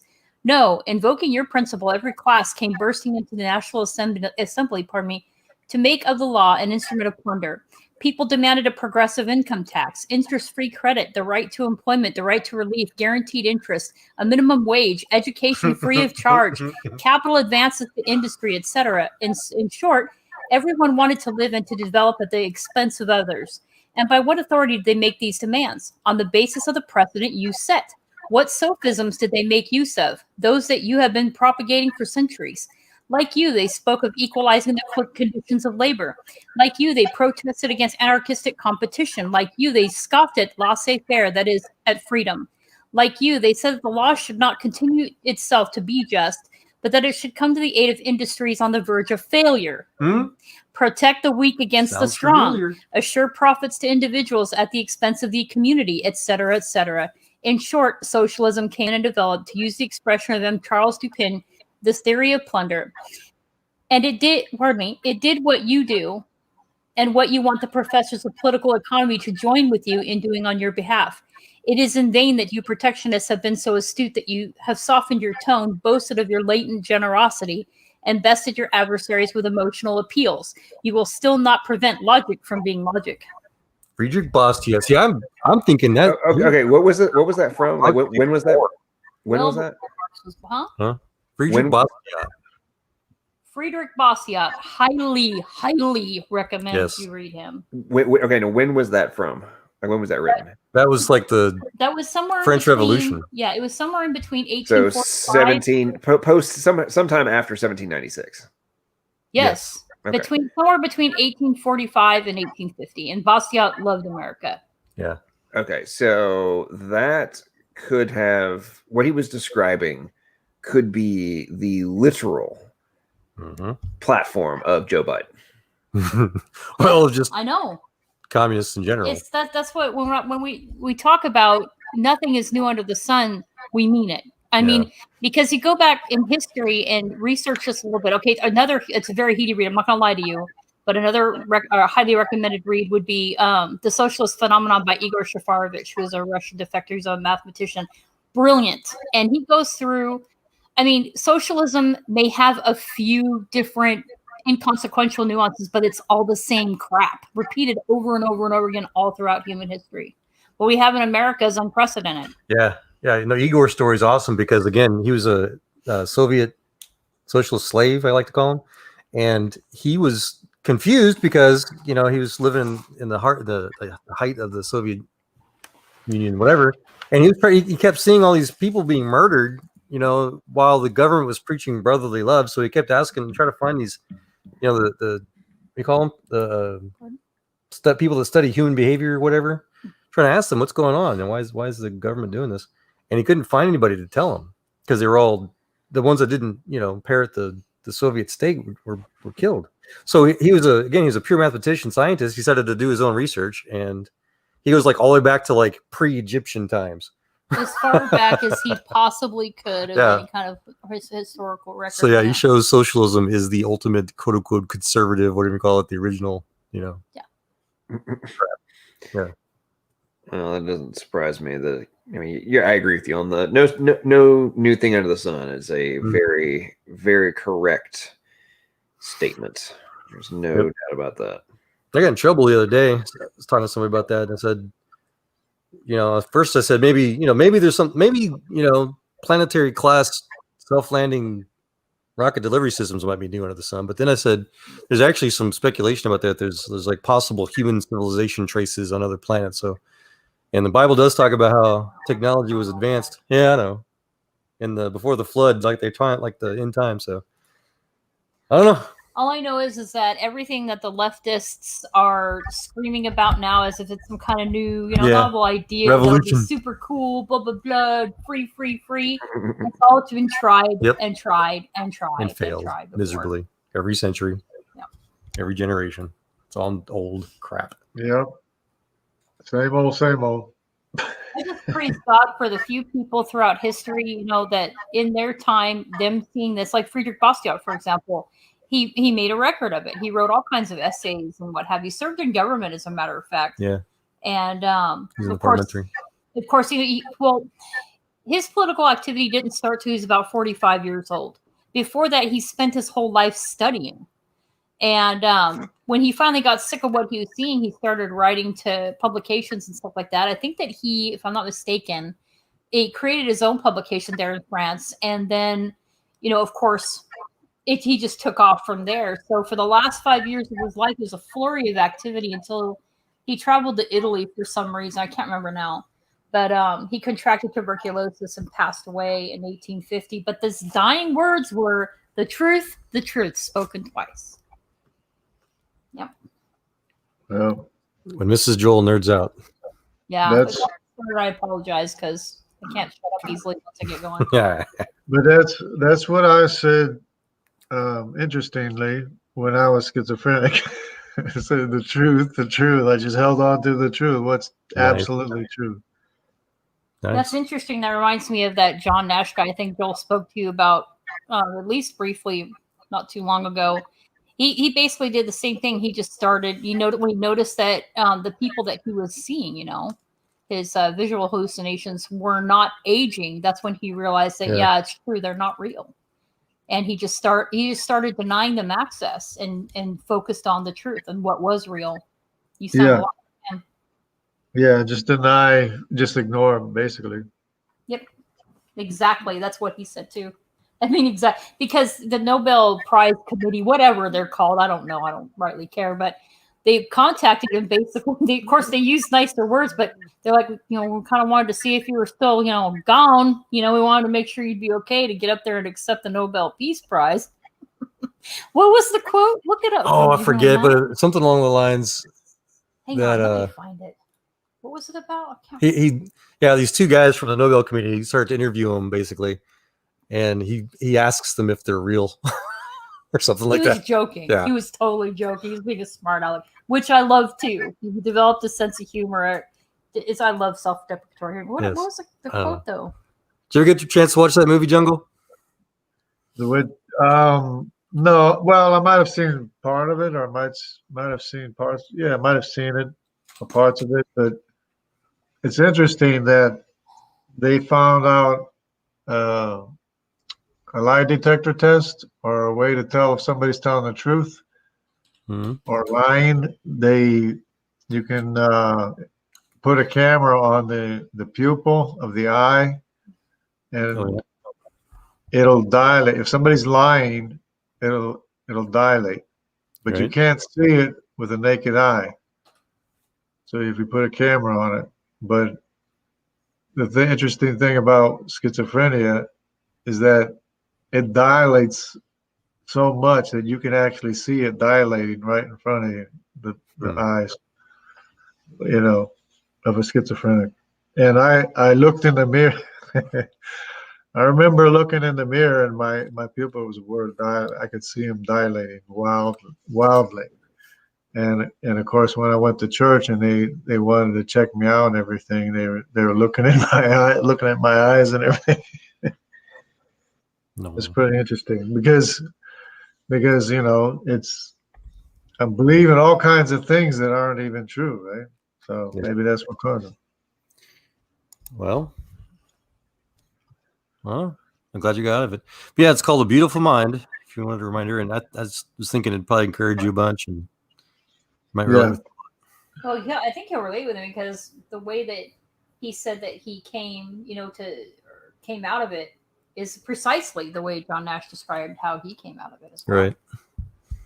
Yeah, but I think some people it takes a long time though. For me, it took like 3, 4, 5 years at the most to be completely free of it. Yeah. Nice.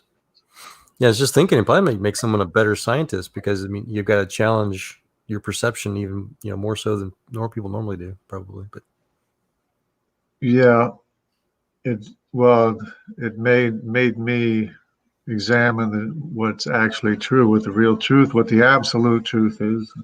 There you go. And I came up with the fact that only your creator can recreate you. Only your creator can perfectly cover for you himself and remake you again from the inside out by the power of his true word. There you go. No one else can. And that's exactly what the Bible says through and through. Yes, sir. Yeah, John Nash was probably easily one of the most influential scientists in the last century or two. He has his work, his game theory, math, has influenced more industries and more science fields than probably any other single mathematical group. And he was flaming schizophrenic. Yeah. Yeah, and I'm pretty sure that I saw the movie or I saw a documentary on it and things like that. Yeah. I had to study his work doing my game because my 3D programming degree had minored in game theory, all that good stuff, artificial intelligence, and so it's almost exclusively John Nash's territory, and his stuff is just mind blowing what it can be used for. Yeah. Things you'd never think of. But it's kind of crazy is that when you're being affected by the illness, you don't know what it is. It's like one side of your brain's warring against the other. You don't know what's happening. Yeah. Game theory evolved. Yeah, it's interesting. I'm reading an article just to kind of, brush up on my knowledge about Mr. Nash, and it's actually pretty common for those that suffer with schizophrenia to begin to, I don't know if you could say it's kind of like a remission of sorts as they get older. And it says here that when he was in his 50s, his condition began to improve. So it's like right on time. Even onset was right on time. Most people, if they're going to come down with mental health issues, they're going to come down with it between the ages of 15 and 35. He came down with it at around 30. So it's fascinating. But he said that he emerged from irrational thinking ultimately without medicine or other natural hormone changes of aging. But she's wrong about that. As you get older, you do improve. But I love that. I'm still trying to find that quote that was amazing. I love what he said. It was funny. And it was very poignant. Convinced the Nobel people that he was saying. Oh, wow. But you do know there's a lot of severe cases of it. I mean, there's some really severe cases of it. Oh, yeah. I mean, I'm sure it's not like a stock one size fits all. I'm sure that there are a spectrum, if you will. Yeah, because I would like to say that you don't need drugs because I didn't need drugs, but I mean, there's some really, really bad cases. I mean, all you have to do is look them up on YouTube, and you can even talk to them if you want.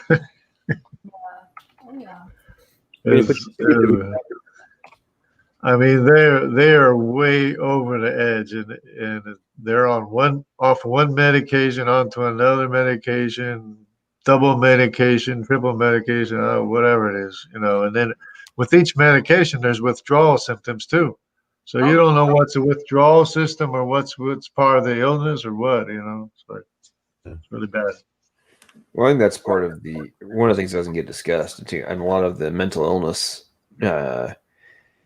issues. It's like how much of the bizarre behavior is and the imbalances are directly caused by whatever the original problem was, or have been catalyzed by or exacerbated by these different drug combinations that come in. And I mean, you also have to think about it too. Like, why do they do different dosage levels for all sorts of different diseases, right? Or for whether it's mental issue or some other kind of hormone imbalance?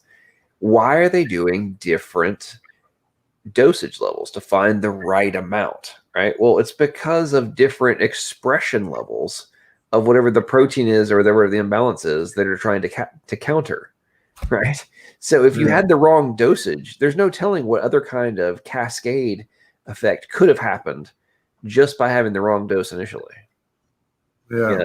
And I'm not saying I'm not against all drugs. That's not what I'm saying. There are people that absolutely need them beyond doubt. But on the flip side, I think for a lot of things like, how common, it's something ridiculous like, I think it's almost 40% of Americans are on some form of antidepressant. Yeah. I don't think that 40% of people actually have clinical depression. Yeah. Oh, but they like to throw pills at problems. Oh my God. Yeah, you guys reminded me once. I asked the doctor these kind of questions once, and he asked me, he said, "Why do you think they call it practicing medicine?" That's bad. I think I found a movie clip of what we were talking about with Mr. Nash, but I'll link it. I think this is it. This pen ceremony, they call it. Yeah. I think I heard that before too. When I think about the flat line that is derived from drugs like Xanax and Klonopin and some other ones, right? Like just the emotional flat line that come from those. And it's recognized to come from, those different, pills of that nature. Like, and the anti-anxiety medications and all that kind of stuff. Like, let's think about this for a second, folks. You are artificially flatlining emotional response. Mm. Yeah. Like, what do you think the average human wants to go through life in a completely, placid state? I don't think so. Like, that's extraordinarily boring. Number one. Yeah, they do complain about it too. Yeah. Right. I mean, it's a recognized problem, right? And yet we have more and more people being put on these drugs, and that's one of my biggest concerns about what's going on right now with all the COVID stuff. I'm like, it's recognized. Actually, I tweeted about this the other day. So, like, my county here, Davidson County here in Tennessee, as of 2 days ago, there have been 477 drug overdose deaths in Davidson County. There have been 322 COVID-19 fatalities. And that 477 drug overdoses was an all-time record for our county since they've been tracking the data.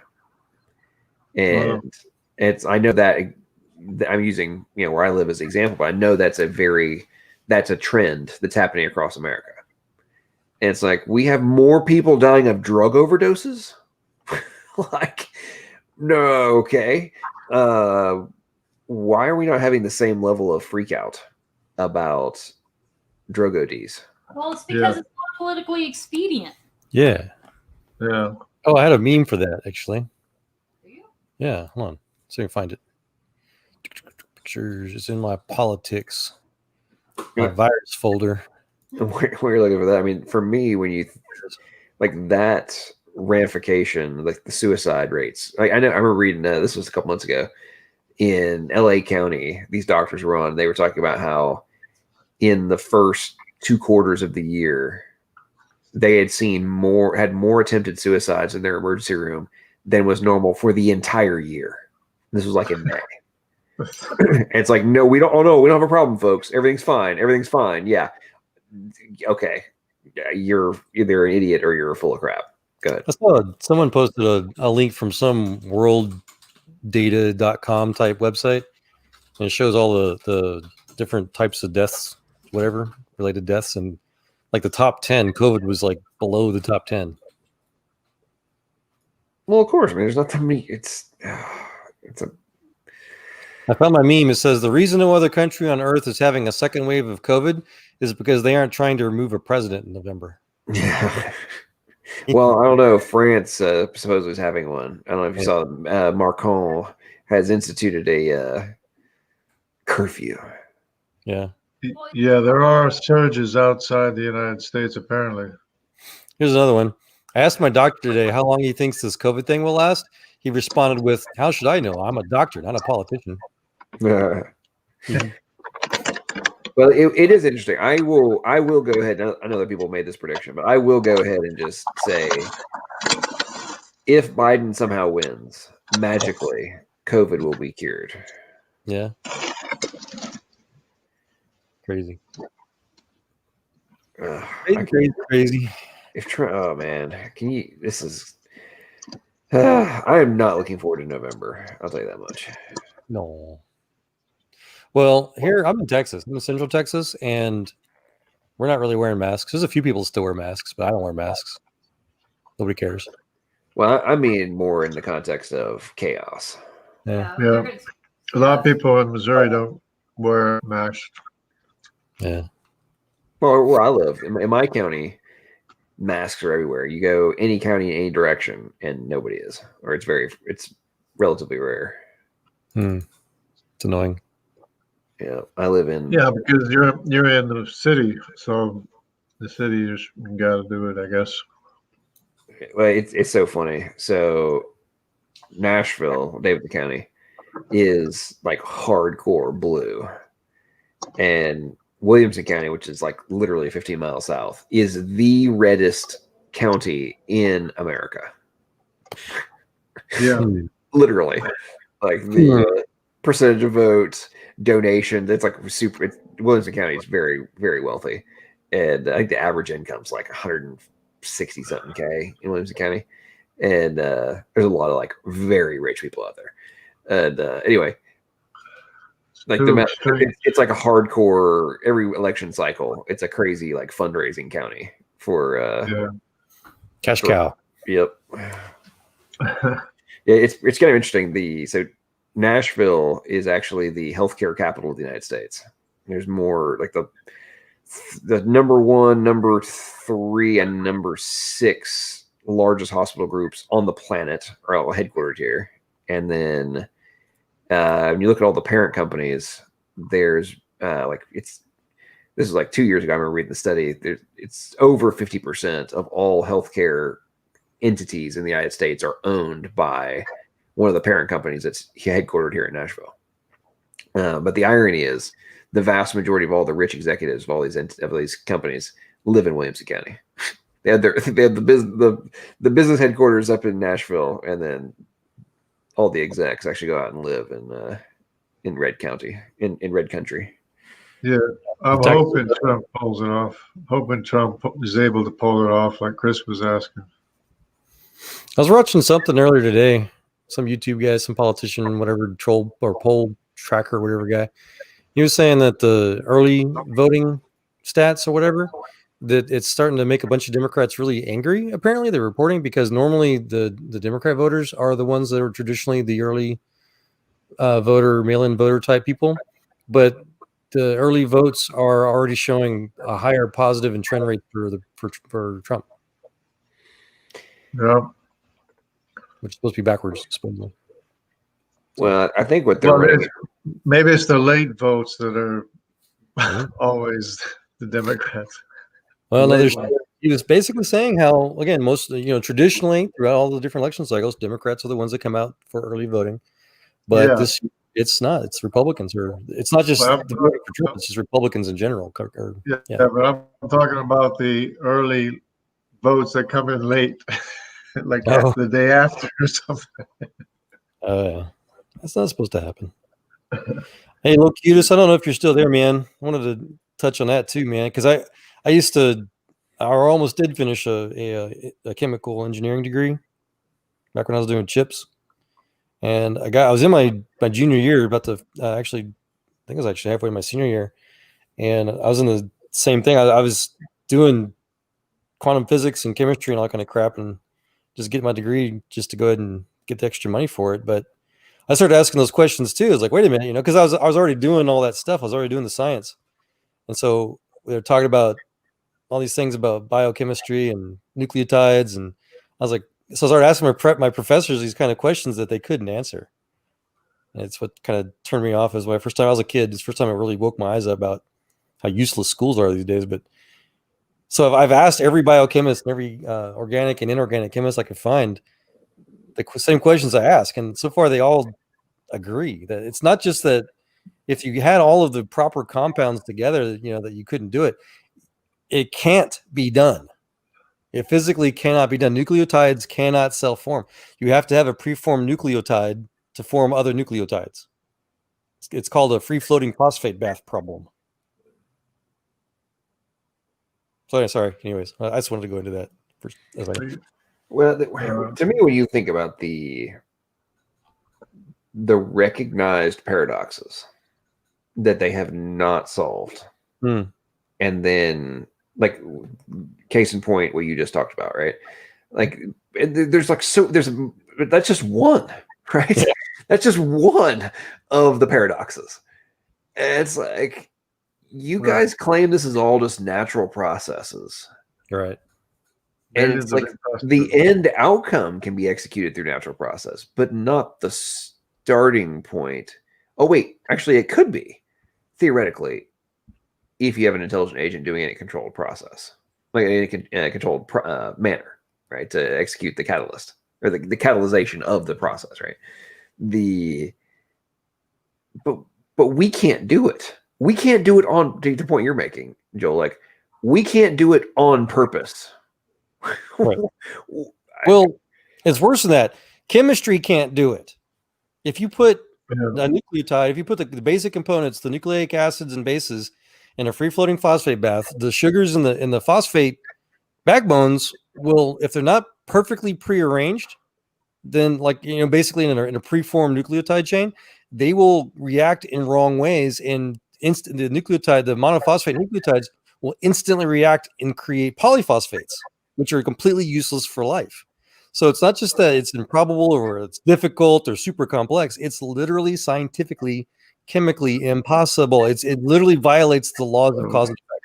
Literally. Right. So the chemistry that they talk about is actually it's a pure miracle. Makes it more difficult for evolution to occur.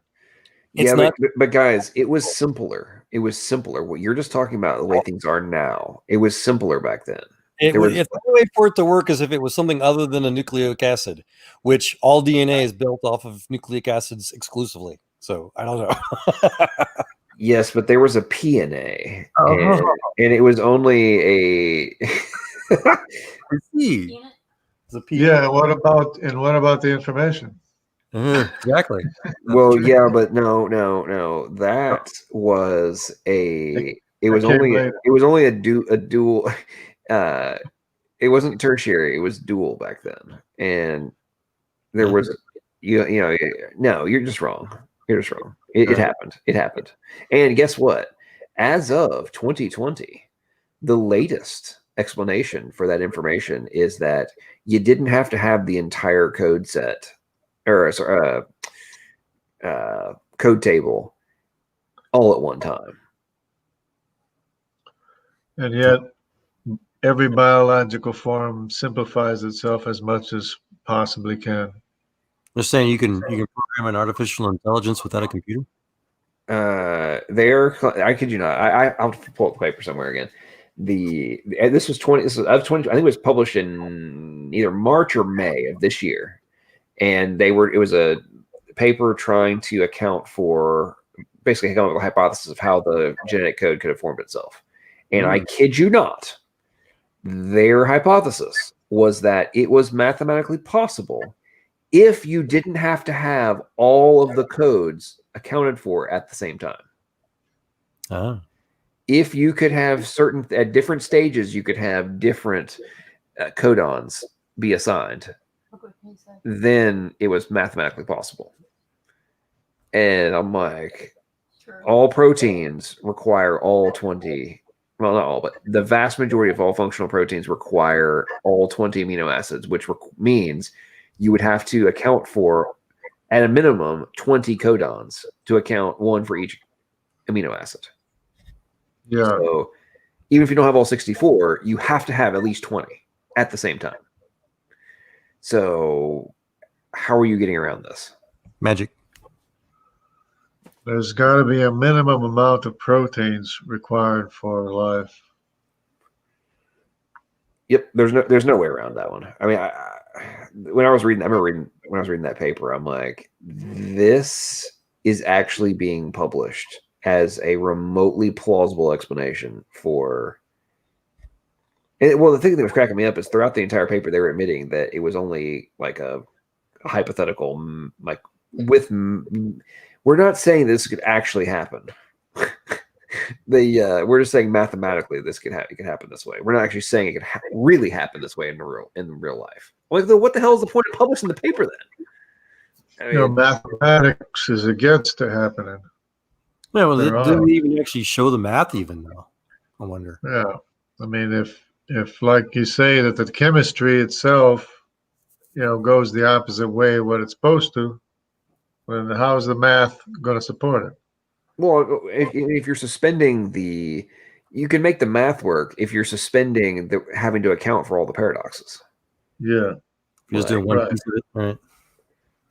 So that's what I'm getting at. So I'm working on this big data certification thing right now, and so we're doing all kinds of really crazy fun stuff with neural nets and all this data mining stuff, and it's stuff that I used to think was pretty advanced, it's fancy schmancy crap, but when you start actually getting to do it, this stuff's actually quite easy. It's just knowing how to plug which numbers into which equation to which whichever tool, and then just click the button. You get the little AI to learn your algorithm that you wanted to try to recreate, to make predictions with, and then you learn it, you double check the percentages, and then you do the opposite. You let it do its thing, and you've got your different probability variations and whatnot. So the math is there, and you can reverse engineer it. You could tweak it, and it's like anything.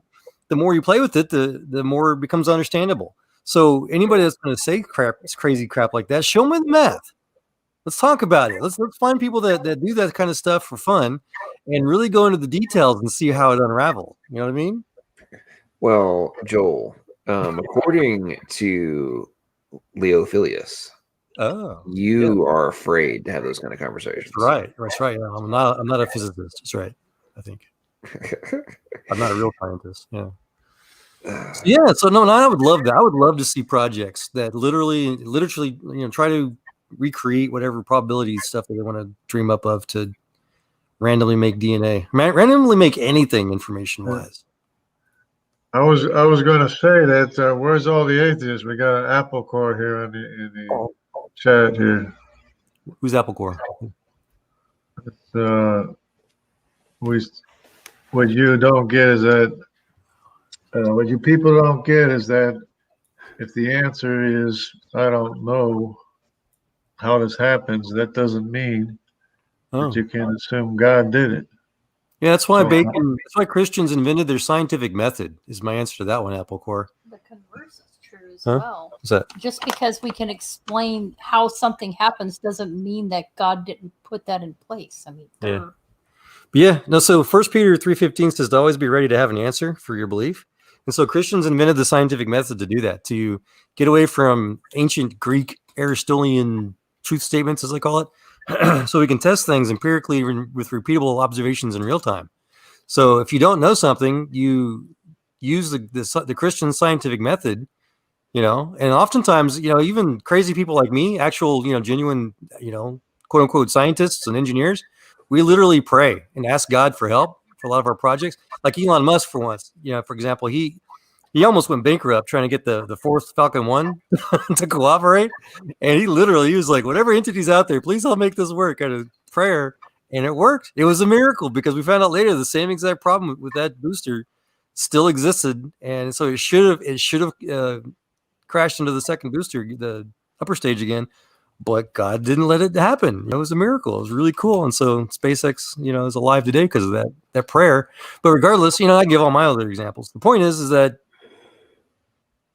science and reality and what people wish to believe is true isn't always, black and white, I guess.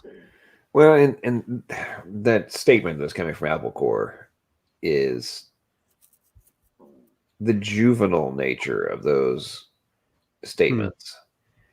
I'm like, okay, idiots, brainwashed fool.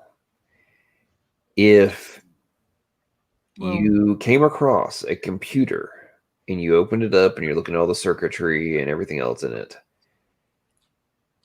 would you know necessarily how it was all put together and what processes were used in every single facet of scientific knowledge that was required in order to result in just the hardware before you even get into the software? If you just would you ever come as you took the time to take it back to a lab, look under a microscope, and be able to figure out how all the different circuitry works and diagram the logic rules and everything else that were required in order to make this happen, would you ever operate from the perspective that just because you didn't know how it was all put together, that there was not an intelligent agent required to put the thing together. I mean, like, I don't understand how this is so like, we don't know how God did it, therefore God doesn't exist. Like, well, I don't know how the hell all the parts were put together to build the computer that I'm using right now. I don't doubt for one instant that an intelligent agent was required for the computer to exist. Nor do I doubt for one instant there were many, many intelligent agents required for the software to be written for me to be able to have this conversation. That there were many, many intelligent agents required to build and design the microphone which I'm using right now. Like, this is nobody would ever make that position a supposed counterpoint to the argument in any other context of technology. None. You would be considered a complete fool and an idiot and laughed out of the room. And yet morons like this continue to make these positions about the most fundamental question that can ever be asked, which is how do we exist? And then to try and dismiss all of the evidence which points out the logical conclusion that an intelligent agent was required. Like, sorry, I don't know how it was built. That's not my point. That's not my problem. Sorry. He did ask a good question, though. He asked, what is God? And that is a good question. You need to go find out how to define God and what is God. And that's thousands of years worth of study.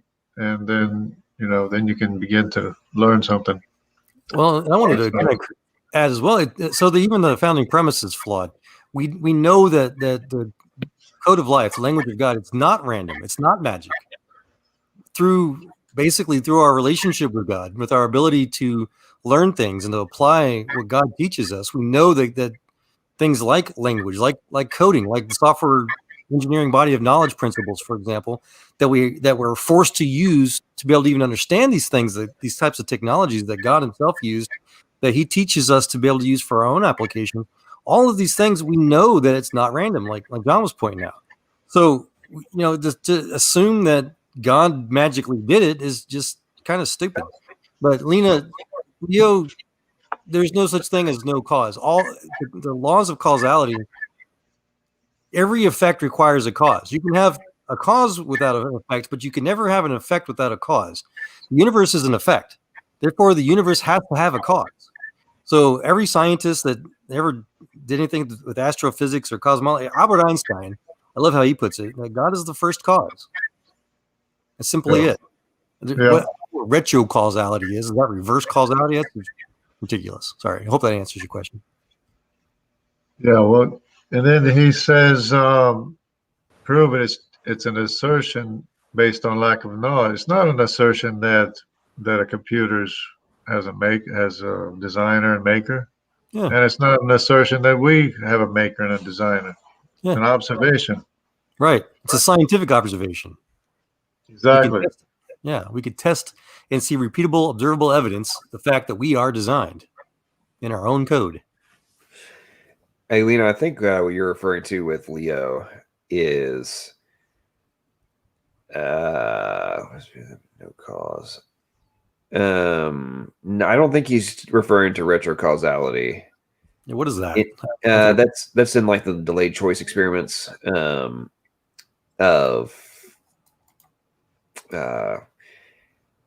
it looks like something happened, and then when you make the observed choice, then it rewrites time and the effect.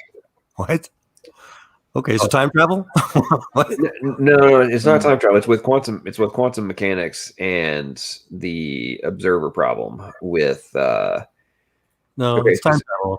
Well, according to Wikipedia, retrocausality or backwards causation is a concept of cause and effect in which an effect precedes its cause in time, and so a later effect affects an earlier one. That's time travel. Go ahead. Sorry. Well, that Wikipedia definition isn't going far enough. Or it's more like surface level. It's basically the actualization of the wave function collapse, and this is where the whole observer and the conscious observer comes into the equation, right?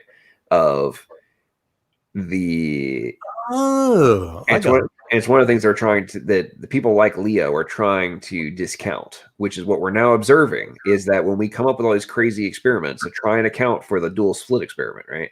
These are like where retrocausality was observed, it was in like, the crazy complicated, let's add a bazillion different new variables, account for Bell's theorem, all this different stuff in the double slit experiment, and also try to debunk the observer effect or conscious observer problem.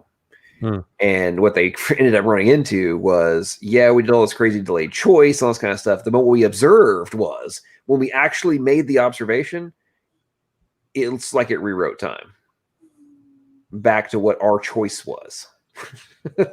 So it actually, in reality, potentially presents a even greater conundrum for those who want to debunk the premise of the conscious observer having, being the ultimate effect. It's like, if the observation can literally rewrite what happened, then what further proof do you need that the consciousness has a direct impact on reality? Well, it's still not making a whole lot of sense to my mind yet. So, okay, so as an example of, and this, I'm making this up here. So it appears that light traveled X millions of years, right? Okay. Did the light actually take that long, or does it only appear that light took that long?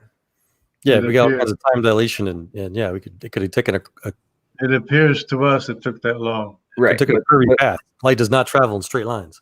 Right. Well, not only that, was the light actually traveling, or was it only traveling as a probability in the wave function? And then when we observed it, it collapsed, and now it looks like, because it's we're now observing it, it now has been rewritten from an observation perspective that the light actually traveled this distance. Well, because what we are seeing is not the actual thing. It's not the reality. And this is where I'm using an example with the quantum eraser, as Lena's talking about, and the delay, double delay, triple, all this different stuff they've done, quantum delays in their experiments of like, it's creating all these stuff of like, crap doesn't happen until we observe it. It's basically what it's boiling down to. Like, reality doesn't actually happen until we observe it. And which actually puts the whole premise of God into a whole other stratosphere of, none of this could happen if God didn't exist outside of space and time as the first cause, as a conscious observer, in order to make all this stuff collapse to be actualized into reality. Well, I still don't understand how it supposedly reverses time or whatever, but Apple Core here is still trying to figure this out. It says you're breaking the same rule. That drives you to seek the answer. You may as well say the universe has no cause. It's just as unexplainable as God. Well, the reason why I told you to define God or find out the definition of God because no matter what you say, what you think, it will all have to go back to God, because the definition of God is the source of all power, where everything comes from in the universe. Because the universe exists out of energy. It's made of energy. And you can't have energy that makes itself or produces itself, and you can't have energy that orders itself. So all that exists in the universe had to have come from a greater source of energy. And ultimately, that would have to come from an infinite source of energy, which is the definition of God. So no matter what, you're still going to have to go back to God, no matter how you look at it. Okay, so this makes sense to me. Wheeler-Feynman observer theory proposed by John Archibald Wheeler and blah, blah, blah, and Richard Feynman uses retrocausality in a temporal form of destructive interference to explain the absence of a type of converging concentric waves suggested by certain solutions to Maxwell's equations. These advanced waves have nothing to do with cause and effect. They are simply a different mathematical way to describe normal waves. The reason they were proposed is that a charged particle would not have to act on itself, which in normal classical electromagnetism leads to an infinite self force. So in other words, it's all make-believe.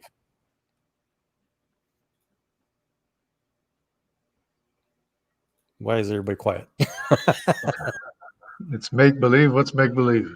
The idea of this, what do we call it? Direct causality has nothing to do with cause and effect. So yeah, I don't think so either. I think it's the difference between the speed that things happen on the quantum level and the speed that we observe things. No, the only way this makes sense to me, and again, my stupid quantum physicist type mind, is that they're talking about how wave functions can basically can move back into the decoherency phase, because when they first collapse, when they intersect, they become coherent, which is where supernature temporarily turns into fake regular nature that evolutionists have to worship. They think is real for the religion to be true. Well, that will become decoherent again once the wave function intersections move away from each other. And so that's what this is trying to describe. It has nothing to do with time. It has nothing to do with cause and effect. It's just nature turning back into supernature. This is the way I would explain this, if I'm understanding it correctly. So let me see if I can understand this. You've heard about if a tree falls in the forest, does anybody hear it? But I'm thinking about everything in the forest has it has something observing it, because you have all kinds of activity going on and nobody's observing it. Maybe an animal once in a while, but how is it being observed, and how is it growing? How is it changing, or how does that work? Well, it goes back to model. If you see a tree that fell, you can just assume that it made a noise. You still observed it. You still observed it. Okay. Yeah, because to me, all that stuff actually happens, and it rots, and all this stuff is going on all the time. So. Yeah, the ultimate conclusion that people from Planck to Heisenberg, all those guys, they all talk about how reality is immaterial. Einstein called reality is merely an illusion. It's everything is an illusion, albeit a persistent illusion, or whatever. I can't remember. I think we'll get his quote to get the full thing. But basically, nothing's real. So even if you think you see something that seems to make sense and it seems to have a cause and effect, it still didn't, technically. I call it a real fabrication. That's what I call it. Yes, it's a real fake. There you go. It's a real fabrication. But no, quantum physics prove God exists through the supernatural effects and forces. You got Jastrow, you got Planck, you got all these people that talk all about it. Penrose, I love those guys. Scientists have been talking about supernatural forces for over a century. And I love it when evolutionists / the atheists go, "No, they don't. Show me where." Well, there you go. Proof. You're a science denier. They don't even know this crap. Yeah. Don't get me on my soapbox. Yep. So see how Apple is doing here. See that sentient, transcending time is ludicrous. You have to go into the definition of God. It says, sounds like energy is infinite. I don't think you understood what the definition of God is. God is infinite. Well, God's not energy. No, but energy comes from him. I mean, either way, you would have to come from an infinite source of energy. And how do you have an infinite source of energy? Where's that come from? Well, that's where the supernatural effects of. So the way quantum physics describes that, like John was saying about wave functions, when a intersection first happens, it basically creates what's called the first quantum, which is an energized energy state, the smallest possible that's useful for anything to do with mathematics or anything or observation. And those things are what creates everything else. Your first quanta creates the first electromagnetic spins that create, all the quarks, the bosons and the fermions, and then those spin into higher quarks, and then those eventually spin into electrons, neutrons, and then those spin into the actual atoms and the molecules, and then eventually your brain. So all of that stuff starts with a wave function collapse. Well, that's where energy states start. But when they first start, the proof of God is that when a first quanta state starts, it starts what's called a zero energy state, where it's not spinning or it's not able to spin and react with other pieces of quanta. So someone, I love teaching this to kids with the fidget spinner. Someone has to start the first spin, because the spins, it's called the quantum angular momentum orbital. Hold on, let me get this right. Quantum orbital angular momentum vectors. The force at which the quanta spins around itself actually creates the movement, or the ability for it to move out of its stationary zero energy point states to be able to interact with other things. So something has to move that first. And the first law of motion talks about how any object at rest stays at rest. So quanta can't move itself. So something supernaturally has to move those first quanta states out of when they first come into the coherency property from the wave function collapse. So all of that's supernatural. And then once that starts, whatever starts the first spins, that starts everything else. Does that make sense? It's good. My summary anyways. Trying to make it. Yeah. So that's how everything is bound together in atoms, and is by starting things spinning. Yes. Everything's in a spin state. Yep. We calculate it. And that would take energy to get it to spin, right? Right. Yep. And then the spin is what holds it all together. Correct. Yeah, that helps me understand what holds the energy together. And cool. then it becomes like a solid thing, or an actual physical thing. Yeah, well, the various states, right? You got solid, liquid, gases, solid collections. Right. Yeah. Atoms. Eventually, solid, hard matter. Yeah. Yeah, different densities, right? Yep. Yep. You can imagine it all just a bunch of little spinning fidget spinners. Yeah, that's good. Cool. That's and the good. way we like to kind of teach kids what quantum orbital angular momentum is you spin the spinner, the fidget spinner, in one dimension, right? So you see a little thing spinning, and then tell them twist it. You got it between your fingers and your thumb. Yeah. As it's spinning, twist it. You feel the change in the momentum. You can feel that spin, the change. The force. You can feel the force. Yeah. Exactly. That's the orbital, the vector changes, and you need those lateral vector changes, those extra forces, to actually help the thing move. Because when it's in a perfect zero energy spin, it doesn't actually move anywhere. Just kind of stays in its own little orbit. As soon as it's able to twist a little bit, that's how it kind of starts spinning around in weird directions that we can calculate to be able to interact with other things that are spinning in weird directions. And that's how everything's made. Oh, okay. Yeah. So it has to get out of the regular orbit thing. Zero energy. So that it interacts with other things. Right. And what's even cooler is that sometimes quanta can return to what's that zero energy state, where it can't interact with anything again unless something else runs into it. So that's where the big rip comes into place, where eventually the whole universe will have total entropy and everything will stop. Yeah. Total entropy. Yep. So the universe cannot be infinite. No. At least per quantum physics, it can't be. So anyways, yeah, I don't know. John, if you're still there, if you think I'm wrong about this retro causality thing, I am all ears, but I just read earlier that made more sense to me than anything else so far. It's a wordplay, apparently.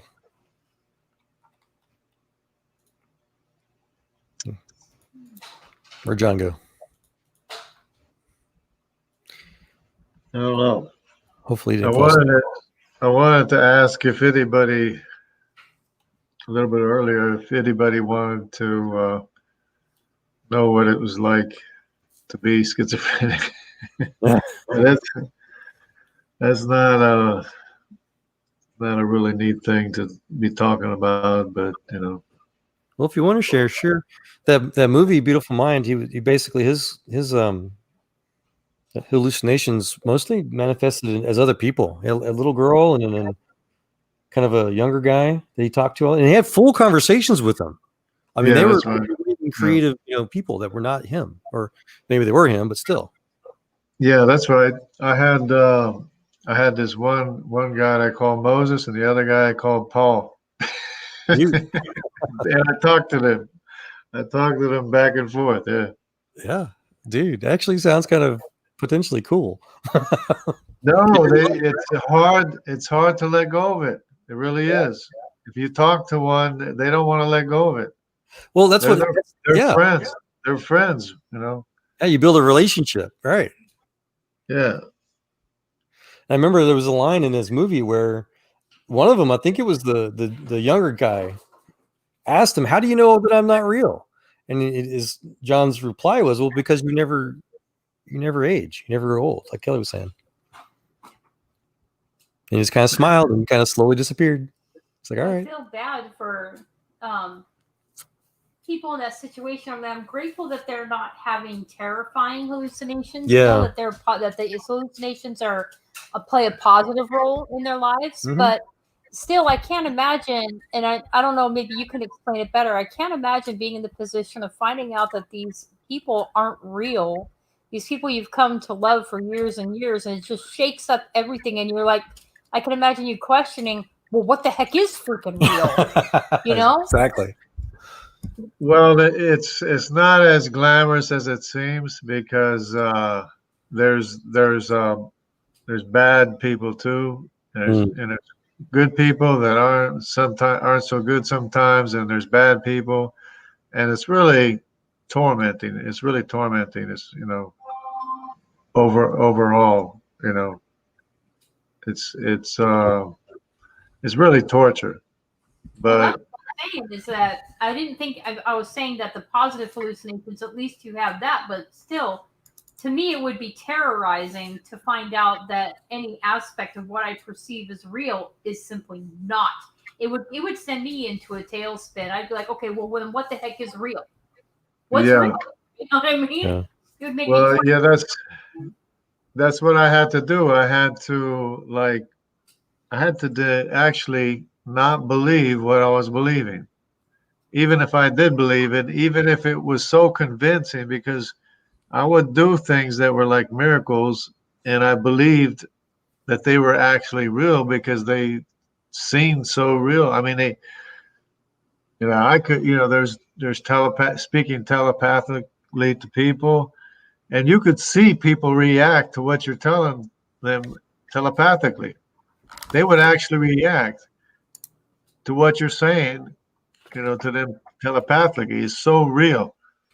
Oh. And it's hard to let go of it. Imagine. Yeah. I can't imagine. All I feel like to me would be freaking torment. I'd like you. Well, especially if you're being harassed by personalities that don't really exist. That'd be frustrating.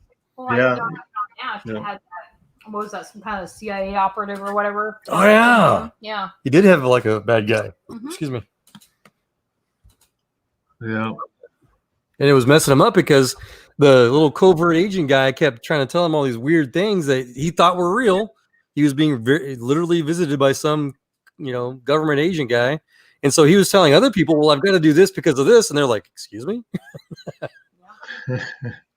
You wouldn't be able to hold a sharp knife? What? So, yeah. So, yeah, challenge. It's a monstrous challenge. I can't begin to imagine what that would be like. Did he get divorced or did his wife stay with him? I forget. I think she stayed with him. Yeah. Mm-hmm. But they had some hard times, but yeah. Mm-hmm.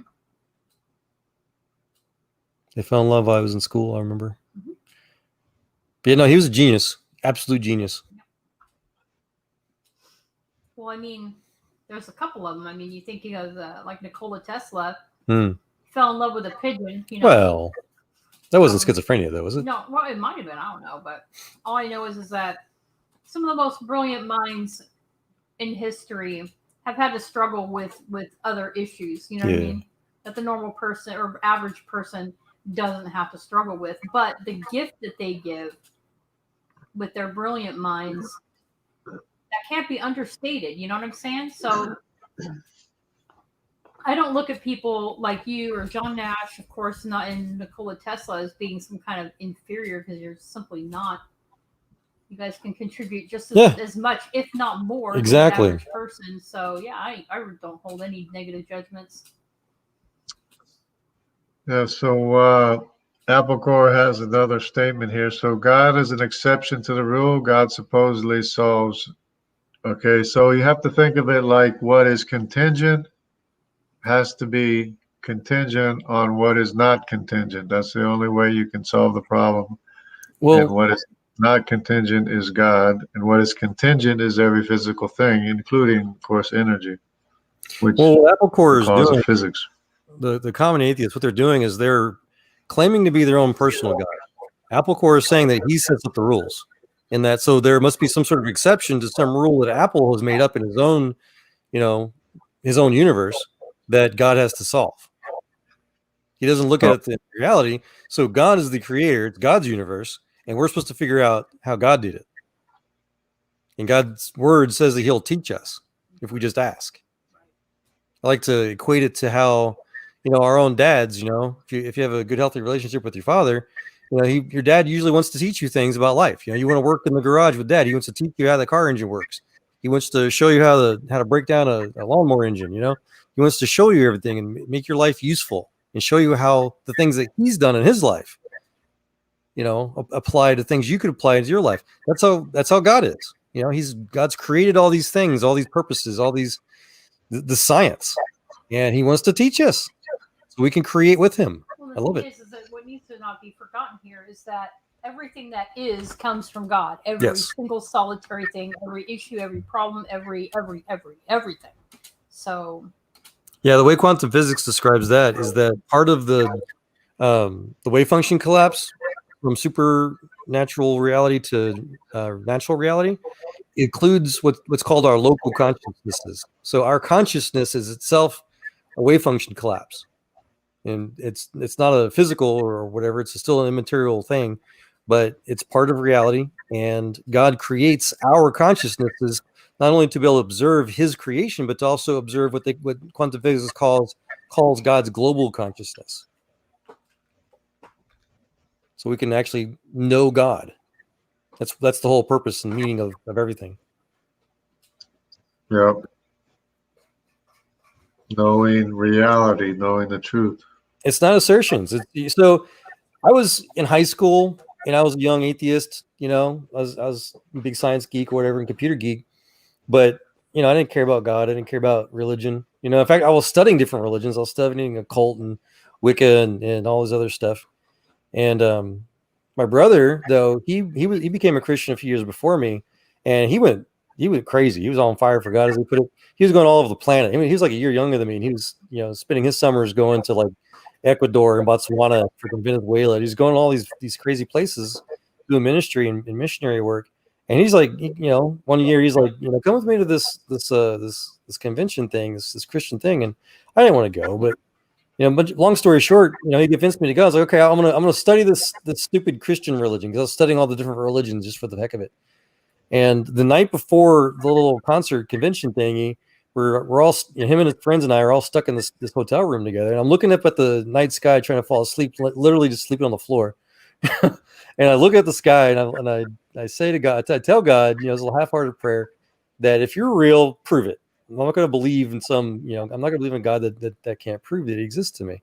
So I dared God that if He exists to prove it to me, literally. And the next day He did, and I could tell you whatever it was that convinced me, but that's all anecdotal. But the point is, you got to do your own science. Yeah. More than that, God wants to meet you in the heart. He's not interested so much in our minds as He is in our heart.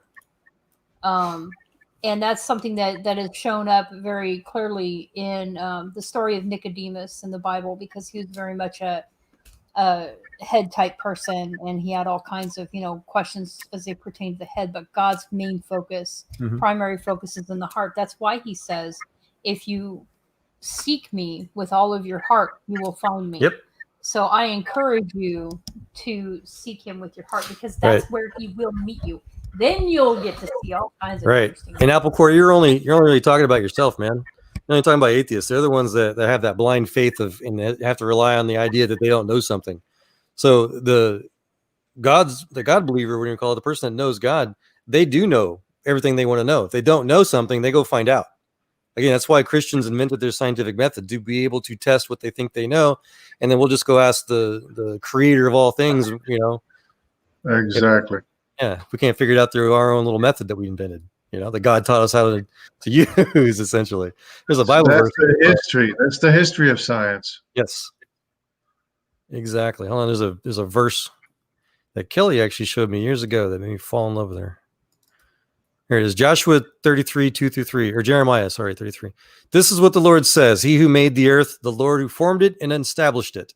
The Lord is his name. Call to me, and I will answer you and tell you great and unsearchable things you do not know. I love that. You do not know. God will tell you. You just have to ask. There's so many stories I could share about how all the different cool jobs I've done in my little life, you know, just on the bleeding edge of technology, as they put it. And you know, people, how do you know these things? You haven't even finished a degree in this, that, or the other. Like, well, I just asked. Yeah. I just asked to set up my experiments, you know, as God asked us to do. And here you go. This is how it works. You know? So wonder if Apple Core wants to be a bad example or a good example. Oh. Yeah, no, it's just Apple. If it doesn't work, then you just keep asking. Like Mrs. Joel just said, keep asking and it will be revealed to you. Yep. It's God's promise. Yeah, but you really have to want to. I mean, once you find out. Yeah. Oh, okay. Sorry, you got it right? Our kid just walked in. You have to really want to know the truth. And you have to search for it with all your heart. That's and right. God says you will find him.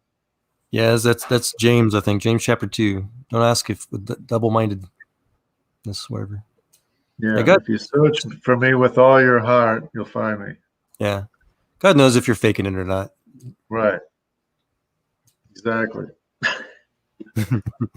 God ain't stupid. There's no fooling God. No fooling your creator. I've had all kinds of cool stories in my career where people were like a SpaceX, man. They hired me, and there's all kinds of problems that they had for like over a year that nobody could solve. You know, the things that they were working on over at Elon's R&D facility I worked at.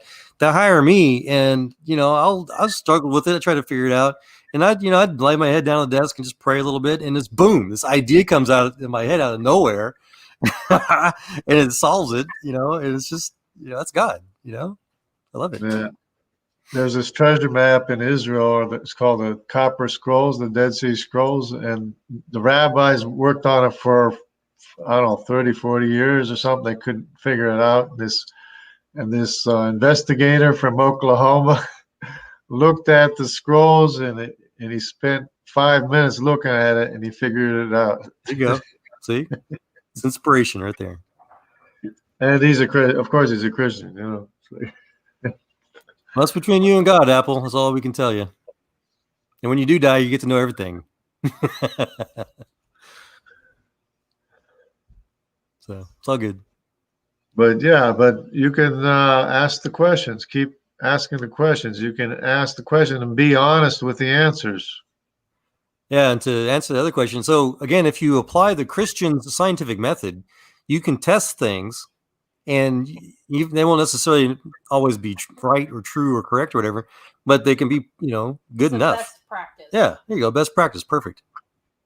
You have to be honest with the answers. You can't deny that it takes intelligence to make a living organism. If you deny the truth, then you're cutting off your only hope you have.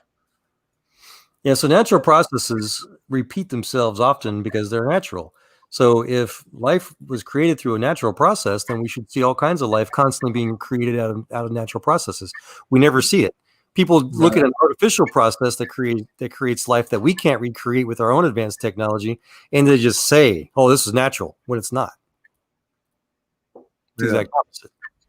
They should be popping up all over the place. Right. And it's not.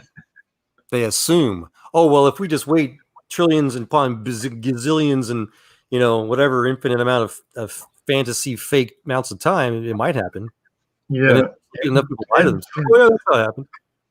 Can you see? Can you recreate it? No. That is the blind faith Yes. right there. That's infinite possibilities. They're looking for infinite possibilities in limited time and space, and that happens to be the realm of God, not the realm of physical possibilities.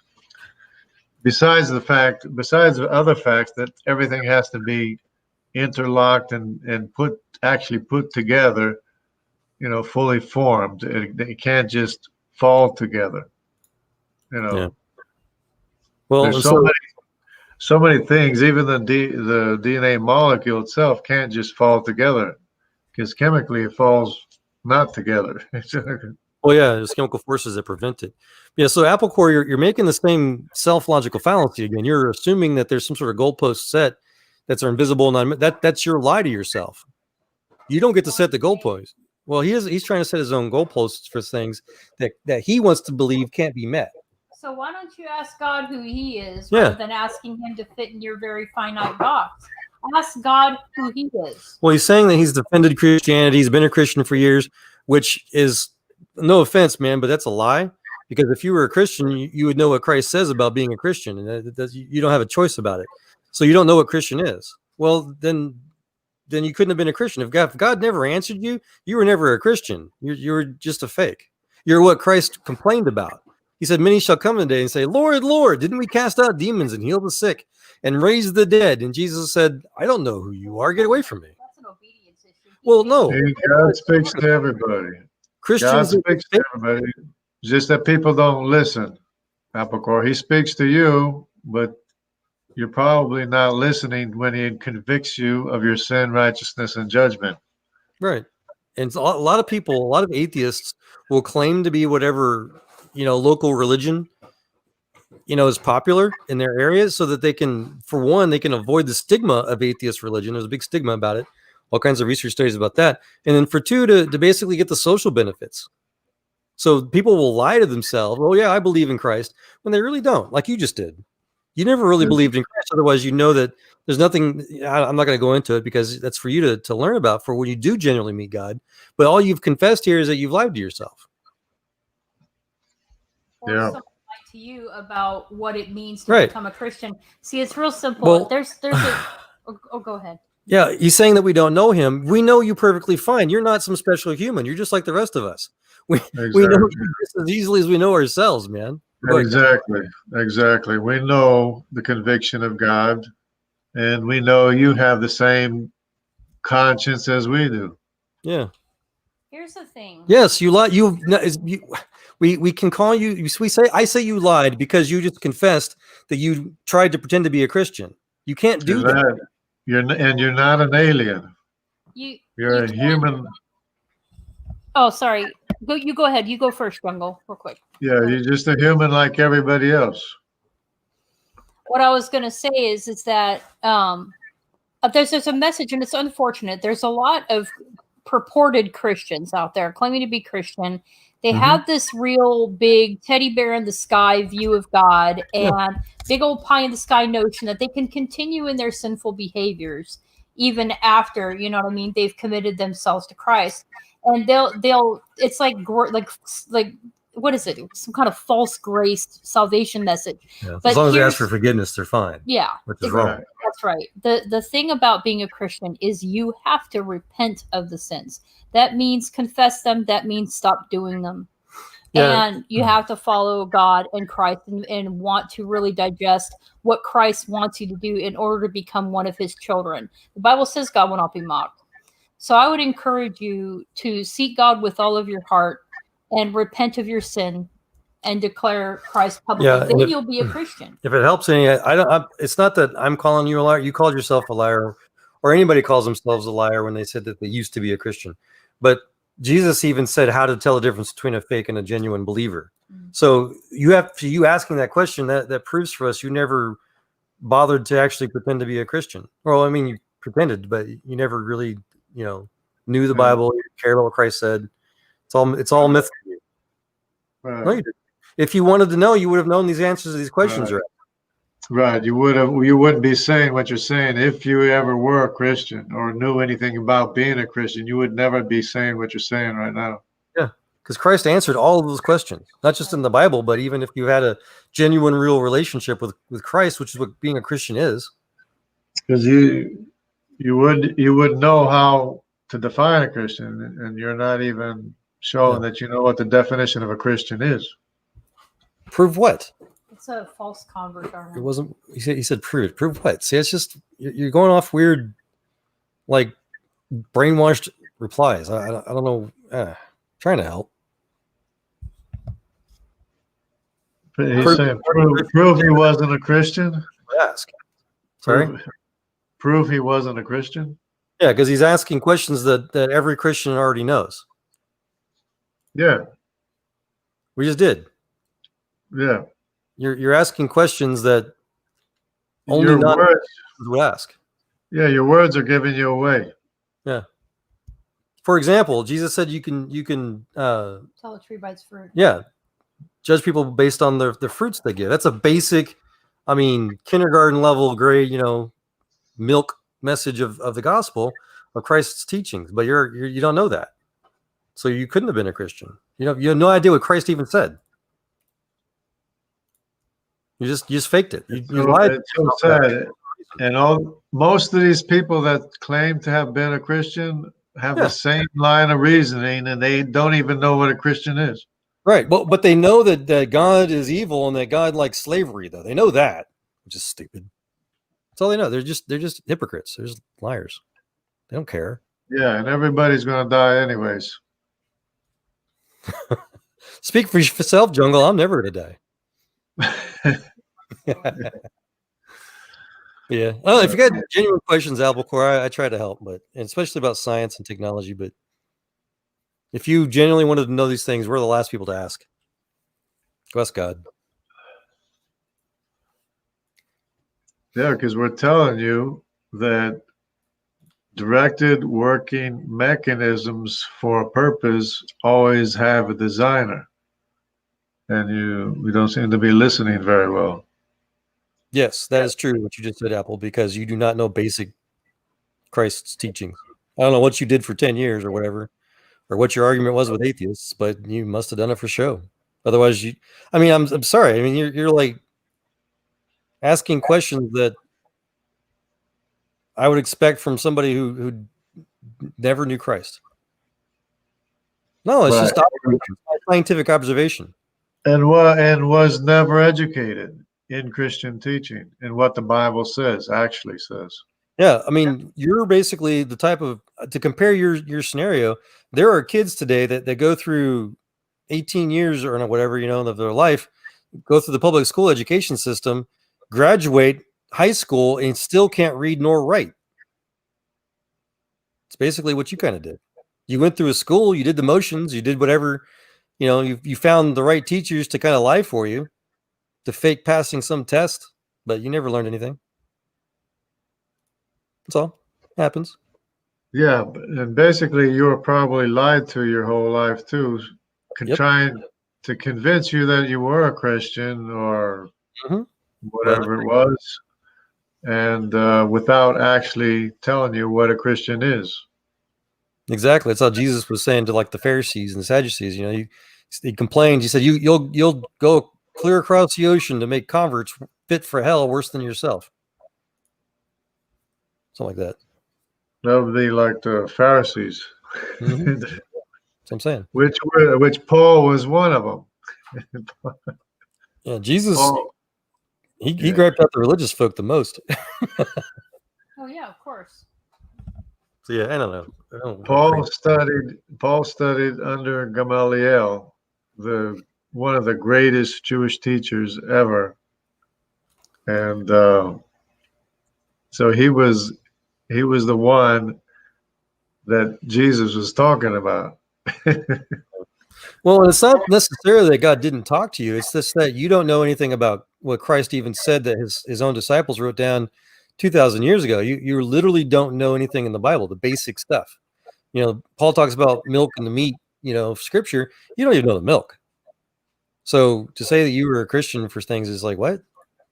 It's like, for example, okay, I like to make this analogy. It's like a kindergartner trying to tell a quantum physicist, plasma etch engineer how to make his dopant material do something by telling him he's telling him he's doing it wrong because he's not using a red crayon. It's like, what? You don't know enough of what you're talking about to be able to, so you can be a kindergartner that claims he's a plasma etch engineer, and he can make it sound like he knows what he's talking about, but does he? Especially when he's playing with his crayons, There's rules for kids and there's rules for older people. Well, I mean, there's knowledge and there's experience, and so if you don't know the teachings, then you're not genuinely a follower of Christ, Yeah, and knowledge too, of course. Yeah. Not only that, but externally from, physical education where you read the Bible and you study, you dig deep, which of course is highly encouraged. When you become a Christian, God will write the law on your heart. Yeah. You'll begin to understand things that you didn't even think of before. Right. And I've got a clear-cut example of that for me anyway.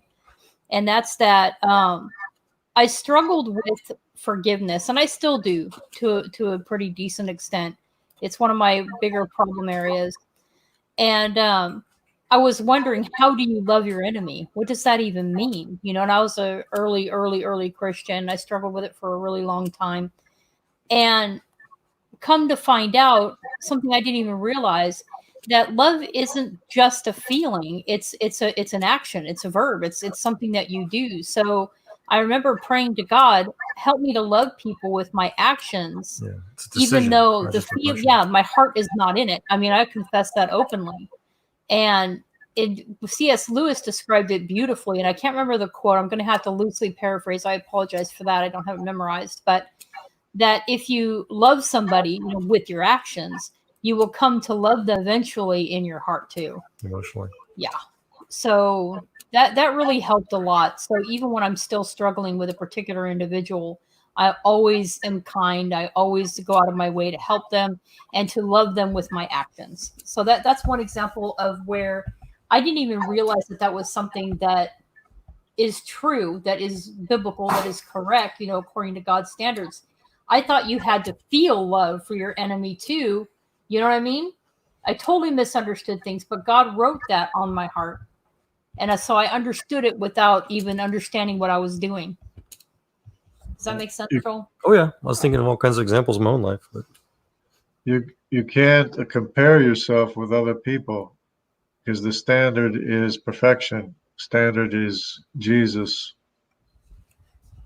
And I would agree with that, Albacore. Yes, if you went to some sort of fake Christian school that charged you money to learn about Christ's teachings that you could have learned on your own by talking to Jesus about it directly, then heck yeah. And hopefully they at least touch some sort of math and science along with whatever else you're complaining about. But I don't know. Yeah, and learn some science on the way too. Yeah. Yeah, you can pay people to teach you things, but whether or not you learn it, it's up to you. Right. That's another thing, yeah. Good. Go ahead, Jungle. No, that's what I said. I said the same thing you did. I said it's another thing, I think. Yeah. Yeah, I've spent 6 figures incomes on college educations myself, but I don't know if I learned anything. Everything that when I go take my classes, I already know everything. My professors usually, put me in the front of the class to help teach them things. Except for freaking accounting. That's just how long. Yes, I was very appreciative of my accounting professor. I told him flatly, I'm very thankful that I can pay people to do this. I am not an accountant. Gosh, that's like Sanskrit. That is mojo. That is some epic alien language stuff. Oh, there you go. He wants to go to school that can guarantee him to know God by the end. Sure, easy. God school. Well, not only that, but find the universe. First of all, read your Bible, to understand what a Christian looks like, what they really do believe. Again, there's a lot of false teachers out there that have this pie in the sky notion of God, and they think it's a license to continue in a sinful lifestyle. So you kind of want somebody that focuses on the message of repentance and, God's grace and repentance and how critical that is to the salvation of every single individual out there. Well, even more simply than that, you kind of revealed, I think, one of your big problems, Apple Core, is that you're relying on education. You're relying on, you've literally just confessed you want to be indoctrinated to understand things. You need to learn to think for yourself. You need to just ask God directly. That's what the universe is for. And you're depending on other people. You're looking to other people instead of looking to God. Yes, I love. Right. Look for God first Einstein. in all things, but make sure that you judge the spirit by judge the people that are teaching you around you, like whatever church you decide to attend, stuff like that. That what they say is biblically correct, because again, there's a lot of false teachers out there today. Albert Einstein, he's one of my personal favorite heroes. I love the way he put it. He says, quote, "I want to know how God created this world. I am not interested in this or that phenomenon in the spectrum of this or that element. I want to know his thoughts. The rest are details." I love that. All of science. That's how my memory is. Science, nothing. That's the main thing they teach in school. That's the first thing they'll teach you about Einstein in school, right? Oh, of course not. But that's the summary I've made now, is that science can only be used to better understand God. The rest are details. Well, once he gets deep enough into science, he'll begin to see that, because what was it? You found some quote not long ago, Joel, something pertaining to that if you get a little science, you become an atheist. Oh. You get a lot of science, and that's impossible. Almost every scientist says that, from friggin' Kelvin to Bacon to Collins. Yeah. Bacon's one of my favorites. So Bacon, he's the guy, Sir Francis Bacon. He invented the scientific method. He said it best. Where's it at? A little science estranges a man from God. A lot of science brings him back. Yep, that's what happens. Yep. Pasteur said that. Kelvin said that. But Reagan said something interesting too. It says they know a lot of what is not so. The problem is people are learning stuff that's totally bogus. Yep. That's what the problem is. That's what the problem is. People go to school, kids go to school, and they learn bogus things. Sorry if I'm delaying. No, you're fine. I accidentally stepped on you, as a matter of fact. That's why I want to let you finish your thought first. Yeah, in Apple Core, I mean, none of us here want to bag on you or anybody in particular. Just, and if you've got questions, man, we try our best to answer. But ultimately, the mistake you've made in your life so far, obviously, is that you didn't ask God. Which we've all been there. Yes. Okay? None of us are guiltless. Yes, we're all the same. Yeah. Bible says all have sinned and fall short of the glory of God. That's right. But what was interesting that I wanted to interject real quick is this is weird. I usually don't talk this much. Nice to meet you, Apple. But anyway, I'm usually really quiet. But That's true. When that quote that you read about, if you get a little science, it estranges from God, but the more you get, the closer you get to God. That goes right back to what the Bible said. There's so much overlap. You see all around you. There's so much overlap between what the Bible says and reality, what we observe. And it's true. If you search with all your heart, you're gonna find. Oh, that reminds me. From science to God, okay? You're gonna find. God guarantees it. So now I got to quote Kelvin, because he said that. Go ahead. No, it's okay. I think I'm pretty much finished. You gotta sift through a lot of bad information. We want to talk about the laws of thermodynamics, and if nothing can come from something and all that good stuff. Well, here's the man that established the laws of thermodynamics. He says, if you study science deep enough and long enough, it will force you to believe in God. I love that. Yeah. And when I was a kid, I read the laws of thermodynamics. I said, this guy just proved God. Yep. Just by the laws of thermodynamics. This guy must be a brave guy. I thought this guy's brave because in my world, he would like be a target, Well, it's just it. I was going to say, so a lot of the biggest revolutionary changes in science happened during the Renaissance and the 1700s. So they were very blessed together. Yeah. Yeah, Kelvin also said that I believe that the more thoroughly science is studied, the further does it take us away from anything comparable to atheism. Yeah. I mean, atheism isn't even a thing by definition. It can't tell you what is. It can't tell you anything that is. So it can't tell you anything. So it's not anything. So an atheist, what's an atheist? Somebody that can't tell you anything, by the strict definition of an atheist. It's a universal negative assertion. Yeah. I love G.K. Chesterton. He's a famous philosopher. He says, atheism is indeed the most daring of all dogmas, more daring than the vision of a palpable day of judgment, for it is the assertion of a universal negative. For a man to say there is no God in the universe is like saying there are no insects in any of the stars. You can assume there's no insects in stars, but until you go check out all the stars, you just don't know. But atheists, they know there's no God. Which reminds me of Carl Sagan. Hold on. Go ahead. Hang on, you got the mic over there. Thank you so much. Of course, I mean no disrespect when I say this. I'm not directing this at you, Apple Core. Certainly not, because I would love nothing more for you to come and to seek God and to find Him for yourself, because it's amazing. But He might not be there. I hope he is. Gosh, I hope you're here still, Apple Core. But what was I gonna say now? Sorry. No, it's all right. Oh man, I don't remember what I was gonna say. Darn it. Maybe I'll remember it in a minute. There you go. Go ahead, John. We'll say something. I'll try to remember. George asked a question here. Here, you want the mic to answer? Well, again, Apple, we're not trying to beat on you or anything. Just No. we're here to help. If you want help, if you don't want help, then okay. Oh, he doesn't see the point in talking. Okay. Yeah, I understand that. That breaks my heart, because if I was like that, if I was lied to for most of my life or whatever, and a bunch of mean old Christians tell me that you're just stupid and wasted your time, that's got to be disheartening. But we're not telling you you're stupid, and none of this is a waste of time. None of this is coincidence. Right. You have no idea, George. Just that you've been given a lot of bad information. Yeah, and if anything, we regret that you didn't meet God, more directly, or at least find somebody that can help show you God more directly sooner. That's the real travesty. It's not that you're a liar. I'm not calling you a liar, Apple. You called yourself a liar. I'm sorry. I really should be kinder. He's been lied to. Right. There's a big difference. We've all been lied to, but when people say that they've been a Christian and then they fell away or whatever, that's a lie. If you've been a Christian, that means you knew Christ.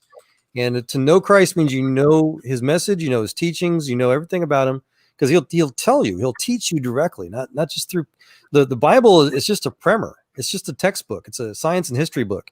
It gets you started. But once you actually know God, then you don't need the Bible anymore, because you have the author, right there to tell you about it, and you still learn things from it, of course. But still, it's just. To say that you were a Christian and then you weren't, that means you never were. That's all. That's right. People like Apple Core just show how bad the educational systems are. Yeah. All the terrible things that people lie about. But yeah, it's not a computer game, George. Starfleet Battles it's my favorite game. It's a tabletop game, and it's very, very complicated. So it's a Star Trek game, of course. It's a simulation, combat simulation. Anything and everything you can think of in the Star Trek universe applies in the game, and you either captain your own ship or you have a fleet of ships, battle stations. I mean, everything. It's literally the whole Star Trek universe simulator, and it's the rule books. I think someone said there's about 6,000 pages total for. In a full sheet pages, and it reads like law. In fact, there's people that have all these different in-house rules. I'm on Starfleet Battle forums still. And they said that this one guy has a house rule. What was the name of that U2 song? There's a U2 song they play. I'm not sure. Oh no, I have to find it now. And you can. They say you only can look through the rules for as long as the song is on. Then you can't. If you can't find it at that time, you have to give up. I still haven't found what I'm looking for. And they say they encourage singing along very badly. So they'll paint the picture. The Bible does say that these things are written so that you can know that you have eternal life. Yes. Yeah. True Christian means somebody who knows Christ and emulates Christ, really. That's what Christian means, like being an American or being a physician. Right. Because everything will click, everything will fall into place, everything will make sense, and everything will come to light, and it'll give you joy and peace. Yep, that sums it up right there. And take care, Apple. Oh, is he taking off? You have a good night, Apple. Thank you for coming in. Not really, Lena. Used to talk with Elon about that silliness. And Elon even concedes that if this is actual, just a virtual simulation reality, then somebody still programmed it. The simulation concept, that still is biblical technically. Everything is just kind of temporary. I still think it's a real fabrication. There you go. It's a real fake. I love it. What's that new technology called? The something fake, true fake. What's it called? There's a really cool new technology based where they can take snippets of your voice and of like videos of you talking, and then they can true fake, I think it's called, and they can basically recreate you and make you say anything. It looks like a legitimate live, authentic video. Yeah, that's going to complicate things. Deep. I think I forget it called deep fake as well. Oh my god, deep something. That's going to make things very complicated now. Now it's either the truth or not. That's why people have to hold on to the truth. The truth will set you free. First, it'll make you mad. Yep. First, it'll tick you off. Yep. Yeah, I don't know. I don't know how to help people realize that they've either been lied to and or lied to themselves, but I'd like to think people figure it out on their own. But I would like to convince them to find out for themselves. Oh my gosh, quit assuming things are without freaking looking it up. Figure it out, man. Look it up. And there's a reason. There's a reason for their confusion. They're confused about everything. Is because things are conflicting that they believe. Well, like I was trying to tell them, sometimes people just want to learn what someone tells them. That's indoctrination. That's not thinking for yourself. You have to. Right. God tells us to challenge everything, to test it. Yeah, especially with some of these people we talk to, we're hearing the same parroted phrases over and over. Yeah. That's right. Yep, that's religion. That's not God. Like that, God's not religion. I mean, Mark Lowry. Yeah. Look it up for yourselves, he says. He's like, it's because I'm holding the microphone, may have an 800 number. I love that. Yeah, Mark Lowry's awesome. Funny guy. Yeah, simulations require a programmer still, Lena. It's my one of my undergrads is in simulation programming. Yep. Good stuff. It's probably one of the reasons why they hired me. Yeah, but God is proving what is in our heart, though. Yeah. He's proving us what's in us, what's in our heart. Trials turn to gold. Exactly like the Bible says. Even if you don't understand what it's saying or not, God proves what's in your heart. Yeah.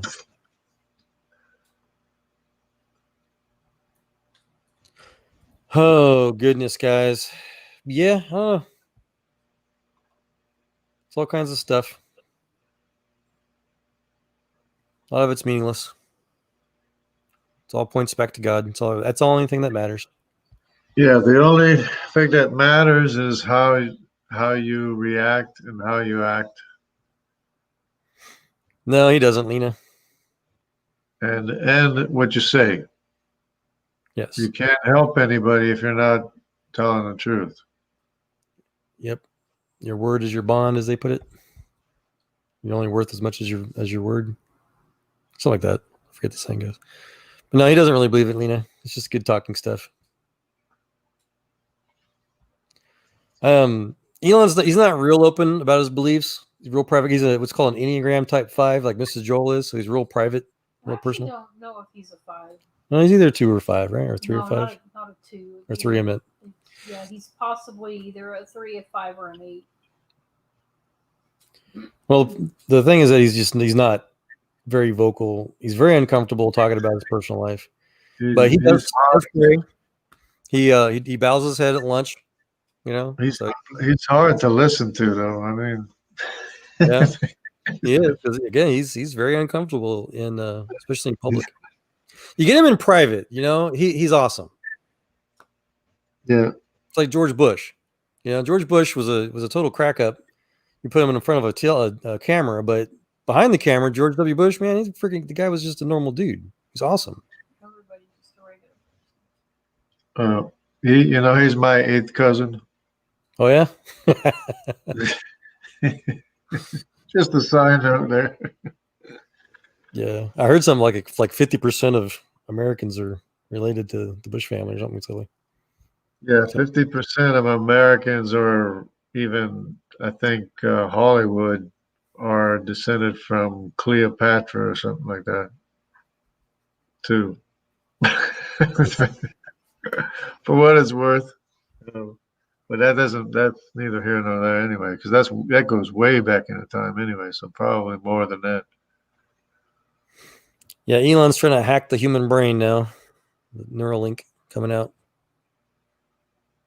They're trying to get the FDA approval to do human tests this year, but it looks like they have to wait till next now. It's already almost November.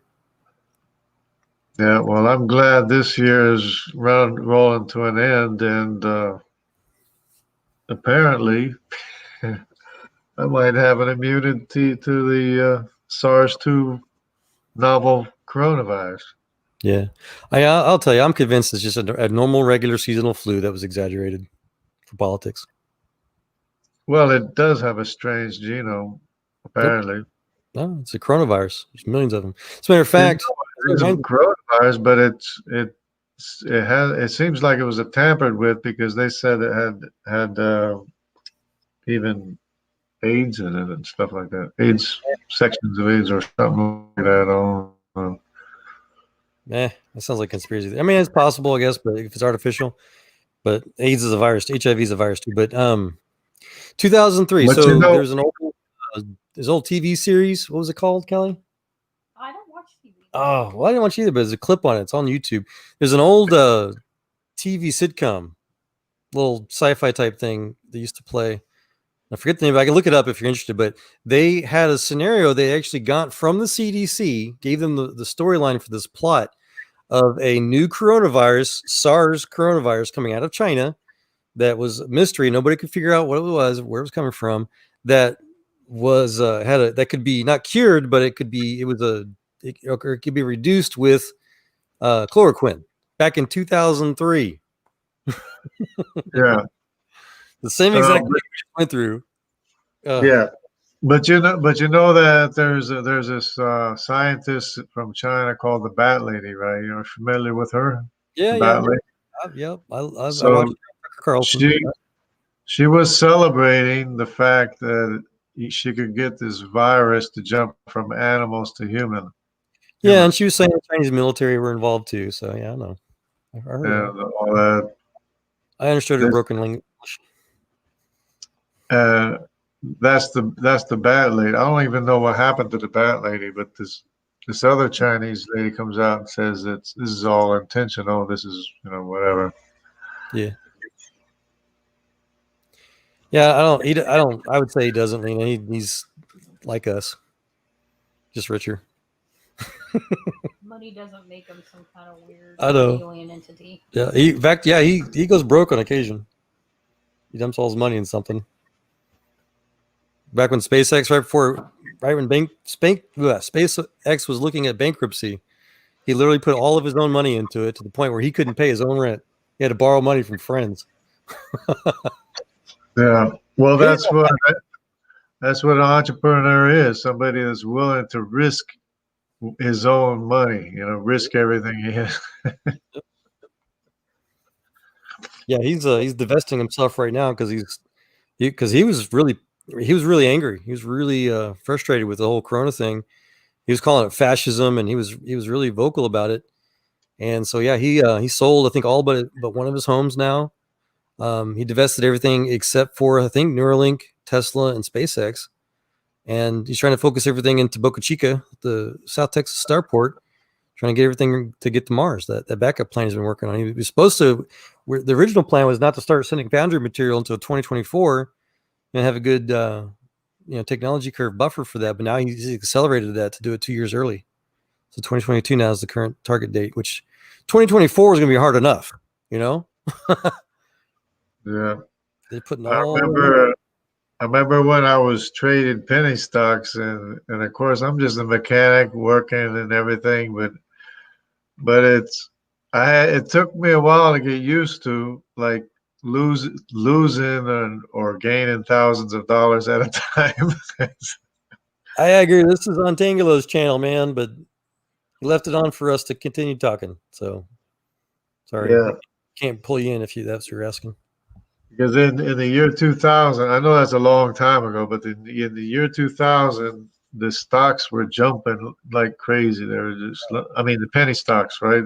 So I'm looking at these in the paper. I'm seeing 300%, 400, 500%. I got to check this out. Mm-hmm. So I opened up an account. I started trading. I went from $750 to like $32,000 or $34,000. Nice. What'd you trading.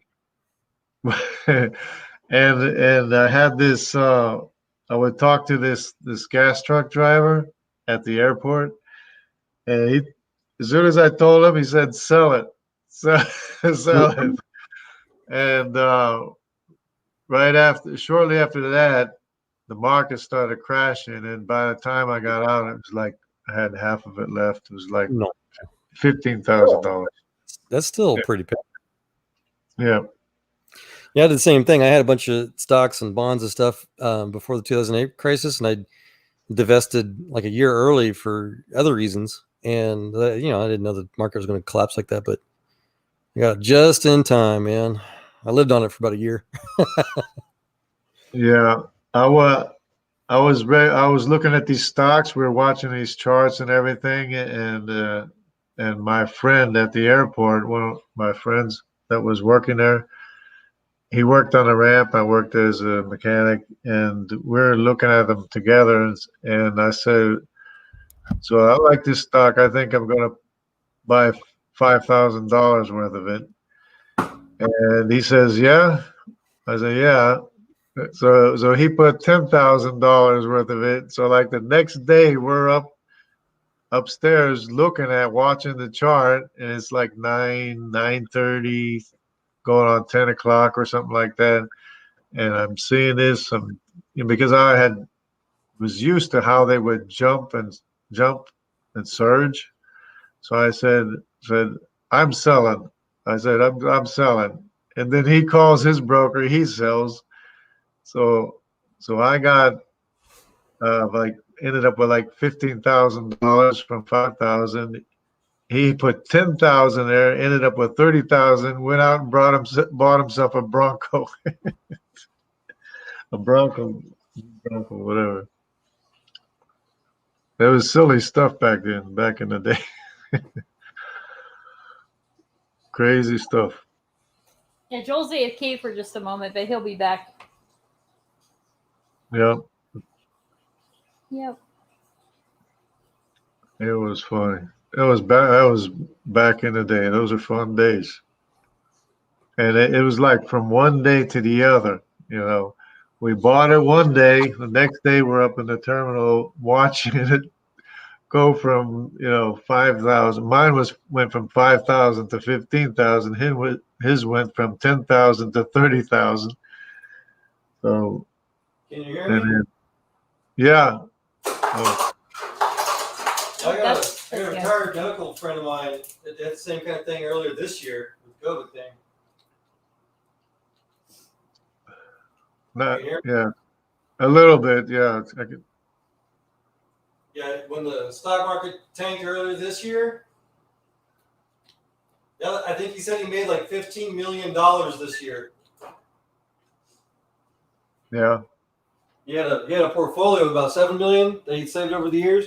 He doubled it this year from the ups and downs from the COVID crisis. Yeah. Well, that's. He kept threatening he was gonna hire me a broker, but that's somebody that knows what they're doing, right? yes. Well, again, he's retired. You know, he's a doctor. He has money to spend, and so takes money to make money. I haven't gotten back into it because you got to watch it. You got to know what's going on and everything. That's why I don't care for it now. It's work. It's work. It's work. Spend a lot of time, and it takes a lot of time. Yeah. Too. Yeah, that reminds me. I don't know if you ever played with what's called IRC channels on the internet relay chat. IRC. Yeah, you heard of that? It's like a little. It's a subsection of the internet that the military did for a long time before they made it public.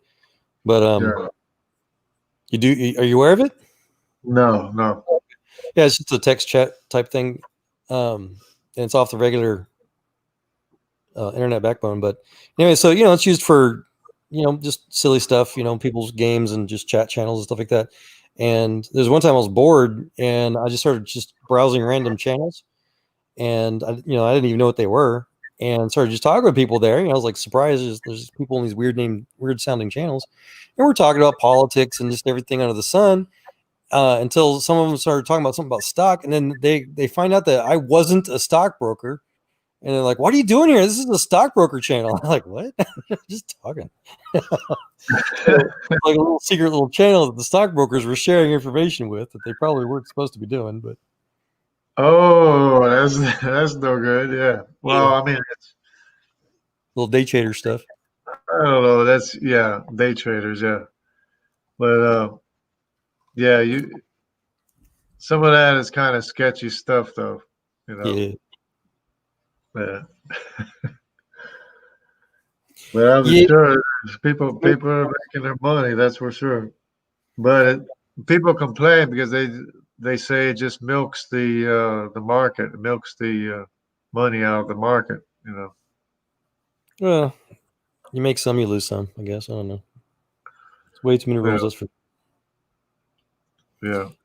The company I was working for previously got bought out by a larger company, and they couldn't even tell us because they had to go under some sort of stock exchange blackout. And if you had any of the stocks between the companies, you weren't allowed to buy or sell. We weren't even allowed to tell people that the merger was even going to happen. Yeah. Because it would violate whatever insider trade stock thing laws. It's crazy. Yeah. I noticed that anything that happened at the airport was never happened the way they said it was going to happen, because they would make announcements that they're going to have this hangar or something made here, there, like this and that. But it never happened. It's like something else would happen, just to throw people off, I guess. I don't know. What do you mean by hangars? Airport? Airport hangars and our facilities, like repair, maintenance hangar, or whatever. It's supposed to be like a heavy duty. It never happened. So, and they're showing the location and everything. It's about to be totally different the way it ended up. So I don't know if they changed their mind or if they just never intended to do it that way. But it happened so much. It happened so often that they would make announcements about some kind of thing they were planning, and it never turned out that way. Oh yeah. So I'm thinking they're just trying to throw other companies off or something. I don't know. Reminds me of the Army, man. Yeah, like the Army too. They always say everything I'm about to tell you is subject to change. Yeah. I'm saying it. Yeah. I still don't know why they made us march in the rain during the Chernobyl fallout, but they did. And that they never did that before. I mean, we never marched in the rain. We never even marched, for that matter, much less in the rain. And during the Chernobyl fallout, the radiation fallout, we were marching in the rain. Yeah. Radiation fallout. But it turns out that the majority of the radiation fallout happened just north of us, where we were in Karlsruhe. Yeah, it's poopy. Turns out radiation's not really a big deal, by the way. What? It wasn't. Yeah, unless you're like sucking on uranium. Yeah, they were probably maybe I don't know if they were trying to measure it or something. I don't know. I don't know. My NCOs were like, if it's not rain, or how's it go? If it's not raining, we're not training. Something like that. Some dumb, annoying thing. Now, the best thing I like in the Army was the cadence, singing cadence and marching. I don't know if I can, but I can't stop saying Kelly picks on me as I still sing cadence out of nowhere still today. Yeah. I think this morning I was singing Hey Lottie Dottie. Yeah, you do that often. Yeah, that one stuck with. I'm brainwashed with cadences. You're right. I like it. You still do that, Jungle? Still sing? You still sing cadence today? I don't actually sing them, but I mean, but I remember. I try to remember them some, and sometimes I watch them on YouTube sometimes too. Yep. Same. C-130 rolling down the street. The wheel fell off. Thing flipped. But there's a few variations out there. It was funny because there was this one platoon that it was marching by, and they weren't singing cadence, but they were just clapping as they're marching, right? I guess to keep the pace or something. And they marched by the front of our barracks where we were, and there's this African American. He starts dancing and clapping, and I thought it was the most hilarious thing, Awesome. Dude, there was one YouTube video I was watching some boot camp rotation earlier this year. They were like holdovers for like over a month past their graduation date, and they're running information, and they had this beautiful, I was super funny, creative cadence about COVID-19 keeping them there. I forget how it goes, but it's funny. It was very creative. Yeah, I was going through boot camp. We had this one guy. He was kind of our dedicated cadence caller. That he would like read books and invent all these new cadences and stuff like that. We were always coming up with new cadences. Crazy. It's fun. Yeah, I like the cadence. Yeah. I don't know if I liked it, but it sure stuck with me. Fort Jackson, South Carolina, we had this one drill sergeant. He would sing, what is it? 7779311, something like that. Oh yeah, It's a song. It's a song, but they put it to cadence. Sounds almost familiar, like a zip code. It's a telephone number, I think. 309 something. Kelly, you remember? I don't know. It's no. 7779311. I think is that without the. That's the number without the first three numbers, right? The zip code, yeah. I think I know what you're talking about. The old 50s song. Yeah. 6375309. Sounds like another. That's another one. 8675. Oh my goodness. Crazy. This is one. This is baby, won't you come dance with me or something like that. Yeah. Well, speaking of snafu freaking building projects, man. So I was at Fort Bragg, and they're spending like 3 years, like in billions of dollars to make these new, like, there's like 6 of them or so, big giant barrack apartment buildings. And it was taking forever to make them when you're just dumping all these millions and billions of dollars into it. And like after like 3 years, they were saying they were almost getting ready for them because I couldn't get housing. And they found out that they forgot to add rebar in the buildings. Oh man! They had to tear them all down, and they're almost finished and rebuild them. Wow, crazy. That's bad. Government.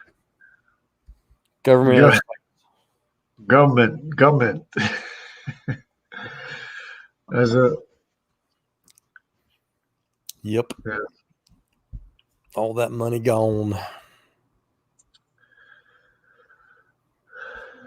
Yeah. Good enough for government work. Oh, yeah. I remember that. I hated that line, but I remember. Yeah, I don't know, man. I've been in science and technology all my life.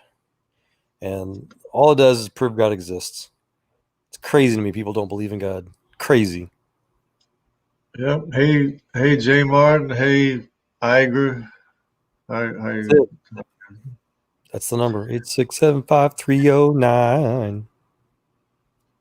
I'm not a singer. Kelly's a singer, but she doesn't like to sing. Yeah. It's quite a travesty. 67539. 8675309. It's sticking in your ear now. It's an earworm. Yeah. We'll be singing it in our sleep or something. You got any questions, Jungle? Because Kelly's trying to drag me off the bed soon. 86539. Yep. You got any questions about technology I could answer? Yeah, technology. Any Did you see that interview with Kent Hovind, the guy talking about technology? No. Ology? Technology, he called it. What's his name? What was his name? Iger. Who was that guy that interviewed Kent Hovind in Britain or in Europe? Was like Iger said he had to bail out already. Oh, we gotta go. Okay, or maybe somebody else knows. It's I don't know. I can probably find it, but if I try to do something, I might lose my signal if I try to do something. But it's can't. I got a mental block right now. I got to take. I don't have any Bacoba with me. I figured out that the Bacoba, I think, really works. Bacoba supplement, good for the head. There's Iger. He's got to go, and he doesn't know. I googled technology, but I'm not finding much yet. No, man, I gotta think of his name. I'll think of it. I'll remember it, but it's there's a guy back in the day. He wore like sunglasses indoors, and he had his own show, and it was like he was asking like hippie questions or whatever. Not hippie questions because it's way after that, but it was this Arabic kind of guy. And he did a couple of movies after that. Since then,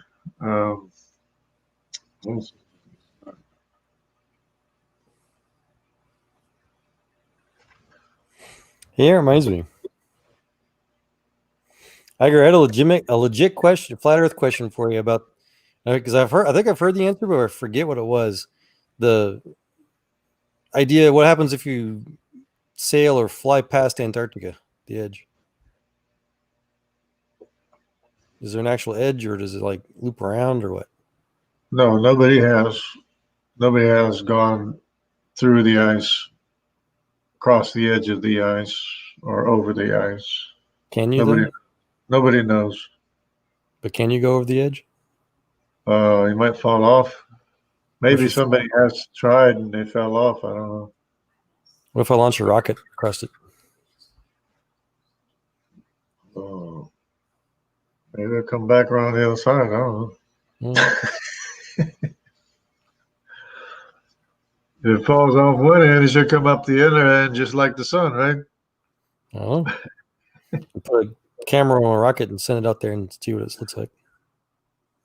Well, yeah, it's past the edge. It's legit. I'm not trying to be rude or jerk. So seriously, what's the answer? If we could fly past the edge of Antarctica. Oh, you gotta go to the Antarctica Treaty. You'll figure it out. In the 1950s, everybody agreed. Nobody goes past the ice edge. So it is. I thought it was just everybody agreed not to make military bases or something there. NASA was formed in like the 40s, I thought. 30s? 40s? 40s. Pioneer program, the ENIAC. My grandfather worked on the ENIAC jungle. Have you ever heard of that? The ENIAC, no. The computer. Well, what if you could do it, Iger? I mean, I know how to build rockets. You get a few $1,000,000. I did sign no treaty. You gonna shoot it down? Untangelo wants to get a boat and go sailing. I think it was Untangelo, right, Kelly? You take Untangelo's boat out there and launch a rocket from it, make it cheaper. Sounds like a horrible trip, Jay Martin.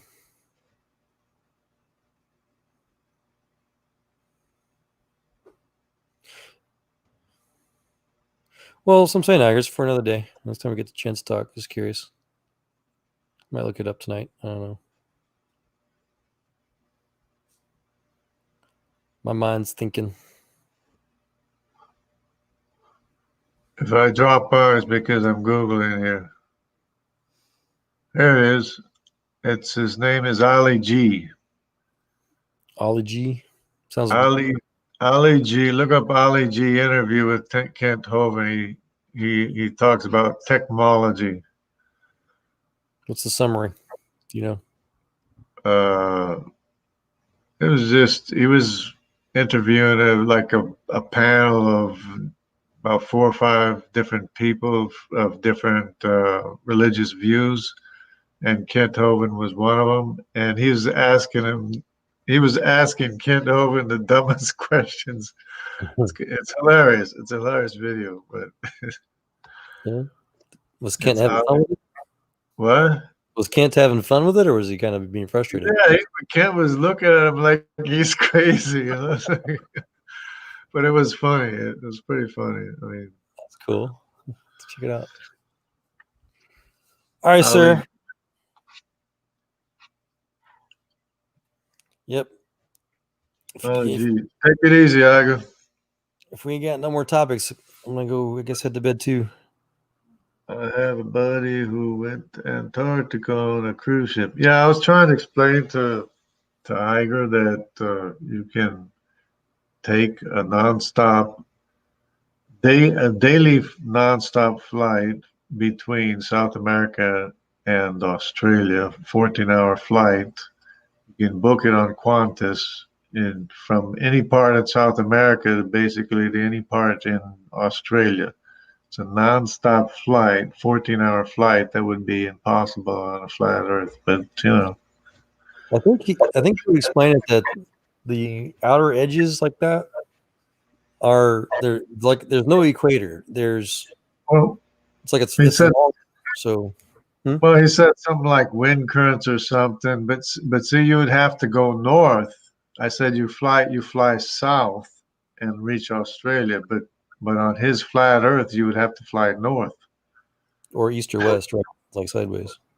Or whichever way you have to, but it would have to be some northerly directions to reach the other side of the world, which would be Australia on the other side of on the flat Earth map.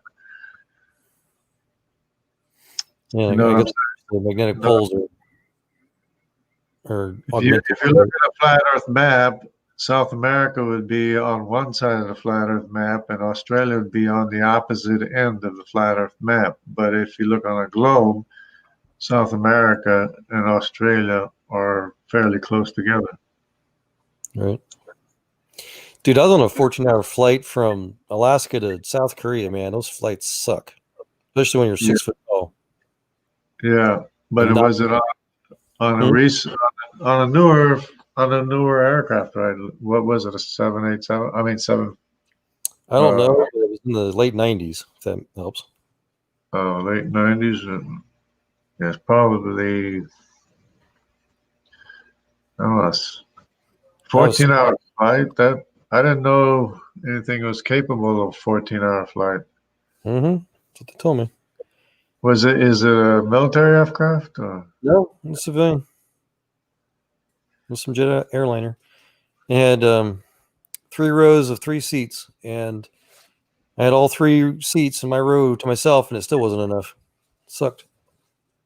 Yeah, I guess that would be the 777. Probably the 777, yeah. Oh, I didn't care. They said get on this plane. Yeah. I had to fly from North Carolina to St. Louis to somewhere I forget, and then Alaska. And then I sit in Alaska for like a week and a half or something like that. And then from Alaska to Japan, and then from Japan to Korea. So it wasn't all one flight, I guess, one straight direct flight. Yeah, because I don't think they got nonstop 14-hour flights until fairly recently. I mean, yeah, fairly. Well, yeah, I could be wrong. But I do recall that the Alaska to Korea with the one stop in Japan was 14 hours. Yeah. It sucked. I did it 4 times. I made 2 different trips. Yeah, it's tough. I mean, I know I've done 9-hour flights, and they're tough. I mean, I try to get first class, as an airline employee. Yeah. And because then you can lay down, you can stretch out, and you go to sleep. You wake up, you're okay. All right. Not so bad. But if you're in one of those seats, you basically have to like lean forward or sleep sitting up or whatever. You don't have any seats besides you. I had all 3 seats to myself, and I lifted up the little armrest things, but they still get that gap in the middle. It was just sucked. Yeah. Yeah, it's trying to sleep on 3 seats if you're 6 foot tall is not so easy, I guess. Hey, I guess it beats a boat. Oh, it beats a lot of things, I'm sure. In fact, every time I drive between New Jersey and Missouri, I'm thinking of my ancestors that used to make the same trip. I mean, that probably took who knows how many weeks, George, it's all Jungle's fault, man. He's too cool and stuff. We don't get to talk enough, so I'm thinking I'll leave this alone here, and so I can't go to sleep because I got to talk to Jungle. He's so interesting. Maybe I'm keeping everybody up with my night. Oh, it's only 2:30. It's only 2:30. So, well, if you have to work, I mean, you can probably cut out. Yeah, I got a job interview Monday. Well, NASA can call any time, so we should get our schedule at least somewhat reasonable. Yeah, I applied for NASA again. Oh, okay. NASA's hard to apply for because they give like a 1 or day 2 window, man. Yeah. Annoying. And I don't know if you ever applied for a government job before on the USA job site. It sucks. Yeah. 1 or 2 day window. Yeah. So you gotta keep watching. You gotta keep watching it all the time. Yeah, and I'll like Kelly, she'll catch it on a different job board, and by the time you go to apply for it, it's already gone. Yeah. It was late on the job board, so yeah, it's just frustrating. Right. So yeah, you have to kind of like be watching for it, or you gotta. I know with the airline, I'd have to bring up a menu and look for my qualification area and which place I wanted to go, but we had like a month or so to apply and stuff. And usually they would announce it anyways if there's opening somewhere. Yeah, George, that Bob Winds thing, when you look at the fake map, the Antarctic winds or the southern wind, we call it the southern pole wind, they all kind of spin together, so it looks like it's one big giant whirlpool on the edge, I guess.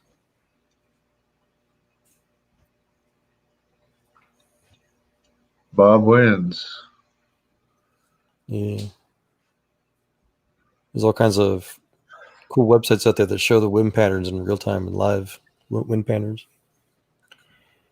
which requires satellites to be up there to be able to measure those wind patterns globally. Yep. But it's interesting the way they got all the maps of all the wind direction, wind currents, upper, lower, sea temperatures, sea directions, sea currents, and all even different, different chemical. I mean, I don't know. They got all kinds of. They can get all kinds of information on the Earth. It's really cool. Yeah, Kelly and I, we were watching one of those false color maps over Wuhan. There was some news about how they were showing, it wasn't the CO2, it was some other hydrocarbon chemical that they were monitoring from a satellite. And it showed like this blurb of this hydrocarbon temporarily in Wuhan. And the speculation was that they were burning bodies, cremating bodies or something. Oh, yeah, I remember that. Yeah. And the excuse, you know what the excuse was? No. Is that I think it was the animal bodies they were burning too, or something. I forget, but they did make an excuse, but it didn't pan out very well. Yeah. Oh, yeah, but I remember that. And that's that's when I was in the woods in Missouri, and just watching the internet and waiting for the world to I was waiting for people to figure out how dangerous the COVID virus was. Take care, Iger, if you're still there. Coronavirus. The Rona. Yeah, I'm convinced it's just a normal virus. Well, a coronavirus is a fairly normal virus, but this one was apparently novel in some way. Yeah. Well, it's just it. The regular old cold flu viruses, they change every year anyways. That's how they stay alive. I can tell you it's one of the worst flus that I've had. Yeah. But I had one that was maybe a little bit worse. It just completely knocked me out for like 2 or 3 days, and then it was gone. It was weird. And it didn't happen to me only, it happened to other people too. It was the strangest virus or flu or whatever it was. You talking about this one or a different one? I don't know if it was a swine flu or something. It was back when they were talking about swine flu or some crazy flu from Central America or somewhere. Chicken flu, I don't know, bird flu, some kind of thing. Yeah. It was something, I don't know. There's always something out there, right? Yeah, there's always something coming through, and if you work at an international airport, you're bound to get some international flu. Yep. Or if you work at a school with kids, you're gonna catch it. Yeah, like school kids. Yeah, that is something. I heard that, George. I used to do database stuff for the H1N1 when that was going around. I did temp jobs for clinics, doing all their stats, and it taught me that the stats are all fake.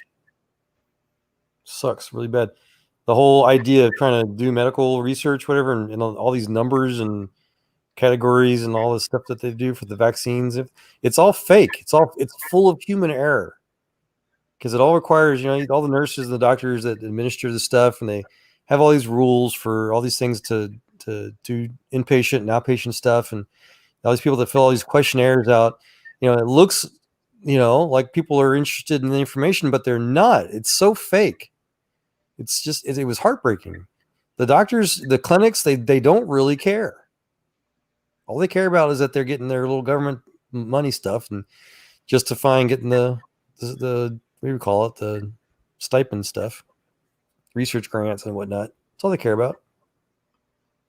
Yeah. Well, it always goes back to lack of the Word of God. Yeah. Well, I'd boil it down to it's just fraud, but I mean, lack of education, lack of people having incentive to do the right thing. Yeah, it's cute, George. Bury their mistakes. Yeah, I suppose you're right that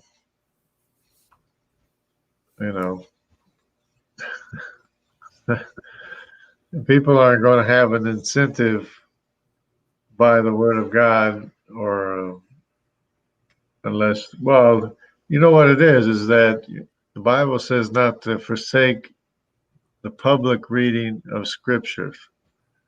If there was a public reading of Scripture, I guarantee you that so many of the ills of society would be resolved, almost completely. Only by having public reading of Scripture instead of this leftist nonsense shoved down people's throat on a daily basis. I had friends that used to do that street preaching ministry type stuff. They could literally just go out in the middle of a street corner and just start screaming the Bible. Yeah, I mean that's maybe one way, but people tend to ignore that, and you want. Every once in a while, you get a crowd and start having fun. Yeah, it's good practice. It's good for the person who's doing it, but I'm saying people walking by might not necessarily be affected by it, or have their lives changed by it. I mean, maybe in a small sense, or a miracle sense, but to me, the public reading of Scriptures must not be neglected. I mean, there's a Bible verse that actually says that, so. And don't forsake the gathering of together yourselves. George, doctors get sued too. That's one of the main reasons why healthcare costs are so high in America is because of malpractice insurance. Doctors have to get like millions of dollars of insurance to cover themselves. It's crazy. Yeah. I'm just hoping retired people don't get sued very much. Yeah, my favorite time, this was when I was in high school before I joined the military jungle. After I got saved, I had a friend that worked at the local TV studio there, the KLTJ, whatever, in Houston, and they gave him a camera, a TV studio camera, to go out and do whatever he wanted to, his own show. And we'd take it out to like their streets there, like in Montrose and stuff in Houston. His whole idea was that the church wouldn't go out to minister to where where the people were. So his idea was he was going to bring the people to the church. So he would take the camera and actually do street interviews and preaching just randomly, and he would air it on the Christian TV studio station so that Christians would see what they're missing out on. And it was fun and it was super crazy too, because we'd go out there, and especially like on the Montrose Street, I guess where all the gay clubs and stuff were. And you go out there and start preaching about Christ, and they get all, they get stupid and belligerent and make fun of you, and treat you like you're the devil. But as soon as you turn that camera on, man, it's like they've become your best friend. It's so funny. And, you do your little interview, and you ask them the questions, you let them talk. And then when you're done, you put the camera back down. That's when it really happens, because they realize that somebody cared enough to go to them and not only talk to them, but listen to them. Right. And they just start dumping their whole life story on you. Next thing you know, you're crying, and they find God, they find Christ, because they just find somebody that loves them for real for once, and it's just amazing. I loved it. That's what it was really about. Yeah, you have to get past the defenses, basically. Stereotypes, right? Yeah. But yeah, I got all kinds of cool stories, man. So but it's true. Stuff that, yeah. It's true though that the the church needs to be out in amongst the people, with the word of God.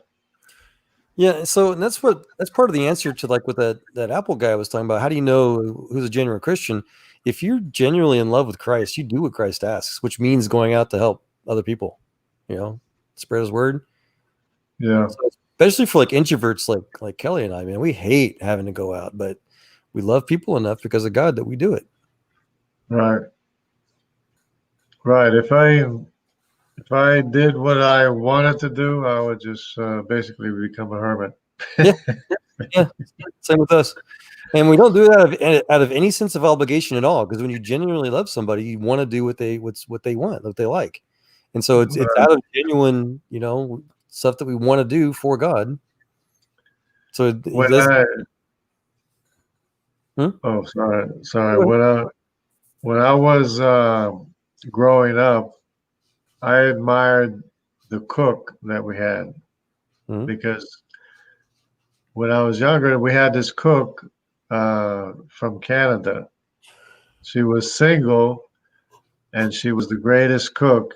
For us, she was. Everybody loved her cooking and everything. No. But the thing is that when she would go back to where she came from, Canada or United States or wherever, and she would look for support for her work as a missionary, as a cook missionary. Nobody wanted to support her as a cook. So she worked as a cook for lumberjacks, earned money to support herself, to go back to Brazil to be a cook for us. As well, I really admire that because nobody would support her on the field. So she worked her own way to support herself to go back onto the field as a missionary cook. That's cool. For us, So basically, that's what I have plans to do or plans to be is I want to support myself as some kind of missionary or have some kind of ministry. And I think that YouTube might be the place for that. Cool. It's like George is being a drunk engineer. She's like, I couldn't spell engineer once, and now you are one. Being cute. Yeah, my brother was like that. He was doing missionary work again, selling Apple a bit, since he was a kid. And then he spent 10 years in Botswana. He was mainly going through a missionary family that was there, but he'd come back every year, and they had to do fundraising and stuff like that and make a living. And then there's this one time where Botswana started to close their borders to foreigners. And so you either had to immigrate there officially or have some sort of approved, profession. So he came back to the States and got his HVAC license, even though he didn't really work on air conditioners. He just got the easiest cheap trade he could, got his license for it, and that's how he got back in the door over there, There you go. Not that Botswanans could afford air conditioner mechanics, but that was his thing, because his profession to get his foot back in the door there. Oh, and there's another thing about Brazil that they stopped granting long-term visas to missionaries. Yeah. So the only way you could renew your visa, for 5 years or whatever, is if you already had a visa for 5 years. But they wouldn't give new American missionaries visas for 5 years. So what they did was they turned the mission over to the national Brazilian people. So basically, when I went back there there was still people from, or people's kids from when I was there, and but the Brazilian nationals had basically taken over the work, but now apparently I think you don't need a visa to go to Brazil, as far as I can know. But I have a long-term visa anyway. Still. So, well, I gotta get going, Jungle. But no, that reminds me of our friend John. He used to go to Haiti like once a year or two, and he was there. They would go down there to help build churches and stuff like that. And he was really frustrated because they weren't allowed to bring things with them. They had to. They would literally smuggle like generator parts and pump parts because they weren't allowed to bring it with them. So they would tear the generator down and sneak the pieces in their luggage, right? Trying to get smuggled to the customs, and then when they get there, they put the pieces back together, and so they'd build, because a lot of the little towns or villages or whatever you call it in Haiti didn't have much technology. They were like in a lot of places in South America where they had to walk a mile or two to get to the next river to get the water. So they would build, these real simple, they'd bring the pipes in, they'd build a generator, to power a pump or whatever, make a hand pump, and they'd build this infrastructure for these poor villages out in the middle of nowhere. And then they come back next year and it was all broken and people were just walking back to the 2-mile walk again. And it would break his heart, but he tried to teach you this. It's not that hard to fix this stuff. He'd make it as simple as possible. But they didn't want to learn or something. Customs officials are horrible too. Yeah. I mean, they'll either disappear with the item or they'll charge you a lot of money. Oh yeah, or they'll put you in jail. Well, I mean, yeah, if it's illegal, but it's hard. I mean, for example, we sent our stuff when we were a kid, and I sent my bicycle. My brother sent his bicycle, and with a whole bunch of other stuff. And I'm not sure how much stuff was missing, but his bike wasn't there when we got there. My bike was there. All right, man. Yeah. I'm getting tired too for that one. What's that? I'm starting to get a little bit tired too. Yeah. What'd you say? Oh, she's over almost begging for me to get offline so we can go to bed. So she's being all cute and everything over there trying to get my attention. So. Yeah. Well, I don't want to keep her. Yeah. We'll give her some attention. But I'll talk to you soon. Pleasure as always. All right. George, you're still there. Anybody else? You guys have more coffee. More coffee. There you go. Oh, I still got schoolwork I got to finish today, and I'm probably gonna go. I'll probably wake up needing to get some coffee. We'll catch y'all later. Okay. Take it easy. You too. Thanks for the talk. Yes, I just got George and more coffee. Anyway, I'm getting a little bit tired too, so I guess if there's no skeptics around, there's George saying, "See you guys." Okay, see you, George. No skeptic questions. I agree, left. Jay Martin planning to retire June, hopefully. Working career almost over. There we go. Yep. I retired early, 62. So, yep. See you, George. Same Take care.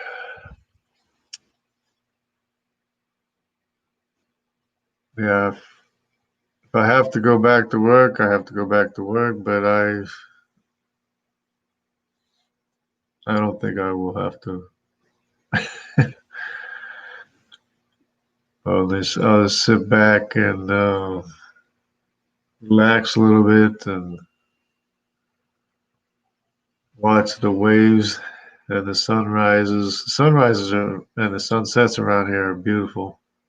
Stars twinkle at night. I look up and I can see stars. It's awesome. It's awesome when you can see the stars, because I remember seeing the stars when I was on the Amazon in Brazil. I could see the Southern Cross in Brazil. I can't see that here from here. But I can see Orion's belt and things like that. I mean, very clearly, all the dippers and everything, very distinct and clear. And in New Jersey, I can't see anything. I might see some kind of reflection from a satellite or something, but can't see anything.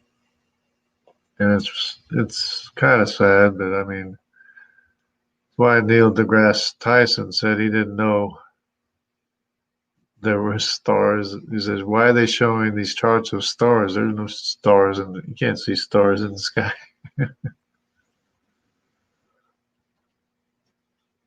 Till he left the city, then he saw these stars. Anyway, I'm tired. I'm getting tired, so I'm just gonna drop out and say good night, everybody. Seek the Lord, call upon His name,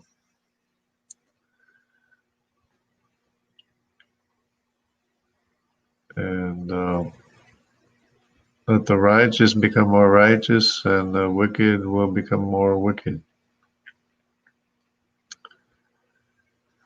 So I was going to ask Scholar Fiction the question, since he's asking if it's just for God to kill babies, maybe I should ask him if it's just for God to let him show how bad he is. It's just for God to let Scholar Fiction accumulate judgment on himself. That's interesting thought.